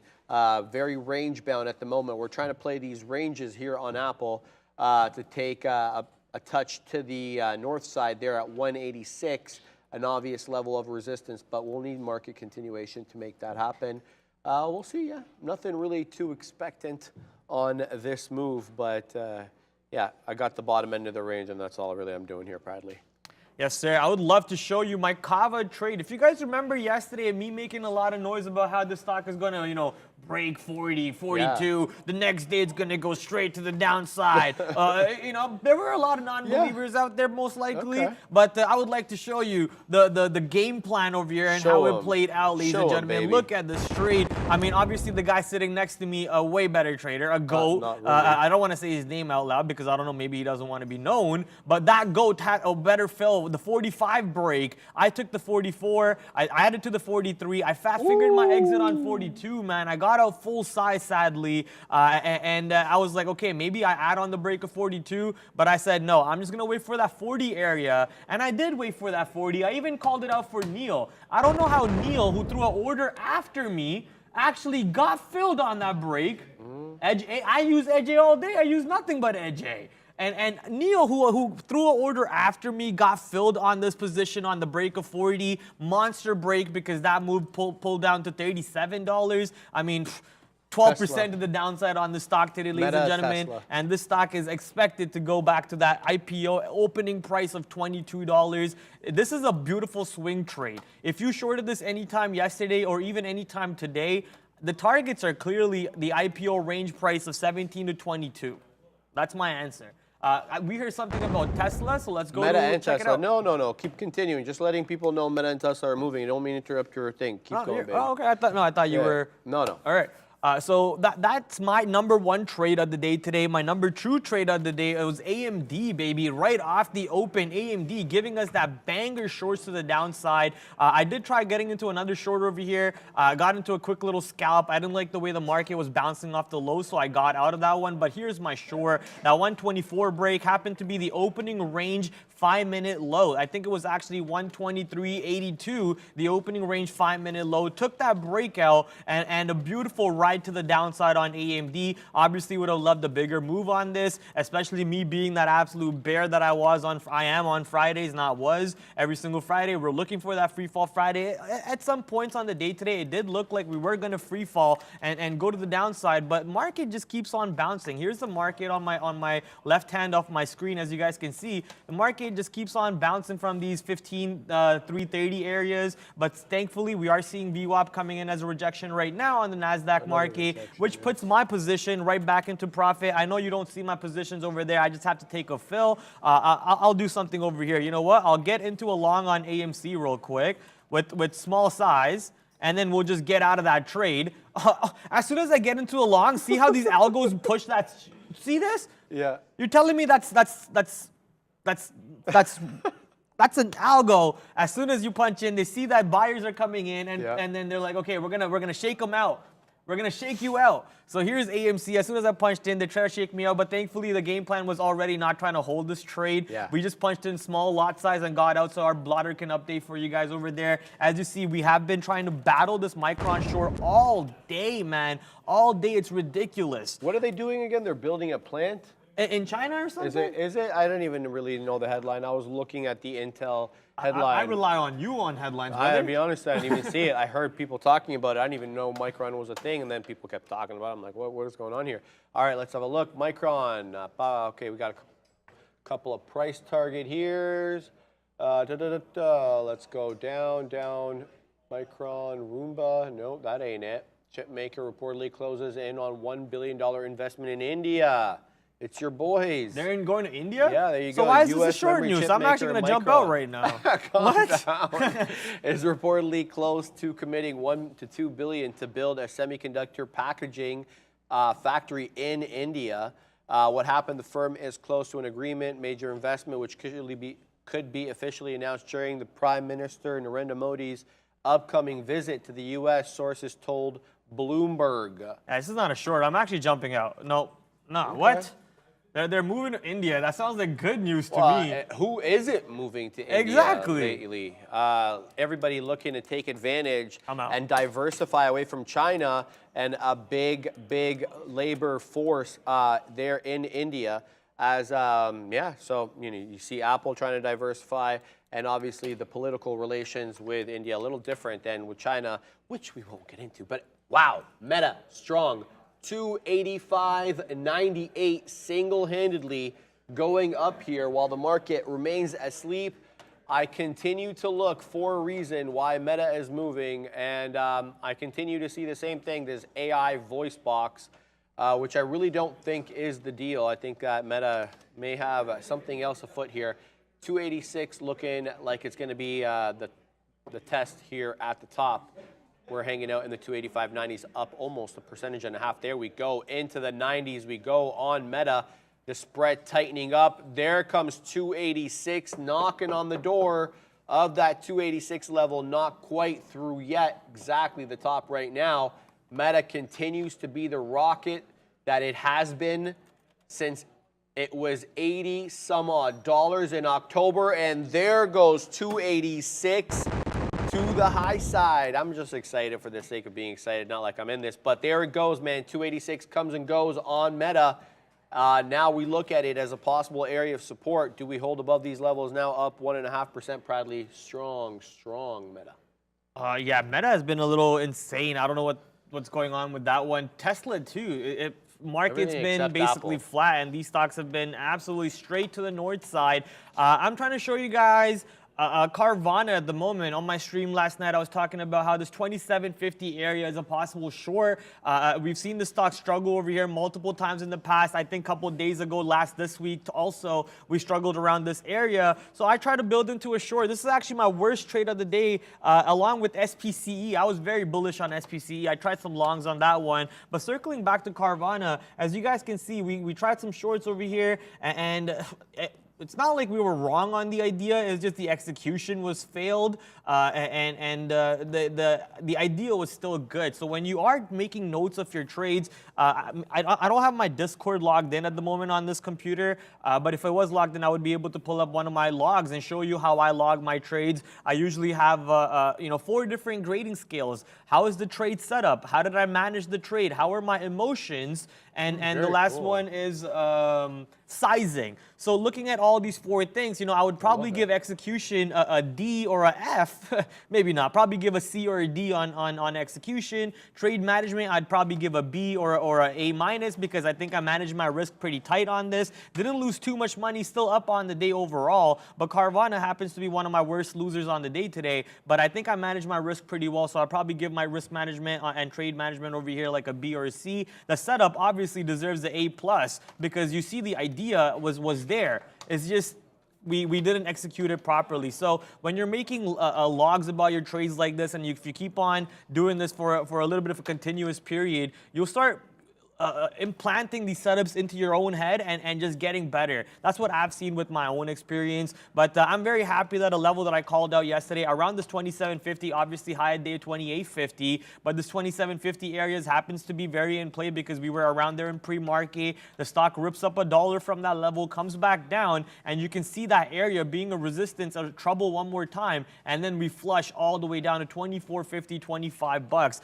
Another stock that we called out was Palantir's $17. I mean, look at this free short. Palantir 17. We've seen this level come into play before. I was actually waiting for that 17.10, 17.15, 17.20 areas to short this position on a possible pop up north. But we did not get that pop off the open and an instant flush. And I was distracted by Adobe, which I didn't even trade Adobe, but I was distracted by Adobe getting me away from Palantir shorts. And that was a monster move straight back to 16 bucks. Right now, thankfully, being the investor on Palantir that I am, who's $1.27 in the money on this position right now in the long term, makes me very happy watching it hold up at $16. And there could be a possible long here on the day at around 16 for yourselves. But look, I'm a bear today. I tweeted it out in the morning. I said, if it's not Free Fall Friday, I am not making a single execution. Thankfully, that did not happen. We got some free falls coming in, and Pratty Daddy was able to put some shorts on the table. I love it, man. The energy's wild. Always. What are we doing here? Yeah, let's see what we're doing. Like, we had some other names we were looking at. We were looking at Ride. We were looking at Kava, Carvana. I had a trade on SONN. Even AI was making a move early. It's kind of given up the ghost. 48, almost 49 top there on AI. Headed back down now, that 44 area. What else we got? Yeah, everything's kind of given up the move. Really, the big movers that I was watching, Vana, Kava, are all off the highs. So, bit of a consolidative period at the moment. We'll continue to watch and see what happens as we hang out at these levels on the future. Not really resolving one way or another. Let's see what the rest of the day brings here. Close to getting out of this trade on Apple if we don't get any consolidation. This is an in front of iceberg and a half. the 150 area, but Tesla also looks strong, but rejecting 160 for now, Bradley. Like, how many times am I going to see this and not get into the trade? Obviously, it's because I was very bearish on this trade. This is why we did not get into this position around 67.50 for the long side. We've been waiting for MU to break 67.50 and flush to the downside all day. And actually, it does it now? Okay, that's awesome. That's awesome. So ignore this trade now because we've been waiting for this flush all day. On the way down to 67.50, there was a big iceberg, and this level only showed 100 shares, and it would print 67.50 constantly. Maybe if I scroll down over here, I can show you that. Look right here. It would just print 67.50 constantly and not able to really break. Look at that. Look at the size over there. Tons of 100 shares prints coming in around 67.50, but it wasn't able to break it. So I figured, hey, if that's the case, I've seen the stock not break 67.50 all day. Maybe I build into a long and try to have it run up towards 67.80, and we get a quick little scalp out of it. Sadly, that was a 5-cent loss, and we moved on, and here it goes now. Without me, I'm not getting in. Let's watch, though. Does 67.50 reserve again after breaking the first time, and we pop back up? This level seems to be very in play because the stock has not moved at all for ever since we had that drop on that news. And there you go. There's the move to the north side without me. Yay! But I'm trying to show you the one-day chart over here on Micron. Please don't crash on me. Okay, that did. Let's go to here instead and show you what I'm looking at. Micron on the daily chart. Couple of days ago, low was around 67.50 right there. So that was the 14th of June. Low of 14 June around 67.50, and we're just holding that level, not able to break that level at all properly. And the stock is now 10 cents above where I wanted to build into a long. Wah, wah, wah. You set me up there. I was like, what? I'm saying they're concentrating. Sorry. Yeah, no, it's okay. Tesla and Meta strong, though. It has to be said. And they are kind of giving a lift to some of these index names here, because you're definitely not getting that from some of these other names like Apple, Microsoft, Google, or Amazon for that that matter. So it's Meta and Tesla, the strong names at the moment. So why don't we get into some of them? So let's go ahead here and see what we're going to look at as we continue to trend higher. I'm just hesitant to take any breakout trades at the moment. I don't blame you, brother. I don't blame you for that. Yeah, it's just weak, you know. So, yeah, I'm hesitant here. I just want to play the ranges, but they've been tough to play as well, Bradley. So maybe one of those times where you just have to sit on your hands and not trade, at least for me, because I'm not seeing it. I'm not seeing it here at the moment, right? The breakout trades taking time to develop. Technically, you know, you're at support levels on some of these indexes. So you're waiting to see how they resolve. You're above it. On the ES, you're below it. On the NQ, so it's been tough trading Ponzi. Can you ask Pratt to break down the Lambo trade of the day, please? Go for it, Bradley.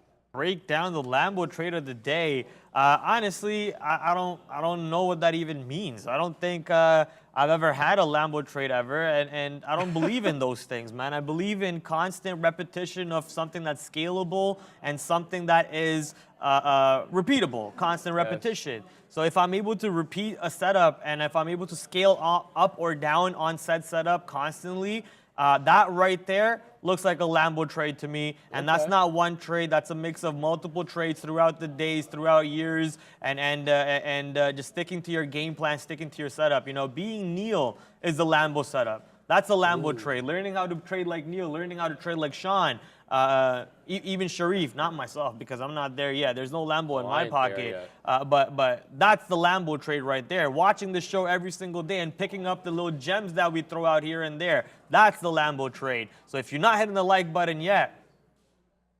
What is this? What is this? This instigation, the Pratt.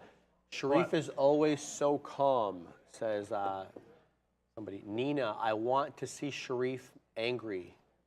I drive an Audi and a Jeep Grand Cherokee, bro. What? Neil goes, I drive an Audi and a Jeep Grand Cherokee, bro.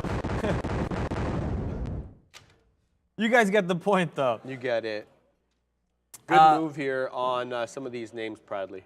All right, bring back Platinum Prad. You know, surprisingly enough, I was thinking about for the resurgence of Trader Prad coming back to this show, maybe we do bring back I like Platinum Prad, man. But man, that thing costs way too much, and I was How like, much did you end up paying for that? It was $300, bro. 300 to dye your hair. Yeah.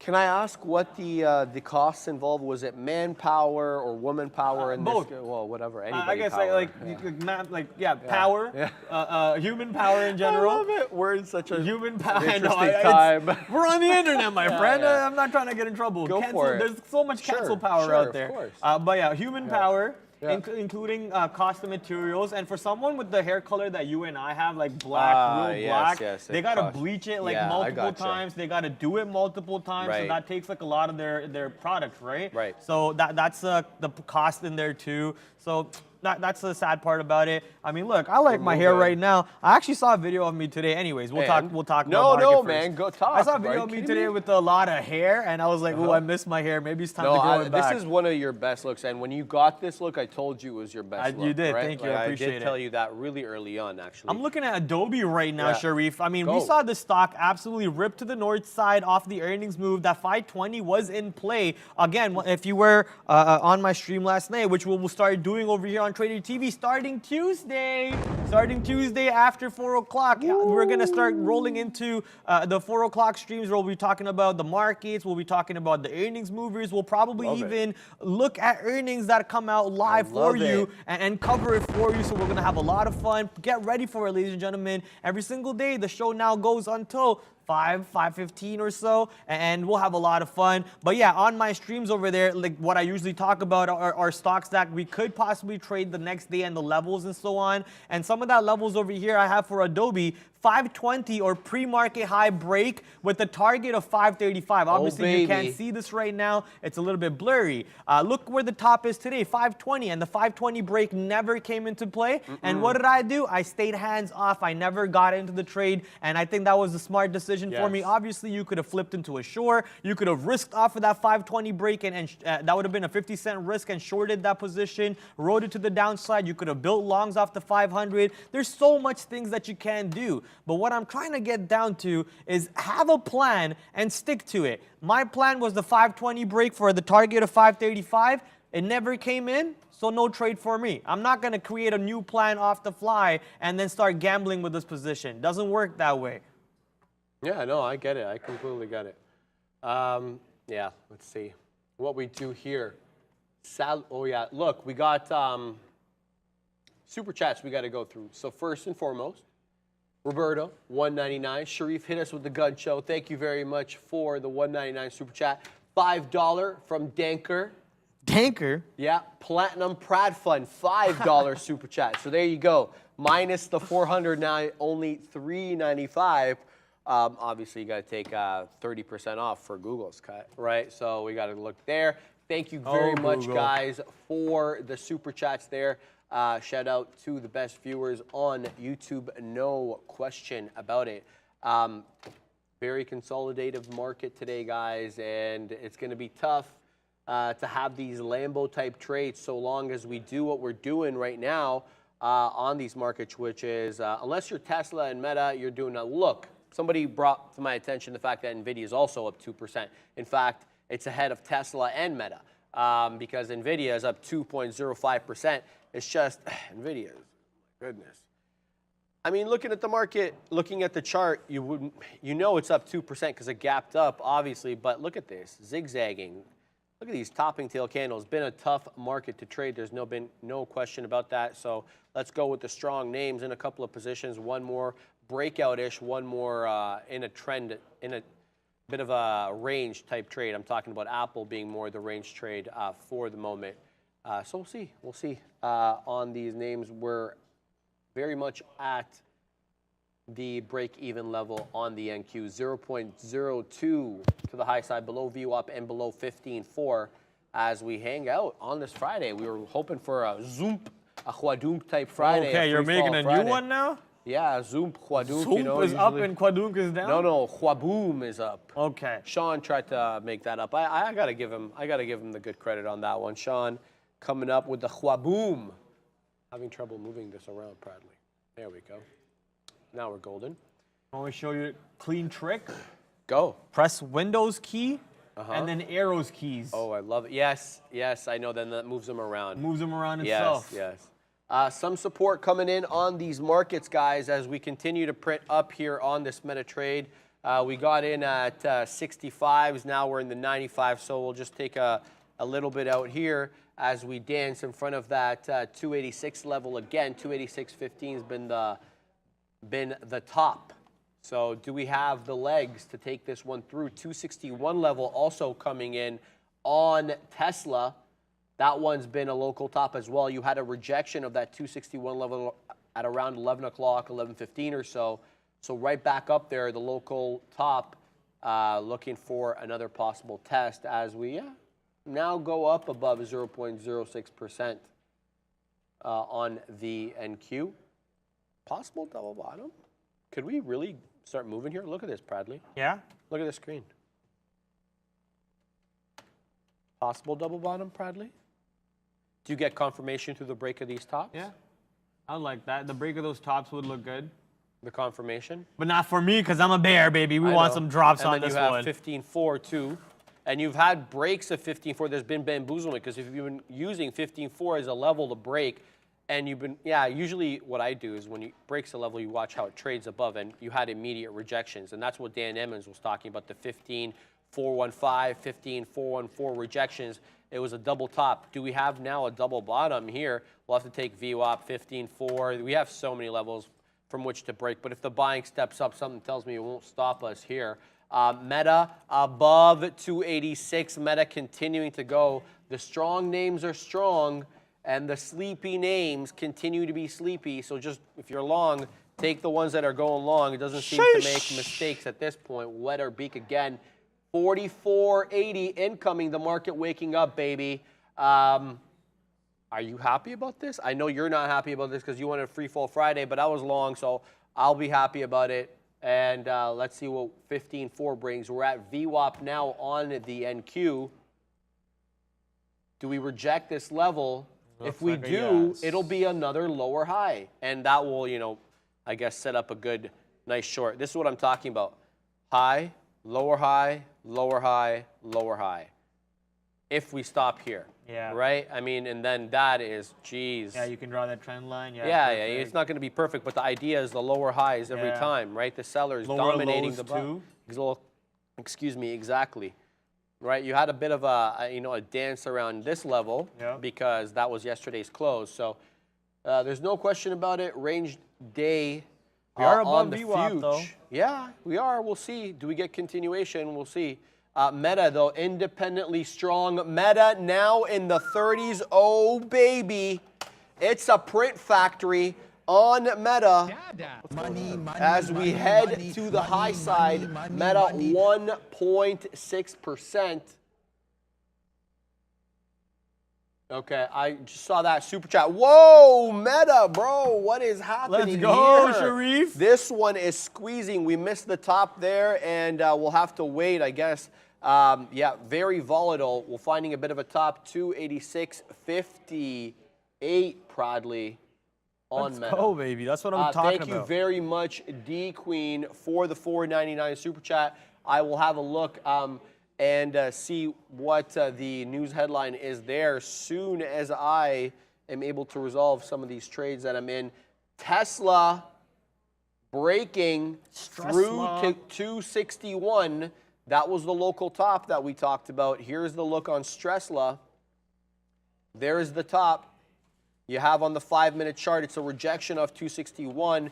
Do we continue higher here, guys? That's the question. Inflection point, I would say, on a lot of these big caps and this market. I guess unless you're one of these secular independent names, Bradley Beal. Bradley Beal. Wow, I haven't heard that one in a long time. Isn't that like from Bradley Beal, like a ball player or something? so. That's hilarious. Oh, man, it's too many names to keep track You've got of. too many. It's kind of your fault. To keep, Because you make a lot of them up, I think. I made like, okay, fair. I made like 5 of them, but sure. Sure, whatever. Let's go with it. Everything's your fault at the end of the day, you know? Because I allow it. I love it. I honestly do love it. I'm looking at SPC. Someone in the chat said SPC 450 level looks good for a long, and I concur. I'm actually long with you right now. Let's see if we can get a pop coming in. Maybe not all the way back to VWAP, but I would like a pop back to $5 to the all the way up. Exactly. That would be fun to see this move coming in on SPCE. And someone in the chat also pointed out Affirm AFRM near that $17 area, and I was like, okay, that looks like a good short. So I'll punch into the short. If you look it up on the daily chart for Affirm, I have this anchored volume profile being offered from TradingView, and what it does is it anchors for, I think, the past 2 weeks or whatever. So what is this? 1, 2, 3, 4, 5, 6, 7, 8, 9, 10, 11, 12 days. So the last 12 days trading, the most volume transacted price was $17.09. So I think if I get short over here and give it up to $17.09, $17.10, I'm okay with the possible risk to reward ratios the stock might give me on a move right back to the lower days of $16.60 and maybe even a break of lower days and an even further flush to the downside. Currently 4 cents in the money, nothing ready to take profits yet, but looks like Affirm shorts are back on the board over here. The stock is down on the day. We did get a move up to VWAP, close enough to $17 for me to start take my first initial fill, and we can take more fills later on if it does manage to push up to $17.09, $17.05 areas. Market is, as you see, in a pump it direction, as you heard Sharif say not too long ago. We are above VWAP, and on both of these markets, NASDAQ up 0.1%, S&P 500 up 0.2%. Both these markets are moving up. Free Fall Friday is not here yet, but maybe we'll see it coming later on. Yeah, we got to take some more profit on Meta here as we come back down into 286. Locking in some profits in case we come back down. Our entry is at 66, so a bit of a buffer. But yeah, it's extended, man. Come on, let's be real. And the move up has, on the future anyway, has been not aggressive, but it's been there. Nothing to complain about, but weaker definitely than some other days recently. Taking some profit here on Apple as we're 20 pennies in the money on that one. Looking to print, I guess, higher highs, maybe into 186. That's been the idea on this one the entire time. We were trying to get the bottom end of the range to test that 186 top, but we haven't been able to make it up there on these last few attempts as we do find a bit of a resistance level right now, and you expect, you know, we're probably going to find another one quite soon, especially when we make it up back to 15.4 on the NQ, should we make it up there, I should say. But yeah, marching our way up there now. So yeah. Oh my God. What's happening? That Micron long looking real clean right now. Why did I even pull up to this position? I should not have looked at it because this just makes me sad. I mean, look at this move. We did get fleshed out by 5 cents because we were leaning on that iceberg level. For any of you new traders on the show and have not heard iceberg, I know some of you are here for a long time and you probably get annoyed whenever we do this. But this is for the new traders who are wanting to learn and here for that specific reason. So iceberg is when you only see like, you know, bare minimum lot size on the bids or the ask, and the stock continuously prints that level, but you're not seeing that level break. So there's a bigger size being hidden on that level over there that you just can't see. So when that level showed up at 650, I mean, that level was there all day. I was trying to short it, waiting for that level to break all day. Never really showed up properly for me to take profits below 67.50. And so I tried a long, and that was the moment where it looked like we were going to break that level. But it looks like we're back above through, back almost to 68. I think, honestly, with the way the market's going upside right now, we could see a 68 potential break on Micron and then run up to the north side and then rejecting the pre-market lows, I guess, which is $70 or so, right here around 70. It's a very, very possible setup coming in for the long side over here on Micron. So I might just take that. If we get a 68 break with proper volume coming in, I mean, obviously at this time of the day, 12:34, lunchtime, a lot of the traders have already made their money to the short side or to the long side, have gone to go get their hibachi grills and so on. So, you know, they're not here at the table to push some size over on these markets. But whenever they do come back, I think the 68 break long sets up for a beautiful move north side. People in the chat mentioning NKLA.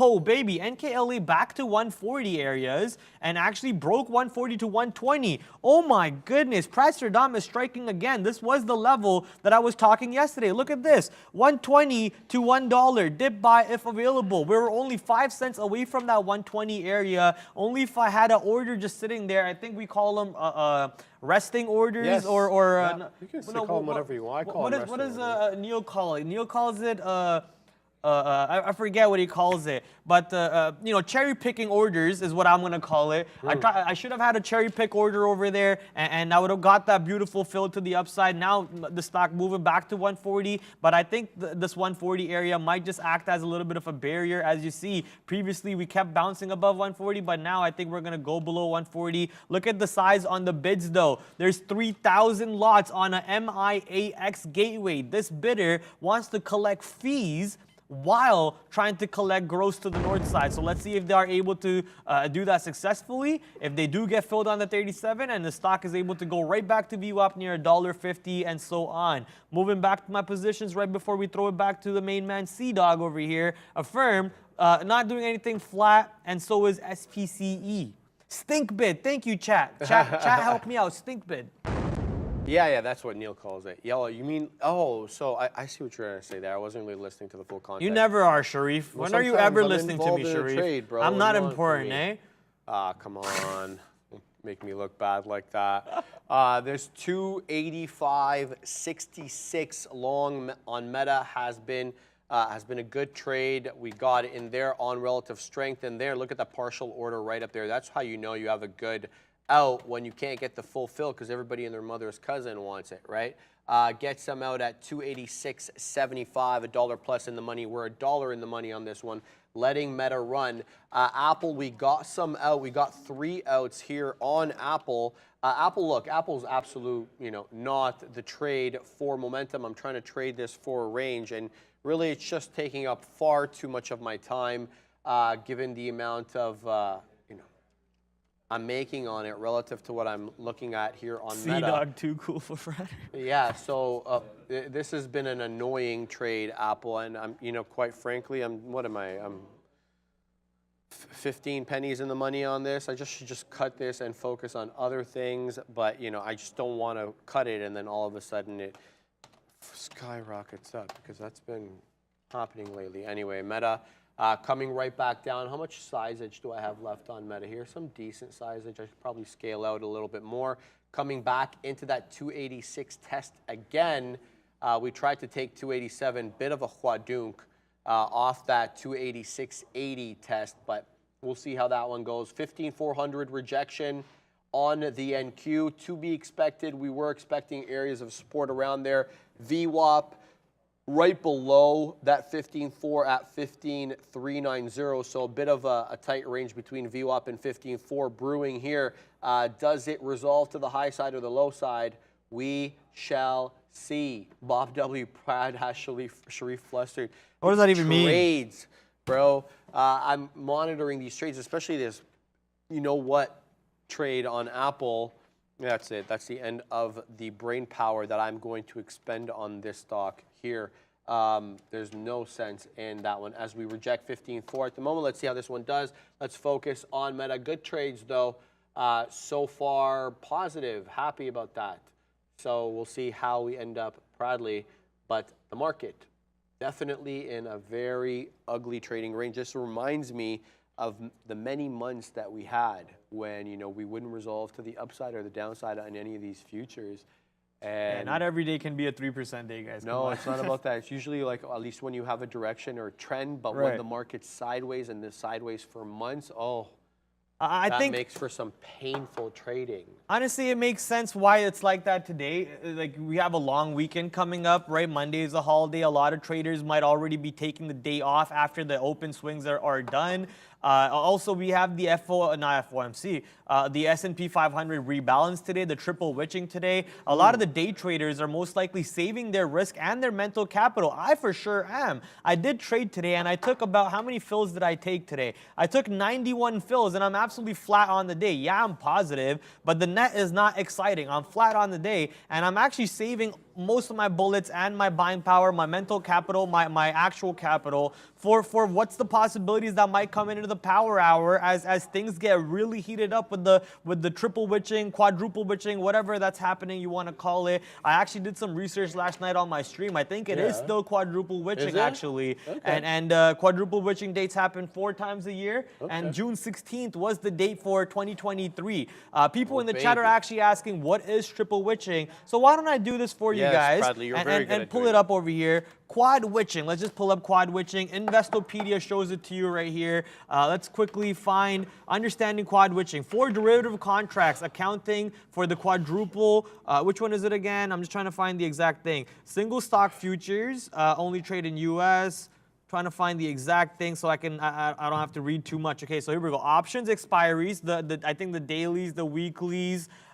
Future contracts expiries, and single stock futures, index options, and stock options. So all of these things expiring, and the S&P 500 rebalance coming in. What that basically means is, you know, the S&P 500 chooses to buy or delete certain stocks out of their portfolio every year. Maybe not necessarily happens to every year on how big of a scale it needs to happen, but they do it, and you'll see some of these positions getting moved around. For example, we got announced recently that PanW was getting added to the index on this day. So whenever news like that gets announced, you see other money managers and hedge funds who promise you the same return as the S&P 500 if by Monday morning, which is actually a holiday. So if by Tuesday morning they are not in line with the S&P 500 portfolio or the index, they are actually in violation of the law. So because of these big moves because of the big moves that S&P 500 is creating, you might see other big money managers, hedge funds, and so on also buying up PanW before that day just so they can be in line with S&P 500 or going into close. This brings a bunch of options movements. This brings a bunch of volume into the market, and that's why days like these are very, very exciting for day traders in specific. Currently, I'm looking at my positions. Looks like they are not. Where the heck is the space is actually moving? Okay, but yeah, it gets very exciting, and people would like to save their mental capital for those moves. And if nothing happens over there and it ends up being a nothing burger, guess what? You ended the day flat. You get to come back Tuesday and try again. It's way better than ending the day negative and coming back Tuesday and thinking about, oh, how can I make my money back that I lost on Friday, right? It's always about the next trade, and for me, the next trade happens from 3 o'clock to 4 o'clock today. This holiday is possible reason why the market is moving sideways right now, but I think the real reason is day traders are just holding off. Look at this move on SPCE, ladies and gentlemen. Let's go. We're getting a nice little move on space to the north side. Looks like we did find a bounce area. Thank you to whoever in the chat that mentioned this 450 area, because you made me pull it up, and I actually like the long. As you see previously, I did try a long over here at 470s or so, 480s and then 470s. Let's just say 475 because that was my average. I tried a long over here at 475. It didn't work out. I got stopped out on it, but this 450 area looking very promising right now as we are actually peaking above the 50-period EMA on the 1-minute chart, marching towards the 100-period EMA. And I think if we actually get above the 100-period EMA, which is around this 40.80, if we break this 40.80 to the north side, I don't see why $5 doesn't come into the play. So I could possibly add on the 40.80 break. Micron moved all the way up to 68, but didn't actually break 68 this time again, and we're moving right back to the downside on Micron. This stock has been so range bound all day that it makes sense that I am absolutely flat on that position. It makes sense, right? Technically should have been making money on it, but right here off the open, if I could zoom in for you guys, this is where I kind of shot myself in the foot by adding to the shorts, because I was like, oh baby, I'm so good at trading. Here we go. I was winning, I added on the short, and I basically shot myself in the foot there because that 66.50 area held, and I just constantly had to get in, get out, get in, get out, get in, get out, scalp that range non-stop so I could cut my losses from here to absolutely being flat on this position. SPCE being an absolute space cadet right now. Let's go to the moon, baby. To the north side, this position is going 11 cents in the money, marching towards the 100-period EMA, taking out every single size on the ask. Right now, there's about 700 lots on Edge X gateway. I think Edge X is traditional, if I remember correctly. We are sitting, okay, that looks like a little bit of an iceberg because, no, okay, look at that, perfect example. Look at the amount of size that's being printed on 470, but the size on 470 is not going down. It constantly says 777 or 740 or whatever. It's not going down, but we're constantly printing 470. That's an example of an iceberg. Now, if we clean out this level, that's a monster move to the north side. Yes, Sharif, what's up? Oh, no, I said have. Oh, thank you. Treats. Ooh, It's made with honey now, I'll go baby. with the smaller one. Yeah, yeah. Because I don't want to take your, I know you need your protein. This guy needs his protein. I'm going for a run today, Bradley, after I'm done on the close. We were talking about that yesterday. How long of a run do you go on? So last time I wanted to actually do 7 or 8K. I couldn't only do 4 because it was ridiculously hot. It was that day that it was hot up to 37 degrees here, which was, to me, just not bearable to run. But today I want to get to 6 or 7K. Last time I got to 5, which was good. And then I walked for like 2. So this is really good. Yeah. But it's very sticky to my gums. It is, right? Because it's honey. And the honey is super sticky. But yeah, Meta, we continue to print to the higher side on Meta. It has been strong. I don't know why. I'm seeing this stuff about AI voice box. Anyway, the point of the matter is it is near highs 286.80 on the dot is the HOD.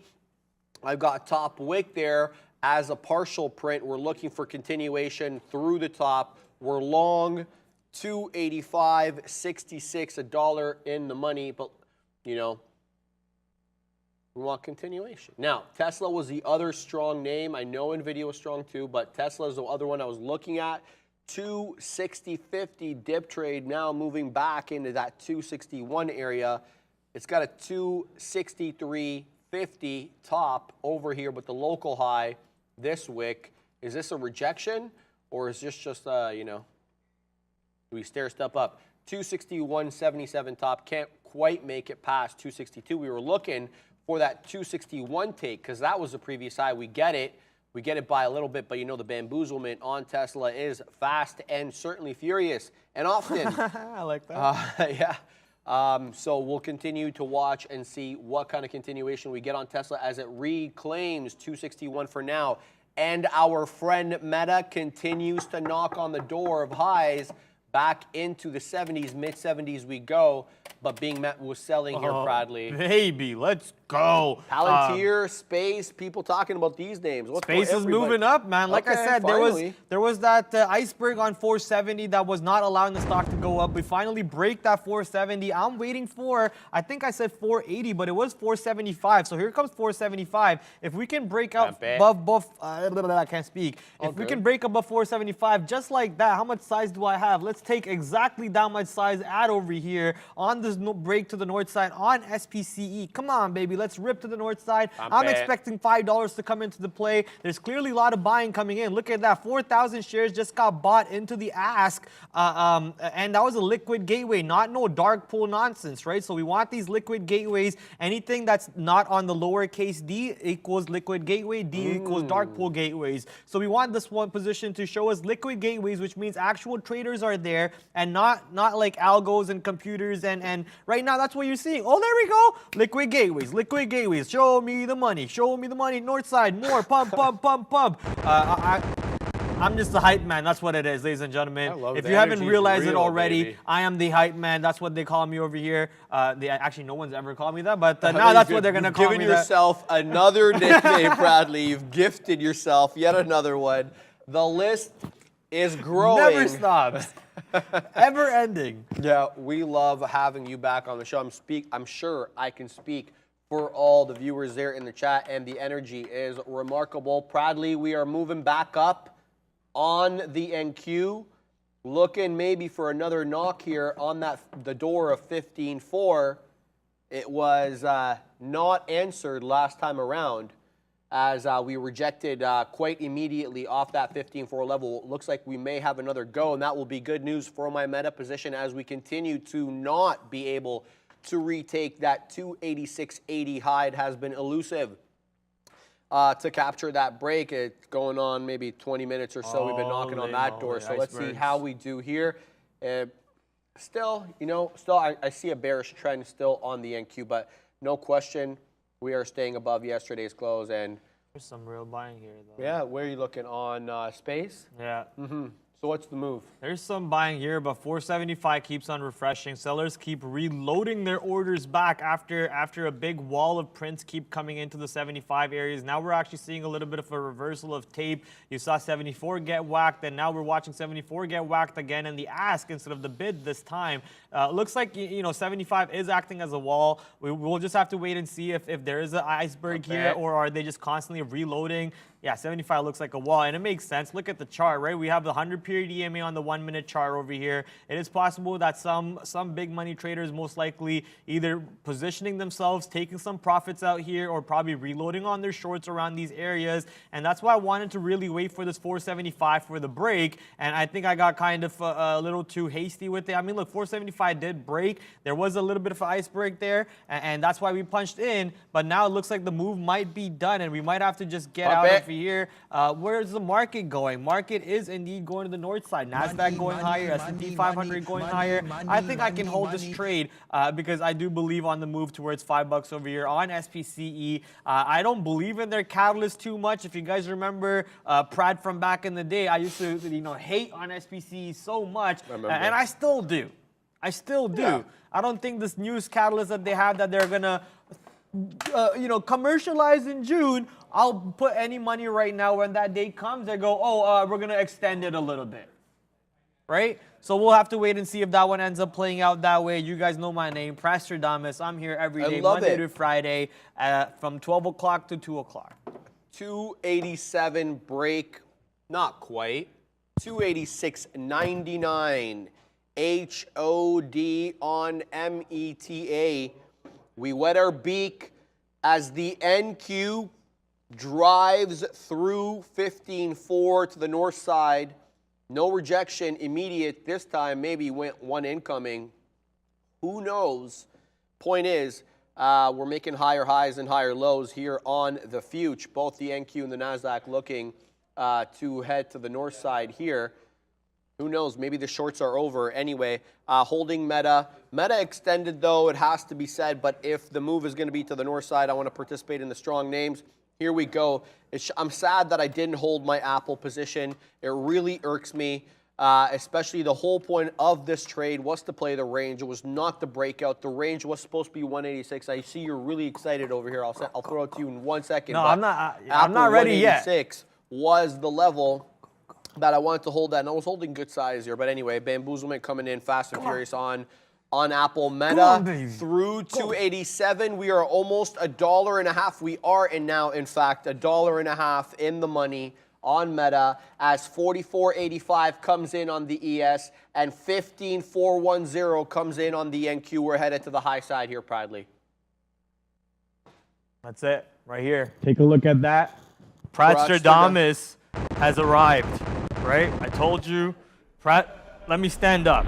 Prastradamus has arrived, okay? You see it on the shirt. Merch is going to be sold very soon for anyone who's interested in buying this shirt. This stock is flying to $5. Let's see it, baby. We're going to see this one coming out. Look at that buying, man. We love it. SPCE still up 18% on the day after giving back most of the move on the day today. You love it, ladies and gentlemen. Size now being built on the bids. Come on, show me the money. Give me $5. I actually added over here. Now my average is 470, and that's going to be my stop because look at the consolidation lows over here. If 470 breaks, I'll be out of this trade for a flat trade, and if 470 doesn't break, woo! What's up? Yo, did Sharif just fart? No, Boonk gang. I'm not so callous as to do that live. But you know what is flying? Meta, we're almost $2 in the money on this. Meta's pumping. Looking to take 287.5, 287.43 high. Check that.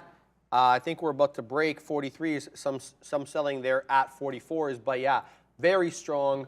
The future really giving this one the boost here. I'm going to start taking baby outs now on this one. They're not going to be big anymore because we really need to let whatever we have on run here because Meta squeezing, it has been very strong. Now we're knocking on the door at 2%, 1.99% to the high side. Meta on some, I don't want to make it sound, you know, irrelevant, but this AI voice box, I guess, I don't know, maybe it didn't need a catalyst, proudly. We're knocking on the door of 50s. Here comes 50s. I'm seeing 48s come in on the ask. Goodness gracious, Meta strong. Goodness gracious, the future finding a bottom and headed to the high side here as we continue. 58, now 64.5 here on Meta. The strength continues. Some selling coming on. We get the fill. This one headed north. Proudly $2 in the money on Meta as this one continues north, baby. If I may. Oh, baby. Don't beat me up, okay? No. If I may. Yeah. I don't think saying squeeze on Meta is the right thing.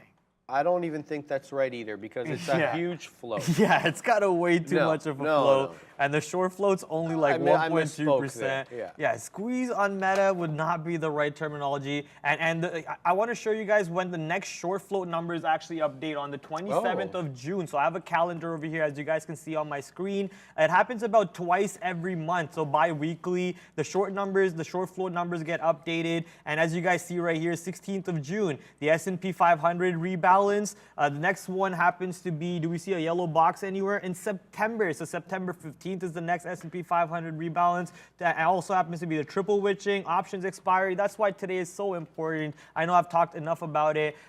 Coming back to the market over here, a firm did manage to pop above 17. We're about 10 cents or so out of the money. Space moving to the north, baby. Let's go. Let's actually take some profits over here on Space.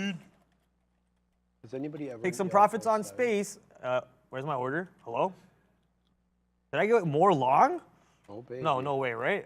Oh, that's why, because I have a stop out, so my order to take profits won't trigger. So I have to remove my stop, and now we're going to take some profits over here on Space. And we added more short on a firm because that was the game plan. On a firm, we said we were going to wait for the stock to most likely pop above 17, and then the second we start seeing a curl right back below to the downside, we're going to punch in. We saw that curl. Our stop is basically 17.10. And the reason why we're saying that is because right here on this chart, you see where the volume point of control is. most volume transacted for the last 12 days on AFRM is around $17.09. So I'm expecting that area 17 to 17.10 to act as a barrier. We're already seeing that happen at the moment, and the flush to the downside would obviously add more money into my pocket on the day today, which is green so far. So thank you to all the positions that helped me out, and SPCE is one of them, which is trying to right now sadly push back to the downside. So that's not good, but let's go more to the north side.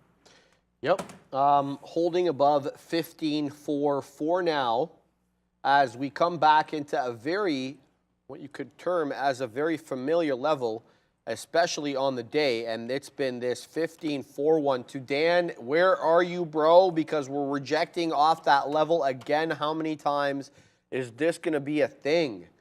Yeah, so another rejection coming in at some interesting level, because look, there is another touch here, but from the other side, early on at 9:10, that's pre-bell, right? But it is an interesting level. Look, we're not giving up until we really make a newer low. In my opinion, the newer low comes via 15.381. But much like I did around, once you see this big, huge red candle develop after a touch on a familiar level, you kind of know the move's been had and to bounce out. So you don't really need to give it all the way to the break of the newer low. Once a candle like this forms, you didn't need to give it to 344 here. I mean, it's kind of obvious. So let's see how it does at 400. Does 400 hold, or is this going to be yet another rejection off that rando 15.414 level? Proudly, where we're obviously embroiled in this meta long, and a lot of it has to do, you have to assume, with the future continuing to head to the high side, despite the fact that meta has been secular at times in the day. But, you know, obviously helped much more when the direction of the futures is headed in the same as meta. People talking about space top of move, Nikola consolidating the past 15 minutes, T-Daddy short Tesla, but it's not working out yet. Tesla consolidating at right below that 261 level. What else in the chat here? Sharif, do you like SoFi? I short in front of 898. Neil had that short this morning. I haven't actually had eyes on SoFi lately. I had it up on my chart in the morning because of the I should say fourth downgrade in 2 days. Another couple of downgrades coming today. But again, the caveat being that they were price target upgrades in addition to the fact that they were downgrades. So make of that what you will. But anyway, what was the question? The question was, what was the level? Short in front of 898. Okay, so you have this consolidation range here right in front of 9, right? You break it on the opening range after the bell. You come up to 918, but it's an immediate rejection, and you sell off, kind of creating a bottom at 850. The short in front of 9. Look, man, that isn't the move that I would be looking for, but is it valid? I think it is valid, especially if you're able to mitigate risk, or to, you know, basically keep your risk to reward ratio in check. I don't know where you get, personally, you know, you've got to 918 that you can give it to, or you give it to the above the closes. You got to give it to maybe 910, 911. I don't know, depending on how much size you have. I just don't like to take these counter trend moves, I gotta be honest with you. But if you watch it up there, there's a clear seller. Maybe you see someone stepping in with big size on the ask, you feel emboldened and you take the trade. But it's not something I've had eyes on, and to be honest with you, counter trend trade. But yay, no, I take that back actually, because you are down 7%. So it's not so much a counter trend trade. You are taking it at a good level. Hard for me. How do you feel about that? I want to get your opinion on this so far. I wasn't listening to what you were talking about. I'm sorry. I was so there you guys heard it. You guys heard it. So now when he comes at me next time, I've got one in the bank. I was trading, my friend. Yeah. I was trading. Like, so was I. Yeah, you were. I'm not going to deny that part. We're rejecting again. Talking about what, we're rejecting again off this 14.414. We're breaking through 14.4 here. Yeah, 414. We're breaking, it's a triple top, more like it. Unless we reclaim 15.4, I mean, again, it's going to be another rejection of that level. Dan, there he is. Stated an hour ago, couldn't gain traction to the downside when the IB low broke. Every excuse in the world to drift higher. Okay, well, We'll see. Go for it, Bradley. While you were talking about, I believe it was SoFi, and I wasn't paying attention. I apologize. It was actually Roblox that had my attention, Sharif. A lot of people in the chat were mentioning Roblox, and I did hear something about Roblox in the morning, making a monster move to the upside, along with its partner in crime, Unity and Meta. Well, you know what that means to me? What? Metaverse is back in play, baby. Think so? All three of these stocks, which are in the Metaverse ETF, the METV ETF, which I own, down 30% on. Thank you. All these three stocks are moving at the same time. I think something is in play, maybe along with the whole AR headset. Notice the words I'm saying, augmented reality, because they said no VR, not even once. The whole presentation during WWDC, Apple said VR zilch, 0 times. Wow. So clearly that's their motto, right? They don't want to be known as a virtual reality headset. They want to augment reality and make it better. That's what they want to do with their whole Vision Pro and so on. Was pretty clear. I think even Marcus Brownlee was talking about that in his recent video. I enjoyed watching that one a lot. But Roblox over here, moving to the north side at a pretty decent level where I think we could build into shorts around this 43 area. I know you guys probably hate me already that, hey, Pratt always looks for shorts. Pratt only looks for shorts. I apologize. That's just the type of trader I am. Look, we show you multiple different variations of styles. This just happens to be one of those styles. And right now, Roblox popping up into this range high, giving us a triple top to short off of, including today. And if you go back to this day on the 18th of May, quadruple top coming into play. Can we say pentatop? No, really. There's still a gap close actually on Roblox to play out. So there is that potential gap close incoming if we do take out this level. But I'm looking on the short side over here, leaning on that 43. If 43 breaks, I don't want to be involved in this trade. To the short side, right now we are flat on that position, exactly like a firm and SPCE. I think SPCE is actually sleeper mode right now, so I'm going to punch out of that position. I could regret about it later. I'm okay with regretting about making money, but what I'm not okay about is regretting about losing money, right? Yeah, so I'll regret about making money later on. I like it. NVIDIA waking up, ladies and gents, moving through that 435, looking to test that 436 top that we've been dancing with all day as the market retraces back into 15.4. Does this dip get bought up and the shorts who were thinking triple top at 15.414 get bamboozled? Here we go.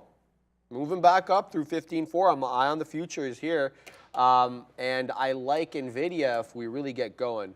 Up 2.2%, technically stronger on the day than both Meta and Tesla. Tesla also waking up, holding that 261 and also above view up. But this is, I think, contingent upon us continuing here. The Meta trade we're already embroiled in, and so there's nothing to be done here except maybe add. Should I be adding here? I mean, that's really the question. On Meta? Yeah. Where would your stop be if you added? Let's ask that question. Yeah, that's a very good question, and I would have to say it would have to be quite tight. It'd have to be around 286.5. I wouldn't want to give back much money. So if your stop is at 286.5, what would your average end up being? It's hard to say. I would need to calculate it. Let's just guess like your average, let's say somewhere around that area, right? Where's your expectation move? See, what are you expecting to the upside on Meta? Look, we know that the bottom wick going back to January 2022 is 290. Right. But we know the closing print is 300. Right. So from wherever we've been, from the breakout point on Meta, which was $88, right, essentially, or what, $133, the gap fill has been to 290 or to 300. It's been whatever you want to. So that's it. Now, obviously, do we fill that on the day? No. So then I'm looking at the whole dollar levels, 288, 289. But again, I mean, we're going to have to really continue here on the future. Yeah, that's what I was kind of, maybe come to is like, if the risk to reward makes sense, the answer is always go for it. But if the risk to reward doesn't make sense, then probably not worth it on it. then because you want to go for like 2-3 wins, and if the move is not there, you might want to also look at the ATR of Meta, right? These numbers are always good to look at. What is the average true range of the stock you're trading? Is the stock already moved its ATR of the day? Does that mean the stock is now getting ready to maybe reverse back down to VWAP, or does the stock have a strong enough of a catalyst to burst through its ATR and create a 2 ATR, 3 ATR move? We have seen stocks come out. Why is my chain out? I'm not a gangster like that. Let's put that back in there. But you know, does the stock have that type of move behind it? So looking at ATR is always a good thing to look at when you're considering adding into a position, especially at this time of the day. Adding into a position off the open, you don't have to consider those things. You just go, go. And that's what I did with AMD yesterday. Was fun until it wasn't, sadly, because the market. Oh, market. Flushy, we go-y. Again, 15.4 not being able to get retaken. So I don't know. I think we're going to maybe, we'll see. I'm out of Meta, taking my profits here as we start flushing. That's my out right before 287 flush there, right down into the 70s now. 15.4 or a 15.414 rejecting again. We'll see if we continue to make our way down. Last time we didn't. It was violent and quick to the downside, and it's looking very similar again as the NQ gets. Yeah, this is the bold candle we were talking about. Unless we get bought up here, and then there's real bamboozlement, but that's another rejection of that 15.414 for now. Let's see if it continues. I will have no part more in this Meta trade. As yeah, it's 110. We should probably get a bit more volume coming in soon, but profitable. I want to stay that way. And yeah, what a topsy-turvy market. The Hayes records up 3% on BIDO. And I had more time to. I wish I had more time to buy lower. LOL. Be grateful that you are green, my friend. Very happy for you. The Hayes records up 3% on his position today. Good friend of the show, Bradley. I love it. Love to see profits rolling into our viewers' bank accounts. And shout out to everyone who's out there winning today. And if you're not winning today, it's fine, right? There's still Tuesday coming in. We can always think about how to improve ourselves and focus on that part maybe. Focus. If you haven't already hit the like button, please hit the like button. It helps us out with the whole algorithm. YouTube algo puts our faces out there in front of more new viewers who are looking to learn how to trade and so on. The goal of this channel is obviously to educate, inform, and entertain. And we love doing that, but we need your help to do that to more people. More talk, sorry? So some more interesting talk. Shout out to my soccer fans. Apparently, the deal for Kai Havertz by Arsenal apparently progressing quite briskly. Personal terms have been reached with the player, and now it's a matter of deciding on a price with Chelsea. So that's usually quite good, especially when the player has decided he wants to go to that club. So it looks like the initial one was rejected, and a new offer was presented that is more to the liking of Chelsea. So it looks like the terms are almost set there. With respect to Declan Rice, Man City have now thrown their hat into the ring for Declan Rice. Baby. And they're going to challenge Arsenal in that regard. And Arsenal definitely looking to sign Declan. They've been linked with him for a while now, but, you know, City being the poachers that they are. I'm kidding, of course. No, I'm not. Yeah, they are. They're looking to get their shot in for Declan Rice. Or Declan Rice, a good attacking midfielder, a setup man. So he plays on the left side, right? No, he plays in the middle. He plays behind the forward. Can I troll you, Sherry, please? Come on, man. Let me have some fun, too. Oh, my God. I think Brendo almost wiped out. He's good. He's good. Brendo wiped out. We're all screwed. Yeah. Yeah, if you wipe out, we're all screwed, Brendo. Please take care of yourself. Look at this move down on the I'm very happy with where I got out here on Meta, man. That is $1 Huadung from where I got out. So, yeah, 15.414 rejection again. We're coming back right into yesterday's close at 15.375. hasn't really been much of a support level today, to be honest with you. So we'll see if we slow down here. English soccer is, you know, I'm not going to read that word. Shane Dub, you know better. Hardly poachers. It's just a game of supply and demand, says Jay Lee. Accurate.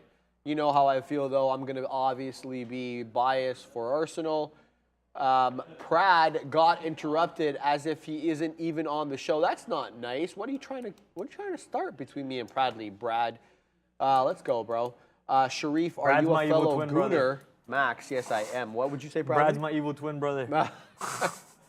Havertz is overrated, bro, says Aaron. Yeah, I guess maybe you didn't really listen to my rant on him yesterday. So if you don't know, now you know. I don't know what Ponzi means. What does Ponzi mean? Ponzi? No, P-O-N-C-Y. Never heard that word in my life. Yeah, well, I don't know either. Keyboards be flying soon, says Rekka12. So this is why I hate this keyboard, okay? I got them to put this camera on. Okay, now watch this. Right, notice, usually cameras have these feet on them, right? Okay? What am I even trading with right now, man? I like those, man. What's your problem? Okay, watch. I have my feet up. Uh-huh. And this is what Neil and Sean like make millions of dollars on? How? How do you make money on this keyboard? I don't really think That it's a being keyboard. said, I haven't not lost ever since I have been using this keyboard today. Okay, So well, maybe there you there's go. some secret sauce here on this keyboard. Maybe there's some secret sauce here. I have yet to catch a loss on this. Now that I've said that, though, I probably will. Knock on wood. Hey, Affirm coming straight to the downside right now. There's some big selling wall, as you guys can see. 91s are trying to get taken out, and we are pushing the downside. Looks like that 17 barrier coming back in for us to the downside over here on AFRM, and apparently PONCY or P-O-N-C-Y means pretentious. Okay, yeah, I'm reading all these chats here. I'm keeping my eye. Okay, very interesting. Very interesting. Super glue. All right, duct tape will fix it quick, says Rachel. Sharif, bench press 450. No, never. I've never bench pressed that much. I can promise you that. This statement is wrong, by the way. I want you to know that don't believe this statement by Dynamite Poop. It's Prad loves Sharif like he loves Pepsi. No, I like Sharif like I love Coca-Cola. Oh, okay? so you're Coke over Pepsi? I'm a Coke guy all day, baby. Yeah, okay. I can blind test Pepsi, Coca-Cola in my sleep. In my sleep. Wow, no, I don't. Do you drink diet or regular? Reg all day. Reg all day. But you're gonna hit, and you're gonna hit the gym for those I haven't extra. actually had pop in a while. Yeah, in a while. But Yeah. when I was in India recently for my younger brother's wedding, Yeah. bro, the Coke in India tastes so much better. Does it really? They use sugar cane More sugar? instead of corn syrup like North Americans do. And Mexico also use cane sugar instead of corn syrup. So it's just Canada and America Why that do use we corn use syrup. corn syrup? It's corn. It's like our go-to product. I don't know. okay. I don't know the real reason. Okay. But cane sugar is way healthier for you, and it just makes your Coca-Cola so much more addictive. Okay. So much more So I guess addictive. that's not a good thing, or that's a good thing. It's good for taste, not good for addiction, I'm assuming. Exactly, but, exactly. Yeah. Interesting. Okay, people having their say in the chat there. I love it. There's people standing up for Mexican Coke. Kim Pre-up. Corn equals cheap, says Dan. Dan also Corn's letting me also know. unhealthy for you. Like the corn syrup is so bad for you, and that's why you should not drink pops, and especially Canada and the USA. By the way, Christine Lagarde, ECB president, coming out and saying that they're probably going to be hiking rates through the summer. Okay. They have a problem with inflation there. They started a lot later than us, right? So they're in catch-up mode. So that's good for you currency bulls or currency heads there that have been betting on the euro and have been worried the ECB was going to let up with interest rates and thereby give up some of your gains. Yep, the higher the rates, the stronger the currency typically, if all works out. So we'll see if the euro continues to do well relative to the USD. And we'll see what she means exactly by continuing to raise rates, what that ends up being. So we'll continue to keep that. Let's see what else people are talking about. I thought you were Catch-up singing that song for a mode. second. No, I'm looking at the comments to see what we're talking about. Soda is trash, period. Yeah, I typically don't have I don't drink too much soda. I know that you don't drink too much soda either. Not anymore, man. Yeah, Sharif 450 coming soon. No, my friend, I don't train that way. No way.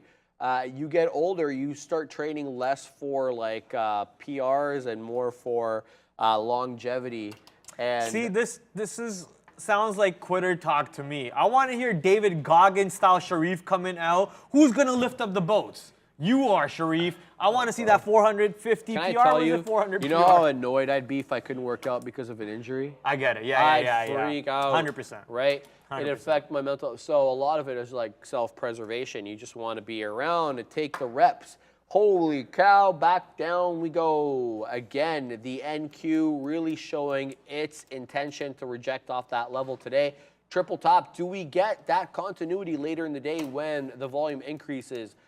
So far, no. Do you at least run around and go, "You don't know me, son," on your runs? Come on, bro. At least do that for the people. I run in public, man. Yeah, you run around in public and just say, "You don't know me, son. You don't know." You got to go full Goggins style, bro. This guy, who is this Goggins you speak of? Chat.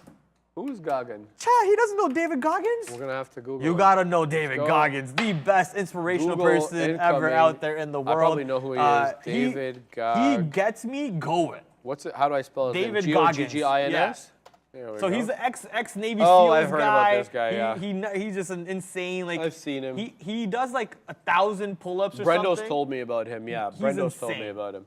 Yeah, to me, this isn't really what this isn't my modus operandi when it comes to training.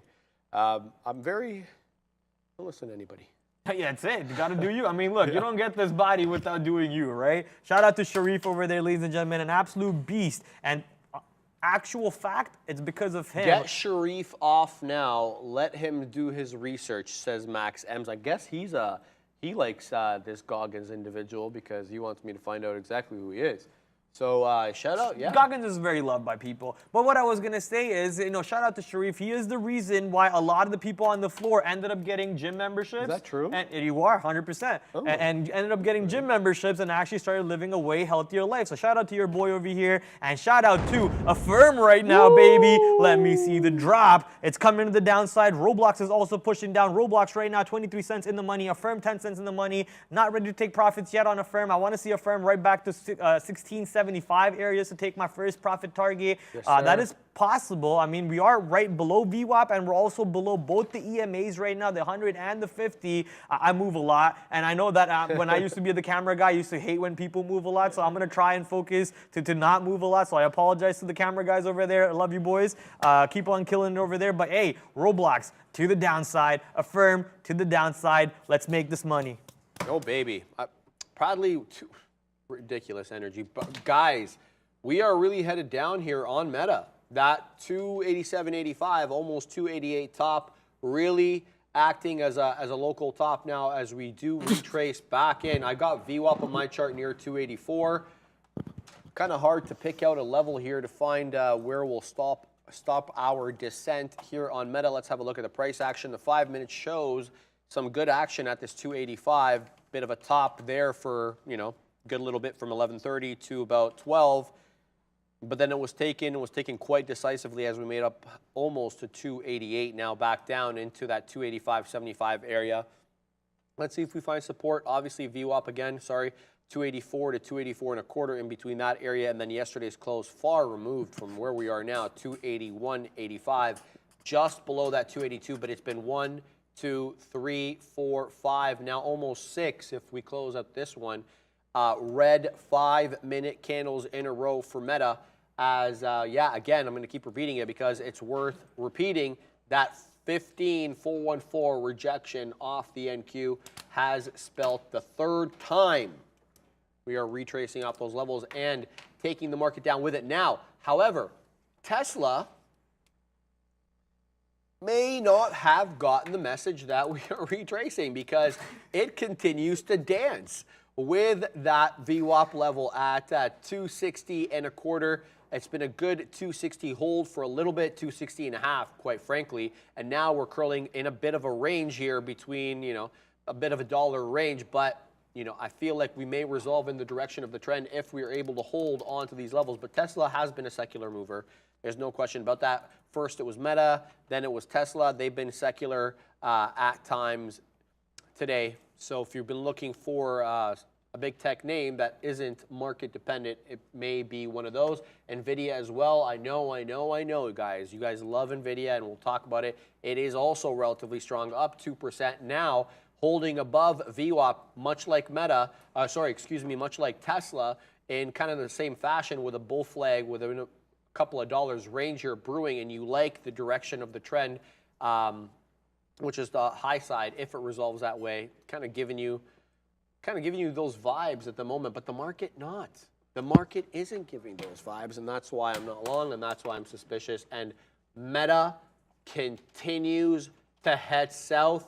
285, 50 break, 285 incoming.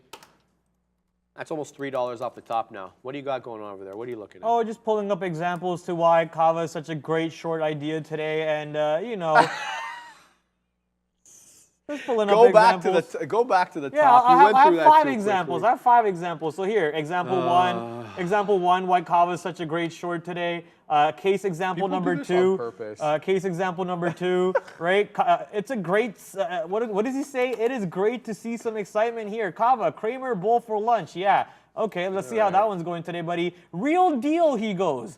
Real deal. Yeah, so much for a real deal. Opens up at 40 and going straight down to 20 tomorrow. He didn't finish that. Look how small he is. Yeah, Kramer bull. Look at this. All right. He didn't finish that.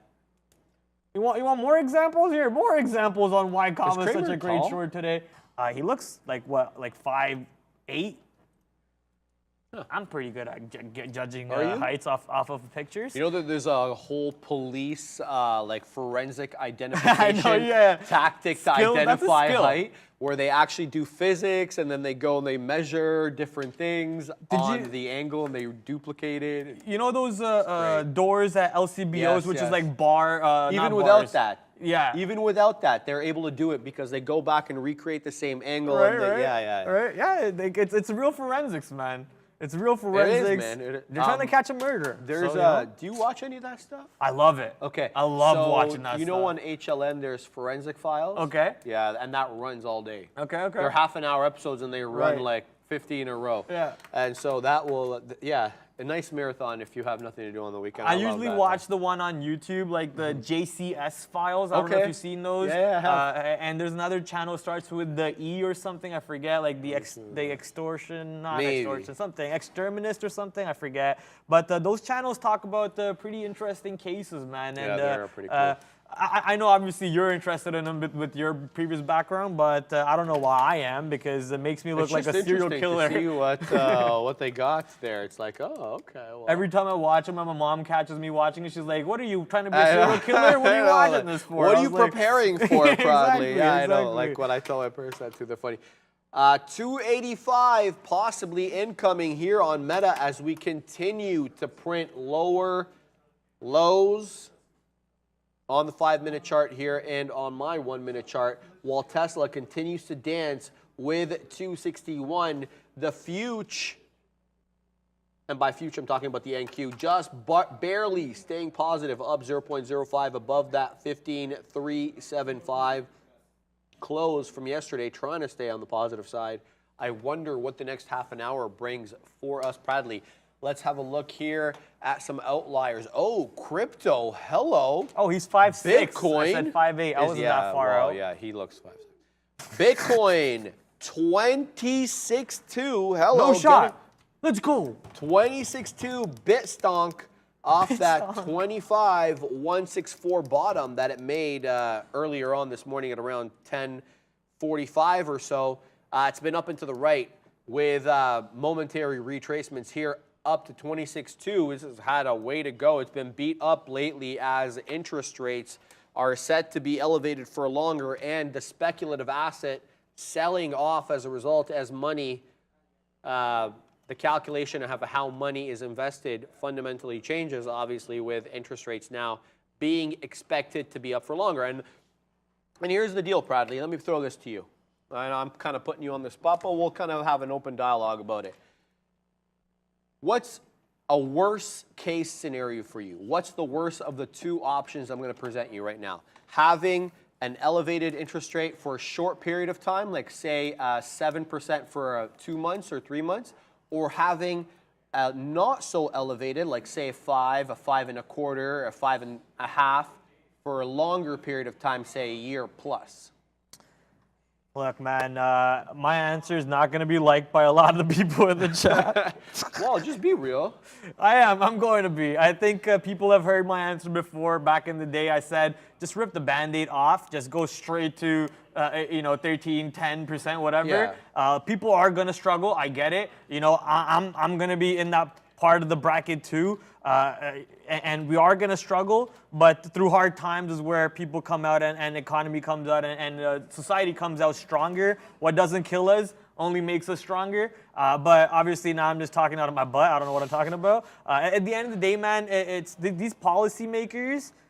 They know what they're doing, and only thing I can do is control what's in my hands, right? I can control what I can control, and what I can control is, can I punch this long or can I not punch this long? And it's up to me. That power is up to me. Yeah. I can't control what the percentages are going to be, and I'm not going to stress too much about that. You can decide to not get into a mortgage. You can decide to not make a big purchase at times when interest rates are high. So I completely agree with you when you say that, you can make your own decisions to kind of maneuver your way around these higher rates. But for some of us investors, we're looking, okay, well, where do I throw my money? All of a sudden, the bank is throwing a 5% GIC my way. Oh, baby. 5%. I couldn't have dreamt about that last year, you're thinking to yourself. But then the market, you're looking at how'd the S&P perform in 2022, and you don't want to ask that question. Right, but then that's an outlier year. Obviously, you look at the overall over whatever sample size you want to take. But yeah, it's an interesting concept here, especially with Papa Powell coming out and throwing a bit of a curveball with respect to how long we expect to be elevated. So we'll keep an eye on that. The chat having their say, baby, in what they think. Also, apparently Nicola's moving, so maybe we can have a look real quick here at Nicola.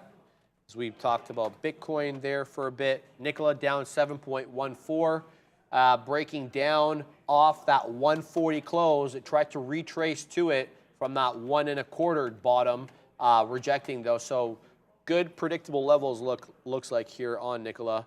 Haven't traded it today. I know some of the guys have been in that. And while Meta continues to crater south, should be noted the VWAP on my chart, around 284.18. Do we find a support basis around there, or is this going to be, as Pradley has so much desired, the free fall Friday when we really break down? Look, man, if it doesn't happen already off of like 10 o'clock, there's no free fall incoming, okay? I would obviously love it. Right? Brad loves free falls, but no. Someone's talking about AMD bye-bye. Yeah, you might not be wrong as the market's now dipping back under VWAP. I'm looking at the market here. I'll just expand that chart for you.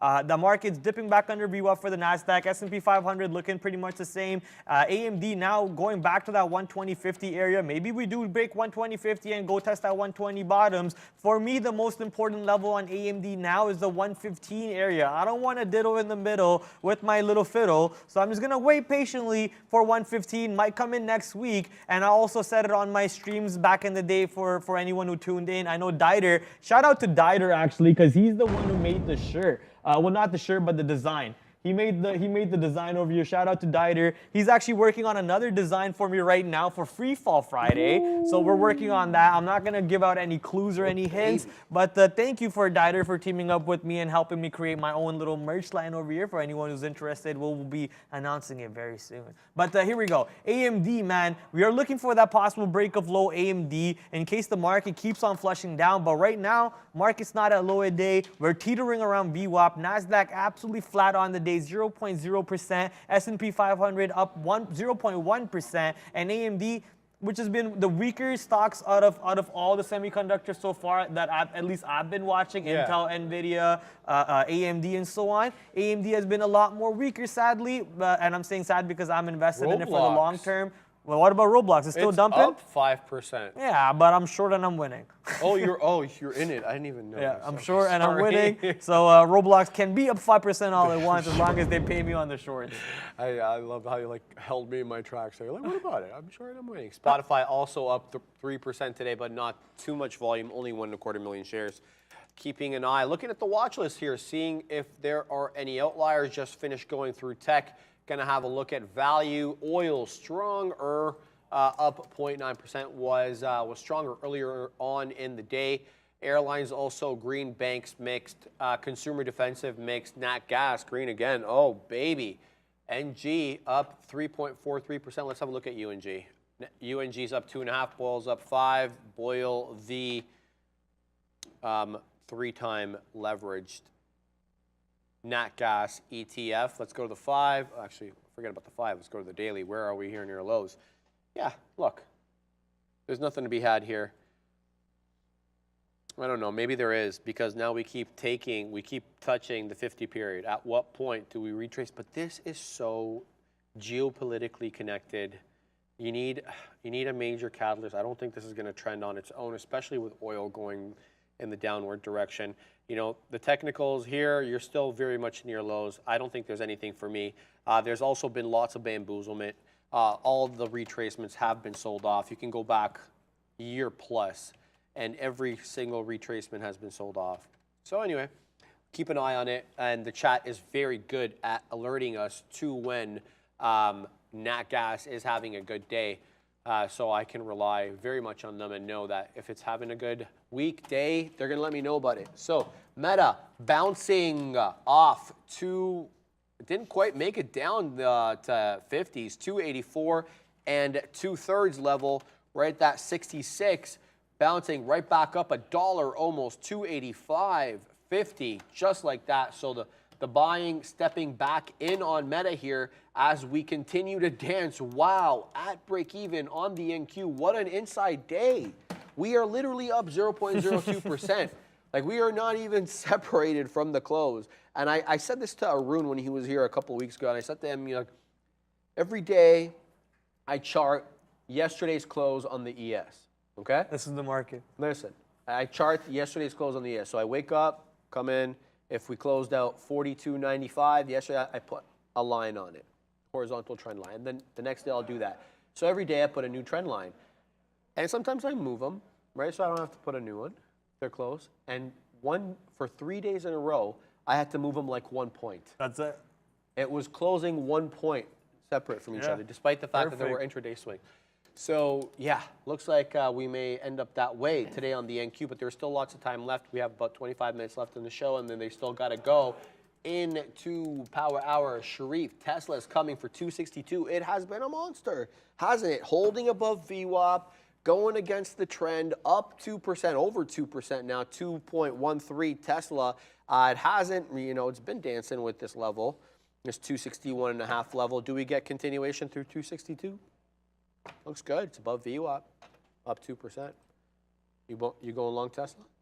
Would I go long Tesla? Do I look like I want to lose my money and get shut down on the day? No, thank you, sir. I don't trust that stock anymore with any direction. But the direction right now that I do want to get involved in is going to be an AMD short, most likely, as the market continues to go down. AMD is trying to break the lower days. Come on, AMD, can you do it? I mean, we're seeing some buying coming in right now in front of this 120.50 areas. Lower day 120.58. Look at those yellows. Ooh, big wall of yellows coming in, but a little wall of blue right there. Not too much. I'm not really seeing big prints come in. I want to see more than like just 100 share prints. I want to see like 1,000 share prints or so on. There you go. 700 shares a little bit. 500 shares in the mid prints. Some wall of greens. 1,000 shares in the mid prints on a dark pool gateway though. Okay. But the point is we are moving up, ladies and gentlemen. And looks like that bounce is here right now for AMD, and it's not ready to break the lows just yet. Wow, monster bounce from 120.50s, well 70s technically, all the way back up to 120.90s right now. Can we go back to the 100 period EMA, which happens to be the white line over here on my chart that you see that we are apparently rejecting constantly to the downside at the moment. If we zoom out, there we go. So, I mean, we don't really push up to the 100 period until now. Right now, both the EMAs are also getting tighter and tighter. Usually what I've seen is when that happens, is the stocks usually get ready to make that move towards VWAP or the reversal signal kind of setting up. So maybe we do actually hold up and not go much lower than this. Something that I always like to take a look at when I'm trading these semiconductor ETFs is the sector itself. So semiconductor sector right now down 0.28% on the day, absolutely flat, and looks a lot like what the SPY chart a little bit actually, but no, SPY is actually positive. SPYs are still going down. And what is NASDAQ doing again? Let's go check out NASDAQ. NASDAQ trying to hold up over here in these ranges. AMD obviously bounced. We just probably have to wait for that level to come back into play later on. Micron, I've had this Micron breakout order to get long for how long now? Look at the stock just constantly range, ladies and gentlemen, between that 76.50 and 68. It's so boring. I'm just going to delete my order, move on from it. I'm falling asleep, man. Like, come on. Wake up, do something. Prad, buy, then divorce, remarry, then split, or break up even. Whatever that means, we'll go with it. Okay, so what do you think about Intel building a new plant in Poland? Poland? Yeah, because they're building 2 plants right now. As long as they take the walk to Poland, I'm okay with it. Walk? The chat gets it, don't worry. The chat gets it. Why? It's a Lil Yachty song. And Lil Yachty, obviously, who garbage rapper. Yeah. He's not that bad, but he's a decent rapper. But anyways, he has a song that's I took the walk to Poland. It's a very catchy song. It just stays in your head. I'm gonna check that out after. That's hilarious. Yeah. Yeah, man, they're building a new plant there, or they want to build a new plant. They're going to cost some money, 4.6 billion, and usually that ends up being a little bit higher, right? And they're already building a couple of foundries in the States. Yeah, I'm interested. I'm actually invested in Intel for the long term. Yeah, because reshoring all the manufacturing of the chips is kind of what I like, and Intel looking like they want to be the next TSMC kind of thing, like the local TSMC. But the chat was telling me that TSMC has its own plans to come to North America and build.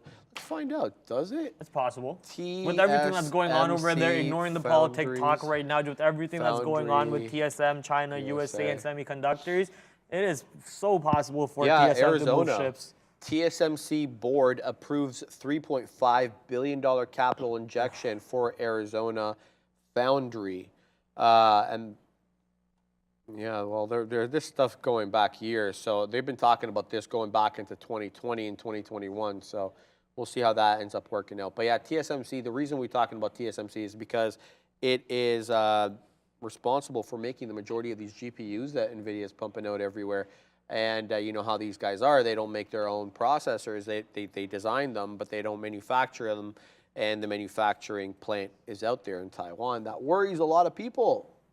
So it's a hot political topic, and as a result, we want to take advantage of it from a business perspective, and that's what we're looking to do here by looking at what Intel can do as a foundry. So Intel looking good lately, up 36 bucks. Let's talk about the big semiconductor giant. This is the daily. Let's put the, there we go, INTC. This is the daily on Intel, and like you don't really need to be a super chart technician analyst to see that we've broken through our highs going all the way back to August, right? So we got to go back to August here, but you've got a long way up.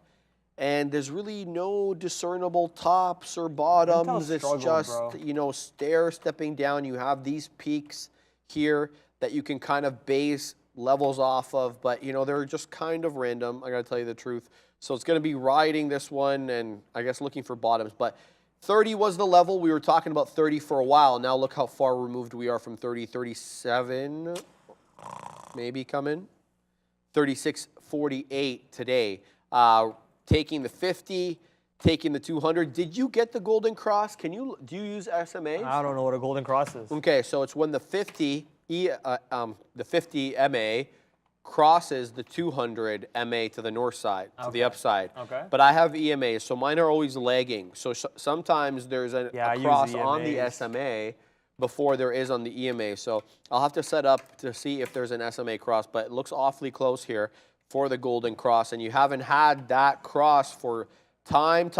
You go back as far as you can on this chart over here, and you can't find a time where the 50 has crossed, the 200 has come close at times. But so this could be it for Intel. This is the technical breakout. And look, a lot of people are using mechanical trading systems that initiate buys and sells on these types of crosses. So, you know, if and when it does happen, maybe it already did happen. That's why you're getting all this buying. I'm just delayed. Chat's trolling me, dude. What did they say? Chat said Tesla 265 incoming. Where? On what? We're still like $4 away from 265. Chat On trolling me over Nvidia? here on Tesla. In Tesla. Oh. Chat's trolling me. That they made me do what's that meme again? That was from Pulp Fiction, where John Travolta is like, where 265? Nowhere, anywhere soon yet. But maybe end of day we'll see it coming into play, but not right now. Coming back to see where chat is looking at. What are you guys talking about in here other than Tesla 265? Intel, yeah, Intel, obviously we talked about semiconductors. We're going to have a lot of fun with that one. SDIG, what is that stock? SDIG, I don't think I've ever even heard this position before, or sorry, company before, never seen it. Only 300,000 shares traded on a $4 position, and it's up 3.4%. Looks like it actually gave up some of its move off the open. It was around $4.50 in pre-market, now trading at $3.90 back through $4. But the question is, obviously, is this stock interesting enough and liquid enough for us to get in as a day trade, and especially at the time of day we're in? My answer is going to be no, sir. I'm not interested in SDIG at the moment. Maybe it's fun for a swing trade. You can write it back for the gap fill to $0.5 if that's what you're looking for. Whatever the catalyst was on the 10th, 11th, 12th, 13th, 15th of May, I'm guessing, that made the stock bump up to the north side all the way up to $7. It's clearly giving up the ghost ever since then and back to $4. Right now, holding $4 successfully if you are looking at the stock. People in the chat talking about AI. Why is my chair moving by itself? AI on New York. Let's go on NASDAQ, on New York. There you go. AI on New York. What is this stock looking like at the moment? AI is down 4%. Ooh, I thought AI was actually positive at one point in the day today, if I remember correctly. Let's, hello charts. Come on, load up. I like to look at the 5-minute chart. I just have the 1-minute chart for you guys.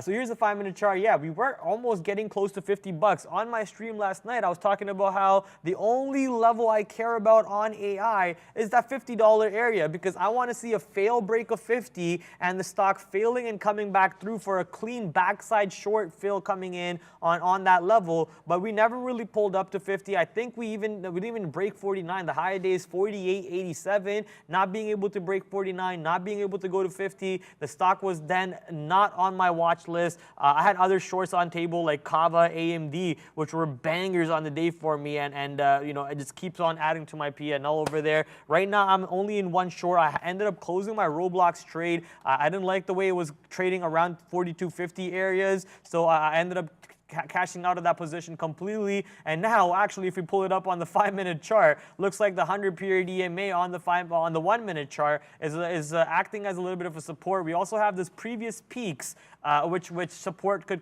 possibly come into the 10:30, 10 o'clock peaks coming in on RBLX. We're still holding a firm, because I do think a firm has a move straight back to the downside. I don't think a firm goes back to VWAP or so on. With the markets looking like they still trying to figure out what they want to do themselves. S&P 500 up 0.08%. ES/U23CM. Let's go here. ES is currently up 0.08%, but below VWAP. And NASDAQ, as you can see on the left hand of the screen right here, is up 0.05% under VWAP. But both of these markets are trying to move up north side. Let's go for the longs.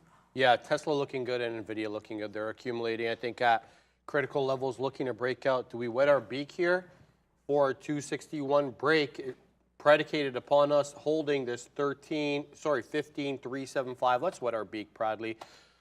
What is life without whimsy? So let's go ahead and get into Tesla here. Where are we? What is this wick that's distorting everything here? At 132. I'll have to fix that one. Let's go to the chart. 132. What was the bottom there at 132? And it was, oh, I need to maximize this in order to find out. So it's a bit of a trick here. There's a better trick for that, Sharif. Yeah? I'll show you. Go click on the editor.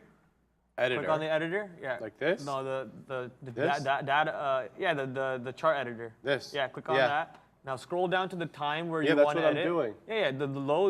Yeah. Go That's scroll what down the time. I don't know what it is again, so I have to look. It's 10:32. Then I get it off. No, here. you don't need to get it off there. It's easy trick. I'll show you after. Don't worry. Yeah, okay, no it's an problem. easy trick for you to nice. fix that one. Okay, where are we going next? Market down again, man. Holy, we're weak here, Pradley. Yeah, man. It's just look. Hey, there's don't get me bamboozlement. excited about market being weak, okay? I've been Oh, excited no. all day. Don't get me going again. It's been very tricky getting in whatever you do here because every time you're at a level and you think, oh, okay, we're going to resolve one way or another, the market throws you a curveball and gives you something else to think about as we trend down again. Wow, bamboozlement central today. Thankfully, didn't get into anything there, but yeah, okay. So Tesla, we'll have to continue to wait on that. Maybe we should be building a position lower in the end here. Yeah, I'll send it back to you quick as I fix this wick so I can chart properly. People in the chat saying, will DPZ retrace? It's possible. I mean, look, the stock had a pretty monster move to the north side and gave up most of it. Now up only 2% compared to being up much more than that previously. And the gap close is not that far out. I think we come back to close the gap and then figure out a range in this new area, somewhere around this range over here from 333 to 327. So I'm expecting the stock to find a range in this previous range that we consolidated in and then broke down to the downside. That is a possible expectation, but you can also expect the other side of it, which is a straight moonshot back to the north side in the next week or so. And we actually hold above this gap. 2 days now of constant gappage. If that's the right word to use, to the north side on DPZ. Real quick, coming back to Roblox, looks like I chickened out of this trade. I paper-handed it because now it's actually dropping much more to the downside, and we're getting ready to get that flush to VWAP most likely on this position. The market is getting ready to go red. NASDAQ is already red. S&P 500 looks like it wants to go red. I mean, look, we got a long weekend coming up. Oh, baby. Who's really buying going into the long weekend? Not big money traders. I don't know, it's probably retail traders who are buying and retail traders don't have enough buying power usually to move a position. So the big money traders are what we try to lean on and try to be the little, what's that things under a whale? Krill? No, not krill. I don't know. Barnacles or like whale that. or whatever. We're just trying to be the little fish under the whale and scalp off a couple wins or there off that big fish because they move the markets. I want to see where the big whale is. I feel attacked when you call me that. Don't be big, man. That's very true. You think I don't get attacked when I'm sitting next to you with the scrawny arms and you're over here with the absolute machine guns like MK17s over here? What? This guy's making up stuff. All right, Pradley. Look at Looks this like you move may down. get your wish today. You may get your wish. Look at this move on Roblox, man. Why did I get it on my shorts?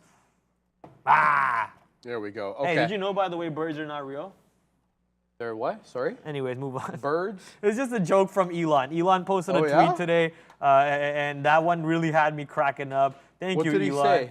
He just posted like a stupid conspiracy theory. I should probably not even talk about it, honestly. We'll move on from Elon, it. oh my Elon over goodness. here starting conspiracies, and he got me going. That's all.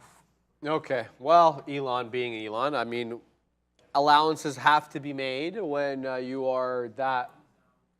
When you are Elon, we'll leave it at that. Okay. Oh, Roblox, my God. We're back to negative on the NQ, breaking down. Here we go. So it looks like we may resolve downward, or are we? We're still within the daily range today. We have a 15,315 bottom, and those are the wicks. The closes have all been above 15,377.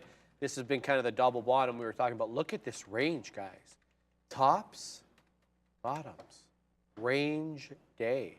After that opening. Isn't print. MK17 a weapon? Why is chat laughing at me? I don't know. I think. Yeah, MK17, it's a weapon. Yeah, see, I knew what I'm talking about. It's an FN Scar, baby. That's what we're talking about. What is that? FN Scar, it's like one of the. I think it's supposed to be a good weapon, at least in the game that I play, Escape from Tarkov. It's supposed to be a good weapon, MK17s. Anyways, moving on. Roblox, ladies and gentlemen, is now continuing to go to the downside. 4230s have come into play, and VWAP is not that far out. Only 30-ish pennies away from VWAP. What are we laughing about now, my friend? Tony Price, man. Tony Price? Birds are not real. Then what is the bird? You know what on my car? Oh, bird poop? Okay. Yeah. Yeah, birds are not real, man. All right, man. That's stupid memes. No, it's just funny. That's just a funny comment. That's all. Yeah. Right back down to that 44.71, Bradley. That was yesterday's close on the ES. We've been above that the majority of the day, saving except for a little period there between 11:30 and 12. Got right back above it, and it's been holding that level since that time. Now we're looking to test it again, bouncing off it now. That's yesterday's close, not just a random level, 44.71, I believe, in a quarter. The ES has been on the right side of green and red the majority of the day. The NASDAQ on the wrong side of it right now, down 0.05%, but we could not be closer to the opening and closing ranges than we are now. It has been an inside day, despite the fact that there have been moves. Range trade, it's been obviously looking in hindsight. SoFi, I should want to mention, high a day. Somebody was asking me, not high a day, excuse me, local high, back into that 890. Somebody was asking me about the short into 9. So it looks like it's accumulating around there. I wonder if this is an interesting top at 890. A lot of rejections on SoFi at 890. This is the 5-minute chart, so each one of these candles, 5 minutes, hasn't been able to break it. Let's have a look at the tape. What's the book say here on SoFi? We can kind of figure out if there's a buyer or a seller. Oh, goodness gracious. SOFI. Let's see, what's the book say here? Okay, so there's not too much size. There it goes. So I see 91 prints, so that 90 level breaking, 92 it is, squeezing a little bit here on SoFi. Now only down 6 2/3. Nice move. Kind of nice time to be able to come to that because it hasn't been able to break that 890 going back a while. So there it is, broken now. I don't know. Do you short SoFi here? Someone was asking about that earlier. I personally don't. There it goes, squeezing. Here comes 9, maybe. Some decent size at 9 here on the book, but nothing too big in front of it. Decent size at every level to be expected, especially with a stock that's been trading this actively. Holding 44.71 for now on the ES, so staying green, but nothing really too volatile. Intel's strong. Look at this. Have you looked at Intel?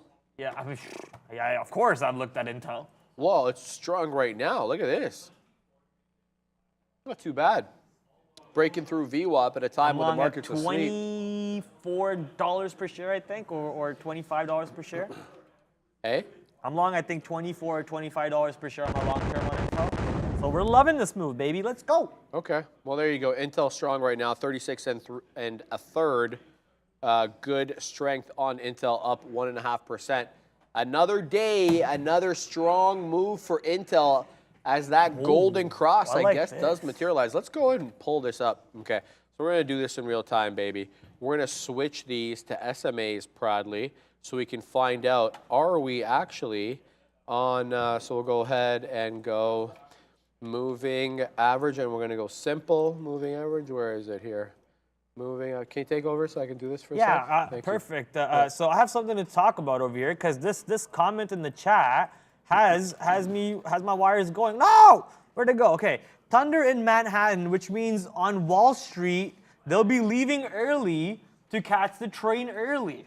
Okay, I'm doing this. So maybe less volume coming in on the market if this is true. TH over here putting on his Ray Dalio hat. There was this Instagram story that I saw, and they were talking about how apparently Ray Dalio sent up satellites into space to look at oil refineries and how high the lid on these oil containers were, because how high they are indicate how much of oil is actually in these barrels or whatever. And using these satellites, he was able to make a bet on the oil industry or something. Obviously thinking outside the box. People have done other stuff too, which is tracking how many cars are parked at their local Target and keeping track of it and seeing how much stuff go in and out on a weekly, monthly, or pay interns to do this kind of research and surveys and so on. You know, thinking outside the box like that to help you solidify a trade idea or a thesis, always good. And TH over here coming in with a decent idea over there as to why the market maybe does not bring in volume. But I would like to tell you, man, honestly, This day is going to for sure bring in volume on the close. I don't see any trader heading out early today before 4 o'clock. Bradley. The close is going to be fire. Here it is. So come to my screen. This is Intel SMA. So you have the golden cross May 8th. Now it breaks below that afterwards, okay? It breaks below, but the golden cross happens May 8th on the SMA chart on Intel. But look, EMA, look, you don't have it yet. So this is Intel again. Let's just add the commentary so people can see it. The SMA, the EMA, you don't have that cross, but it's obviously being bought up. So, interesting look here. Something that I probably have to pay attention to next time, but there it is. I didn't even notice that. May 8th, May 9th, you have the cross. Let's see what this one does. Very interesting. Yeah, I think there are some good technical and fundamental tailwinds for this. If it really does become the TSMC of North America, then I think it's going to be a good play. But so many variables and unknowns at the moment. But yeah, let's see what we get here. SoFi finding a bit of a top at 895. We were talking about this one being a possible short into 9. The market in general undecided again as it hangs out near yesterday's close on both the ES and the NQ. Couldn't be more of an inside day as we have about 2.5 minutes left on the show before we send you over to the big kahunas.